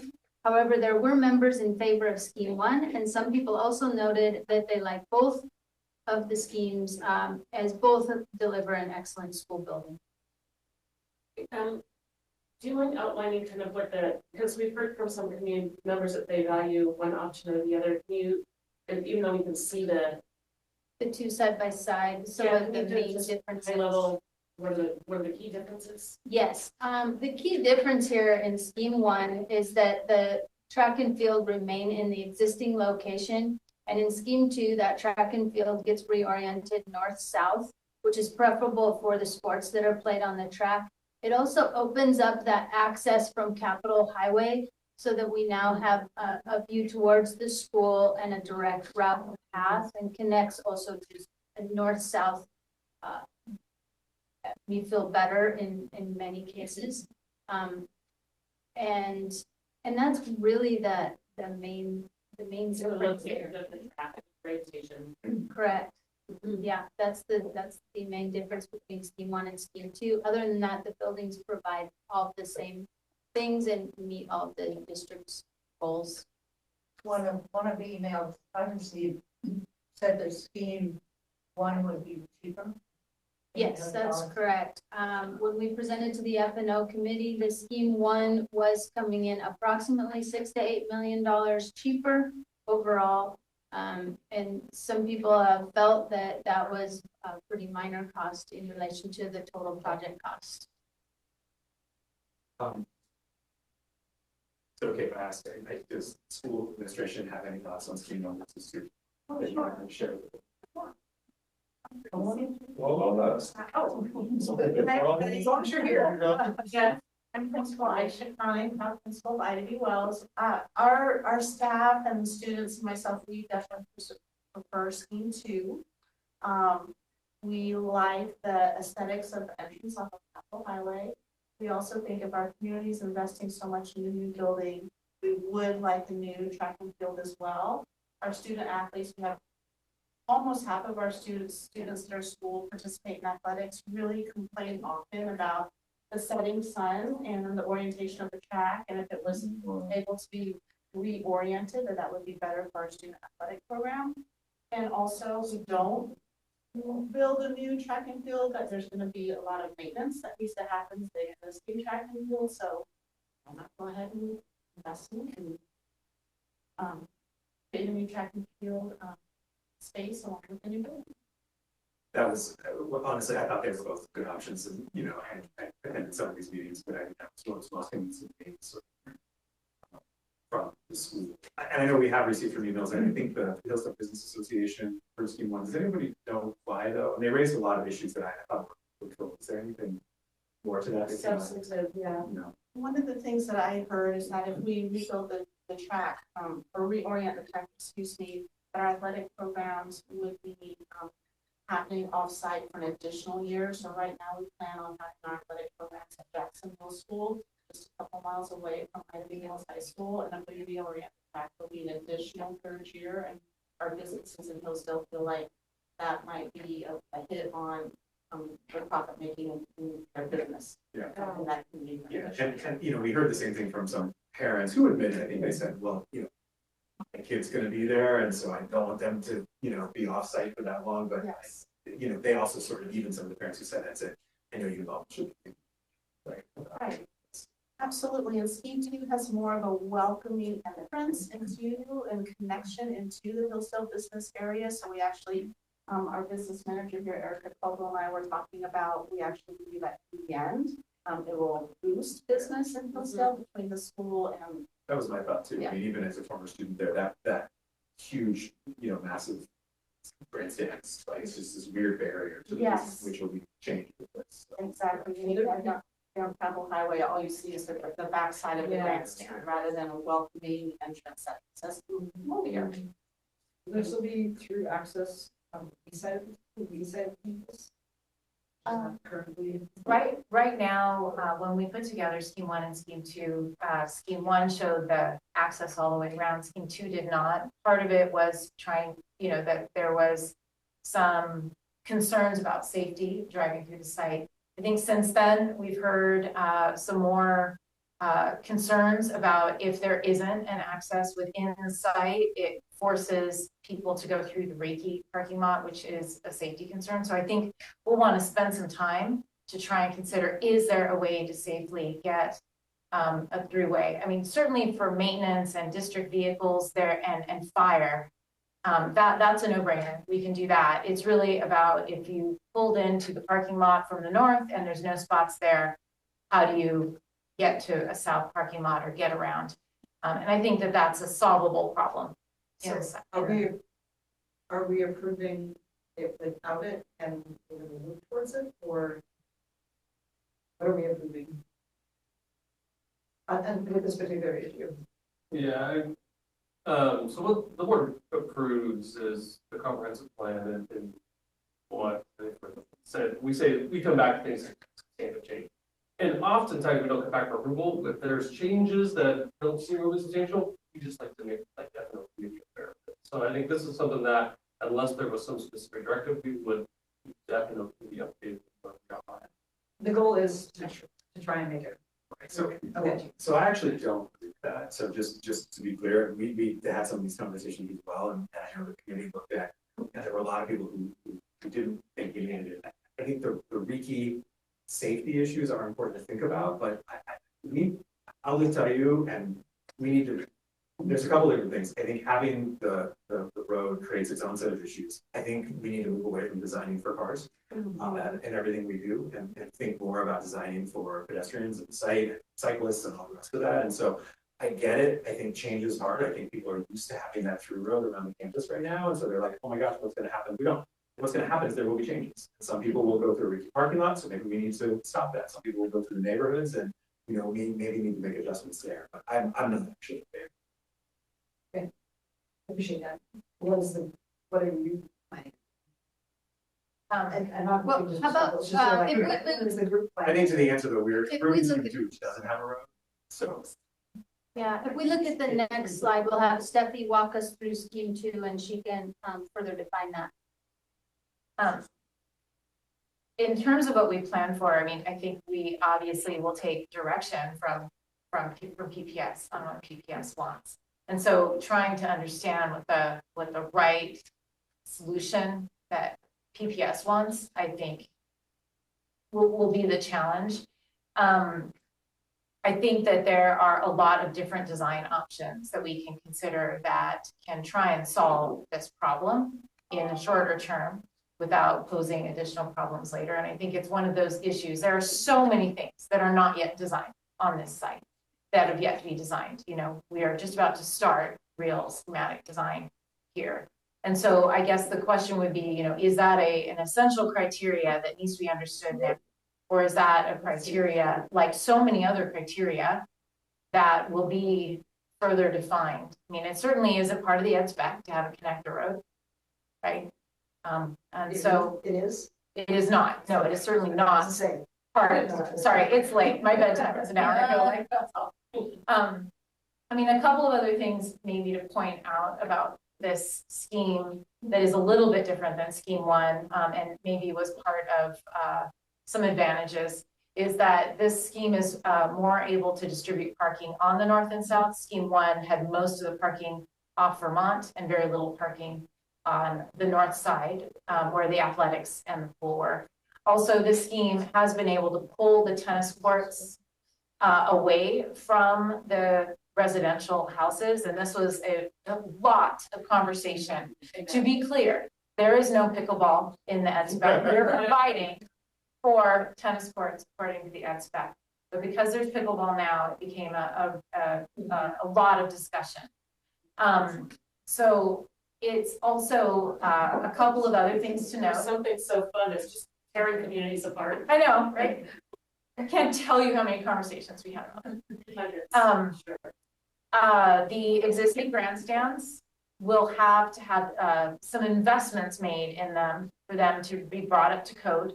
The cost for the investments in the grandstands is not really very far off from the cost of a new set of grandstands. So, you know, there isn't necessarily a cost impact. And we haven't done such an extensive review to know, is it like exactly equal? But they are really close in the amount of cost that the existing grandstands would need. In this scheme, the new grandstands will basically be integrated along the hillside. So even though the new grandstands have a smaller seating capacity than the existing ones, there's a lot of opportunity to incorporate seating and design within the hillside. So that's something that we've been looking at. One of the things pointed out by the Hillsdale Business District letter was that the football games were mostly held at night. I think it's important to clarify that there's a lot of sports beyond football played on this field. It is the varsity games that tend to be played late enough at night that the setting sun is less of an issue. All the other sports teams and practices that practice on the field actually are impacted by the setting sun. And so, you know, while the reorientation of the field was not a priority for district athletics, the main reason for the reorientation of the field was to open up that access north to south and to make it so that you're not entering the site underneath an ugly concrete grandstands anymore. But there are still a lot of things that the site design can accommodate and What are the two stands? You got home stands and then you got visitor stands, and how much is? Well, currently the home stands I know that what the current ones are, so if you could just tell me what was that? I'm sorry. I know what the current ones are. The ed spec provides for 1,700 seats in one set of grandstands. There's no visitors and homestands. So that's what you're gonna. Yeah. There will be no visitors. Right. No visitors. For the 1,700. Yeah. Right now, there are currently about almost 2,200 in the existing concrete grandstands. I don't know the official count on the visitor stands, but those would be gone in either. The downside to the stands in scheme 2 is that those do face west, and that letter did point that out. Is true. Those same varsity games, which are the high spectator games, are the ones that tend to be played later at night, where that setting sun may not be such an issue. And we are, as you can see, planning on having a tree canopy on the kind of south and west side of the field. I mean, that won't help people in the grandstands while the sun is setting, but it will provide some alternative locations people sit on those times of the year when that's an issue. So can't have everything. Yeah, exactly. We're trying. And that setting sun and the views to the west, they are beautiful. So when it's not an issue, it is also a real benefit. Yeah. Can I ask All about right. the Hillsdale market? Because that was a common thing. I mean, some people cared about different things, but there was one sort of thing. It feels like this is just during construction.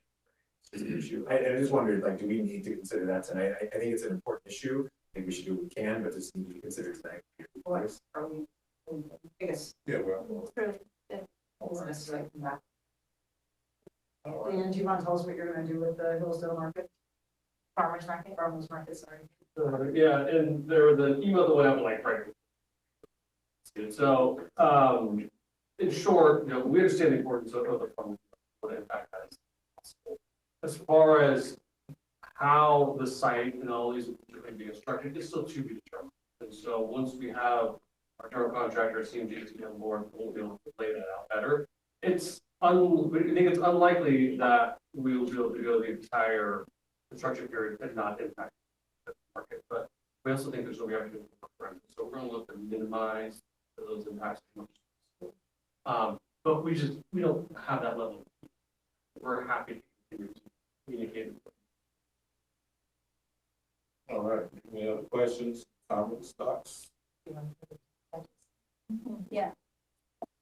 Just a couple quick. You want them to finish? I think we're good, right? You want us to Do you want that? I mean, it's in your Totally, you got the. Not like everybody got the packet, so we appreciate it. All right. Yeah. It's really important. I have a motion and a second to adopt resolution 6900. So moved. Second. All right. Feels like a really important milestone to get here. It is. All right, Director Granella, move please. Director Green, second. Any other board discussion? I think it's a great. All right. Excited. Ms. Powell, any public comment? Oh, no, we're not doing public comment. No mind. The board will now vote on resolution 6900, authorizing Ivy Wells High School modernization comprehensive plan. All in favor, indicate by saying yes. Yes. Yes. Yes. Who's back? Hey. Okay, he's here. Yeah. Okay. Hearing no no's, Student Director Silverstein. All right.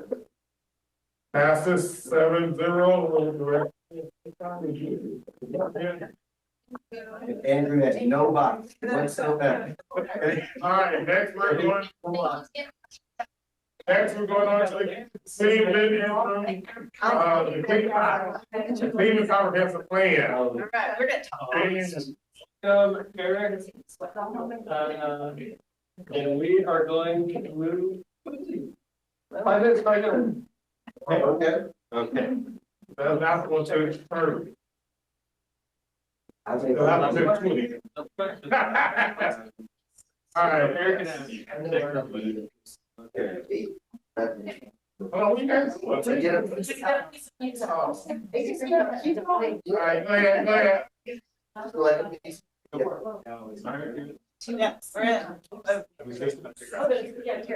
in. Okay. Great. All right. You gotta speak over people, listen while they listen. Okay, hello, my name is Eric Girding, Senior Project Manager with the Office of School Modernization, and with me I have Abby Dacey, Principal at Malum Architects. Great, thank you, and we're here to give you a brief overview of the Cleveland High School Comprehensive Plan. As you see the first slide there, that shows the sites that PPS owns that comprise the Cleveland High School campus. We've got our track site, which is a few blocks away from then our main site where the building is, and we also have the parking lot across 26th Avenue from the main building. The planning effort that started last fall has primarily looked at these sites for the comprehensive plan. Planning for the track site includes improvements and additions to the athletic facilities there. We are also planning on pedestrian safety improvements along Waverly Boulevard, which is the street that connects the track to the main building site. During the comprehensive planning effort, the team studied various building options to build on the main site and also build on the parking lot site. Building on the main site consisted of just consolidating the entire EdSpec program on the 1 4-acre site, but we also looked at a distributed option that builds part of the school on the parking lot across 26th Avenue. Because the city won't allow us to close 26th Avenue and take over that space, there's safety and security concerns about having students and staff move across to a part of the school across the street.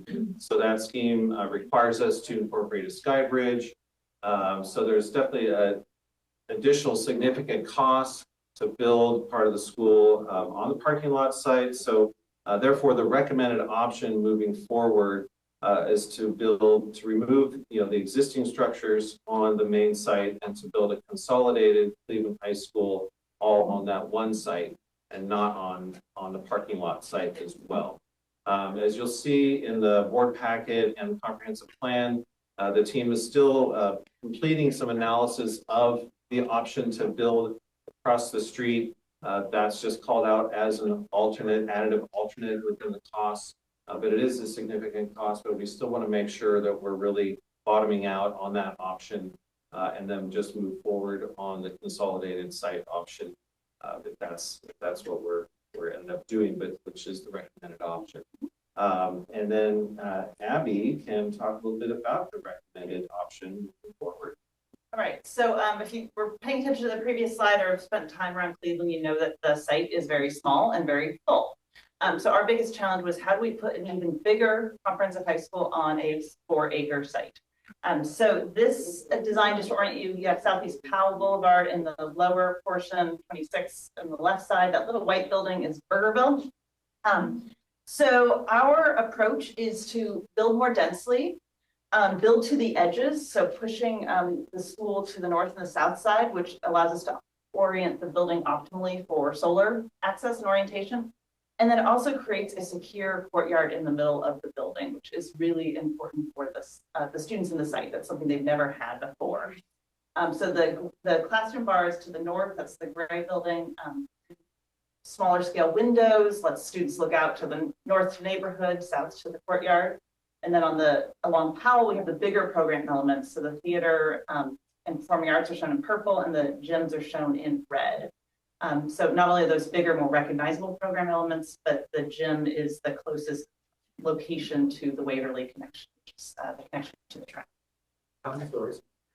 So yeah, the bar on the north would be between 4 and 5 stories. We are looking at an option to move some of that, either, as Eric said, to the other site or to the top of the gym. So that's one of the studies that we're working at this point. But overall, what this lets us do, we're pretty happy with it because it gives us the kind of feeling of getting the entire school program on one site. So the consolidated site is the most, least risky and most cost effective. And then the second slide is a cut through the building looking to the east. So Powell Boulevard would be to the right and Franklin Street would be to the left. And we used this slide to talk about the vision of the school, which was to draw inspiration from the context and create a vibrant campus that centers students and staff. The words here are words from the goals that we put together for the project.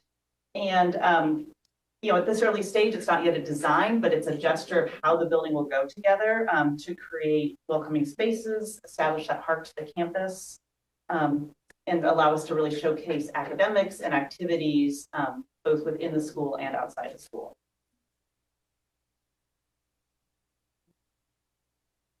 Okay. Yes. The blue building, you've got the red building, the purple building. So the blue. Yeah, that is a connector between those two bars. So it's probably a couple stories. We're looking at how it can be open underneath it to provide both some covered outdoor space as well as that physical connection through the site. So at times of day when it's appropriate, gates can be open and people can actually move from the parking lot through the, into the site from either side. And really connect those sites. Right now they act as a, Cleveland itself is kind of like a fortress that you have to go around. And now to create a way to actually go through it at the appropriate times, really connects it to the neighborhood. And in that previous slide, was that shown as an entrance from Franklin? We are actually showing the entry at the back of that slide, so along 28th Avenue. It's something we're still studying, but we think we can get a bigger pedestrian courtyard space there to receive people.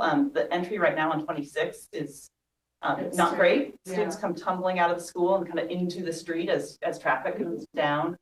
So looking at just a much gentler, safer way to access the building. And it puts the center of gravity of the school further east, which makes it closer to the track. Yes. So we start to actually pull the school together instead of feeling like they're totally disassociated sites.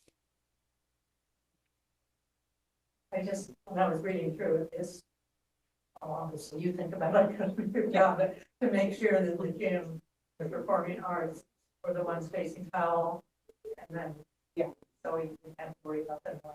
Yeah, we have a little space now. Really nice for me. We were only just begun. So, well, that's my cue then to talk about schedule real briefly. So yes, we just are really beginning the design phase now. So completing this comprehensive plan, the 2020 bond, provided $20 million for the project for planning and design. That's the same budget that IB Wells got as well. And so that's why we're contracted to do our design work. We're starting that phase with the approval of a comprehensive plan. The design phase is approximately 2 years, including all the permitting that's required. So if we're looking at 2 years, then construction would start if we have construction funding from a future bond. And then, so starting in 2026. And as we say, our timeline is to be determined since, we don't have our funding yet, but it would be more or less roughly a 2-year construction term. As far as cost summary, our hard construction costs are summarized kind of at the top of this slide. Then below that, we've got what we call our soft costs or owner costs, and then our total project budget. You see that we've deducted the $20 million that we received from the 2020 bond, and so then we have a remaining budget funding requirement of approximately $448 million to complete our budget for the project. And also just notice Note that there are the alternates that are listed there. The first one was talking about building on the parking lot site. The second alternate we have, which was actually mentioned earlier during some public comment, is to study Powell Park and the possibility of doing athletic improvements at Powell Park. We were asked by district athletics to see if we could address just the dispersed facilities that Cleveland has based on just such a small campus. And so we haven't built this into the overall comprehensive plan because we actually have our first meeting with Parks and Rec tomorrow to discuss this. So this is really kind of in the early feasibility phase. So it may become part of the project as we move forward, and then I imagine we would like back to you about that. That it? That's it. Awesome, thank you. Park now? Baseball does, and field sports like soccer and lacrosse. Okay, so. And softball is Yeah. located at Woodstock. Because I know they were the softball team was asking if they could also use Powell Park, but is that, would they have? That's our hope. Space? That's the feasibility study that we're working on to see if we can fit both softball and baseball on Powell Park. And that is on the park department plan. Correct. Correct. So I was a parent of a student athlete at, not softball, but at Cleveland. And I have a son at a different PIL school who played a lot of baseball at Powell Park. And I'm gonna be really concerned if we just have baseball at Powell Park and softball was somewhere else, because it seems like the exact same issue we had at Grant, where we had 3 years of complaints about, even though we can say it's legally not a Title IX issue, it feels like there's preferential treatment for the boys to be able to walk across the street to practice, and the girls would have this sort of comparative sport, have to go 2 miles away. So I'm gonna not be supportive of girls going to Woodstock, boys at Powell Park. I really hope we can find something that works at Powell Park for both sports, because I think there's a conversation that left baseball day. I mean, it just, and even just because it always has come there, because boys said baseball a lot longer than girls said softball, because there was a lot of inequities. I mean, they're the same size field though. Yeah, it's a different site. It's a different field. But I mean, I'm sure they could put a softball field in where they, because they're baseball.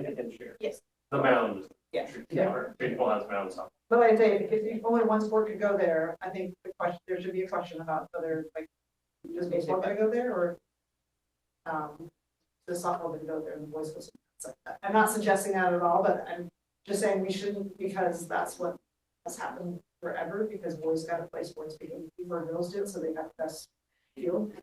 My other issue is, and it somewhat relates to not wanting kids to have to go to Woodstock, but I just found out, and I'm sorry to be raising this issue at this meeting, but I just found out the plan was to have Marshall be the sort of the swing site for a lot of the sports, not the swing site, like the permanent site. And I think it's, we have to think through that, because I think it's pretty problematic as a, because we don't have anywhere to get there, and we don't provide practice. I was expecting to drive my daughter to Selwood Park, and she played soccer 3 miles away from the school for 4 years. And I don't think it's a sustainable solution. I mean, maybe it was moving at swim sites, so I'm gonna be really interested. I guess maybe we're not approving that right now, but I'm gonna definitely want to have a different solution for different solutions. And just context for everyone is, so during the build of the long-range facilities plan, which took a couple of years, you guys acknowledge that quite a few of the high schools just are small parks. They don't have enough space on site for all athletics. That's actually have enough space. So the proposal with the large facility plan is that the district would develop 3 hubs, and those would be home fields for a number of different schools. So, for example, the Marshall hub would become the home course for Cleveland for softball, baseball, soccer, and football practice, in addition to, like, because the freshmen, the JV teams, all tennis, lacrosse, and so that would be that location. That's not ideal, it's not on site. So, but that was what the intent of the long-range plan, the original concept plan for Cleveland, that was pre the 2020 bond, and what the direction development was here. We now have this alternate that helps solve potentially partial baseball and softball at Hall Park, but doesn't solve those other challenges. And it certainly makes it better if you can get both those there. They have to, or even if they have to share. In reality, it's Lincoln, Cleveland, and Benson that have really confined footprints. But I don't think it's but I don't think it's a easy solution to have practice. I mean, kids don't really get there. My daughter never met it. We never do root learn, so she didn't have a way to get it. So we either had to leave work early, and that's a privilege to drive our daughter to practice, or like, just trust that she's going to get inside a kid's car and get to practice and be able to get a ride home, not go somewhere else. And oftentimes, it's dark and kids are waiting for their rides, and it's not ideal at all. So I don't see it as a solution. Having it at a Marshall. Having it at Marshall. I mean, it's 3 months. Well, what do you see after? Okay, well, Hall Park is for one of those sports. And we're just talking about the sport. Not that meeting. Not being a Marshall. I'm talking about practice. Okay. You're talking about long-term being a practice, that's where they're gonna practice. So that's the whole purpose of the whole. Correct. Yeah. So I think our source plan identifies, there's like 19 teams that would use that. Well, at some point, considering going to be an issue for whatever school you Tennis sites, transportation. Might want to talk about, how to do it tonight. Chair Hollins. Yes. Director Wong has his hand. Oh, go ahead. Director Wong, sorry.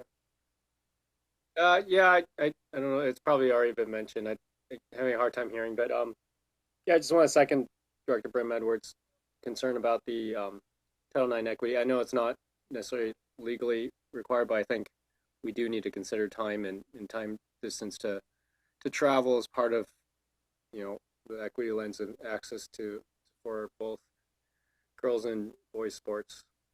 Sorry, I'm tired. Thanks. Yes. That's all I want to say. All right, thanks. Any other comments? Yeah, I would be interested to hear the exploration about that issue.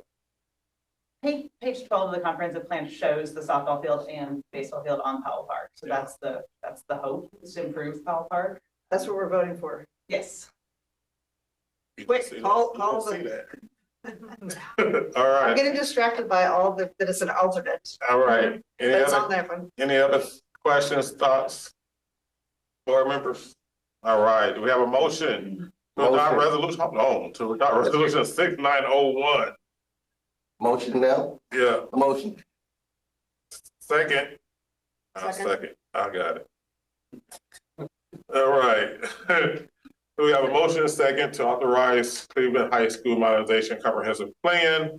Any more board discussion? None. I want to just thank the team. I'm on the Cleveland, and I want to thank the team for all the work they've done with the community. It's been a great process, and people are really excited. All right. Thank you. All right. We're going to vote. All in favor, please indicate by saying yes. Yes. Yes. Yes. Yes. All right. Your student director, Silverstein, voting? Yes. All right.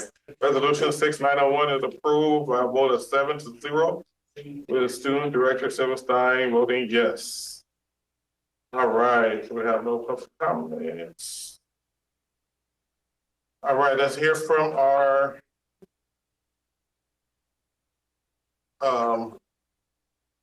partners, union partners.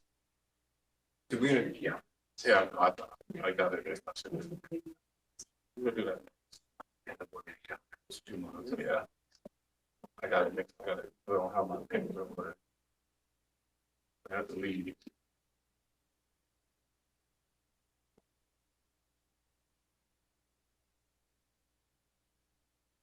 Thank you for taking your time waiting.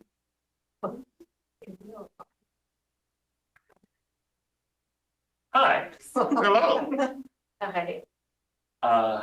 Chris Walters. I am the newly elected co-chair for Nutrition Services for SEIU. Congratulations. Sure, that's something to congratulate you for, but something. This is a regular time slot for you, so just so you know. Yeah, definitely well aware. So I'm not actually here to talk about nutrition services. I'm here to talk about the custodial side of SEIU. As you all are aware, we have a new contract. In that new contract, it says that custodial folks get paid time and a half for coming in during inclement weather. So back in January, we had a very deadly ice storm. A dozen or so people died in the city during the storm. During that time, the custodians were coming into the schools, some of which had water raining down inside the classrooms. They were doing their best to make the schools functional for whenever the weather event ended and get the kids back in. So because of the timing of the signing of the contract, public schools paid out retro pay to custodians and nutrition services going back to July 1st. And they paid the custodians the time and a half for those days that they worked during the inclement weather. However, because we hadn't signed and ratified the contract yet, because the management team for PPS decided to not do full day bargaining sessions or anything and just delayed. So we didn't actually get it done until after that weather event. They've decided that they're going to claw back the money that was paid to the custodians for that time and a half during the inclement weather event. The amount of money is basically a rounding error of the PPS budget. We realize that because the contract was signed after this event, legally, Portland Public Schools has the right to claw back money that the custodians got, that most of them have already spent. And we've filed for negotiations about this. What we would really like, since the amount of money is not terribly large, would be for the board just to tell PPS's management, it's your mistake, just deal with it, let the custodians keep their money.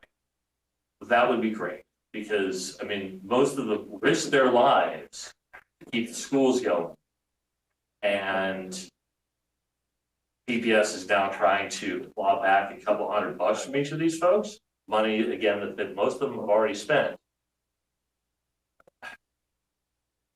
It's an equity issue, it's a justice issue, and it really pisses off the custodians. And we'd like you all to do the right thing. That would be nice. So obviously this is not something that you all should take care of right now. Feel free to think about it, but yes, we would appreciate that very much. Thank you. Thanks. Thank you. My name's Elizabeth. I'm here with the PFSP. I had something longer, but I'm going to be short. Thank I'll you. appreciate that. Yeah. On April 24th, the proposed budget was shared with the board. We talked extensively about the staffing impacts and the concerns that we have, but I want to address some of the questions and the answers that came up during that discussion. Director Scott, you asked if layoff notices had already been sent to employees, and we're told the answer is no. It came as a surprise for the employees who were working at the print shop just downstairs, because they had all received notification that their department would be closing and had received their layoff notifications 6 days prior. It's one thing to have an unexpected layoff notice. It's another thing to watch the school board meeting and be told that you didn't receive the notice that you have in your hand. So I understand that many employees who've received on assignment notices have not gotten final notice of their employment status, but the print stop is the exception. that most employees are still waiting to hear if they've been laid off or not. But the print shop is not an example of individuals with highly specialized skills who have assumed that they will not be placed elsewhere. They've received that official notification that their employment with PBS will end June 30th. It's an example of our members being dismissed and overlooked. And the result in the immediate impact is that they are currently being overworked. At the same time that the board has been told that the layoffs have not been announced yet, information that the print shop has been closed has been passed on to school sites. So the number of print shop orders has gone from 400 to 600 for the month, an increase of 50% in about 10 days, as staff across the district have been rushing to get their orders in before the print shop closes. So I recognize that the board can make decisions that are based on the information that's provided to you. I want to thank you for the questions that you asked, because a lot of them explored a lot of issues that we have been talking about for some time. And I would ask that going forward, that the information that's provided to the board is full and complete and includes the sort of exceptionalities that sometimes can occur within a large district. Thank you. Thank you. All right. Next, we're gonna vote on the board calendar for next year. Moved. All right. Second. Director Scott moved, Director DePass second. I have a couple of questions here. Okay. Not tonight. Any board discussion? Hearing none, is there any public comment? Oh, no public comment. To have it. All right. All in favor, please indicate by saying yes. Yes. Yes. Yeah. I think, all right. Student director simultaneous voting? Yes. All right. Next is the consent agenda. So, all right, Director Scott. Can we just Move. take yes? Director, Premier Edwards. Yes. Second. Any board discussion? All right, we're gonna vote on 6906 through 6910. All in favor indicate by saying yes. Yes. All right. Yes. Student Director Silverstein? Yes. All right. Yes, please. All right, resolution passes 7-0. And we're done. Gary, I'm sorry. I didn't mean to sound so abrupt. Do you guys think we need agenda for any tomorrow? We're still on. Oh, come on. Adjourn the meeting. All right. Excuse me. Roseanne, do we are we changing the meeting on the 21st? Oh, Yes. are we all?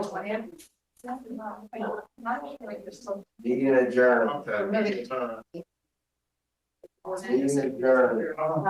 Yes. Yeah. Everybody else, fine.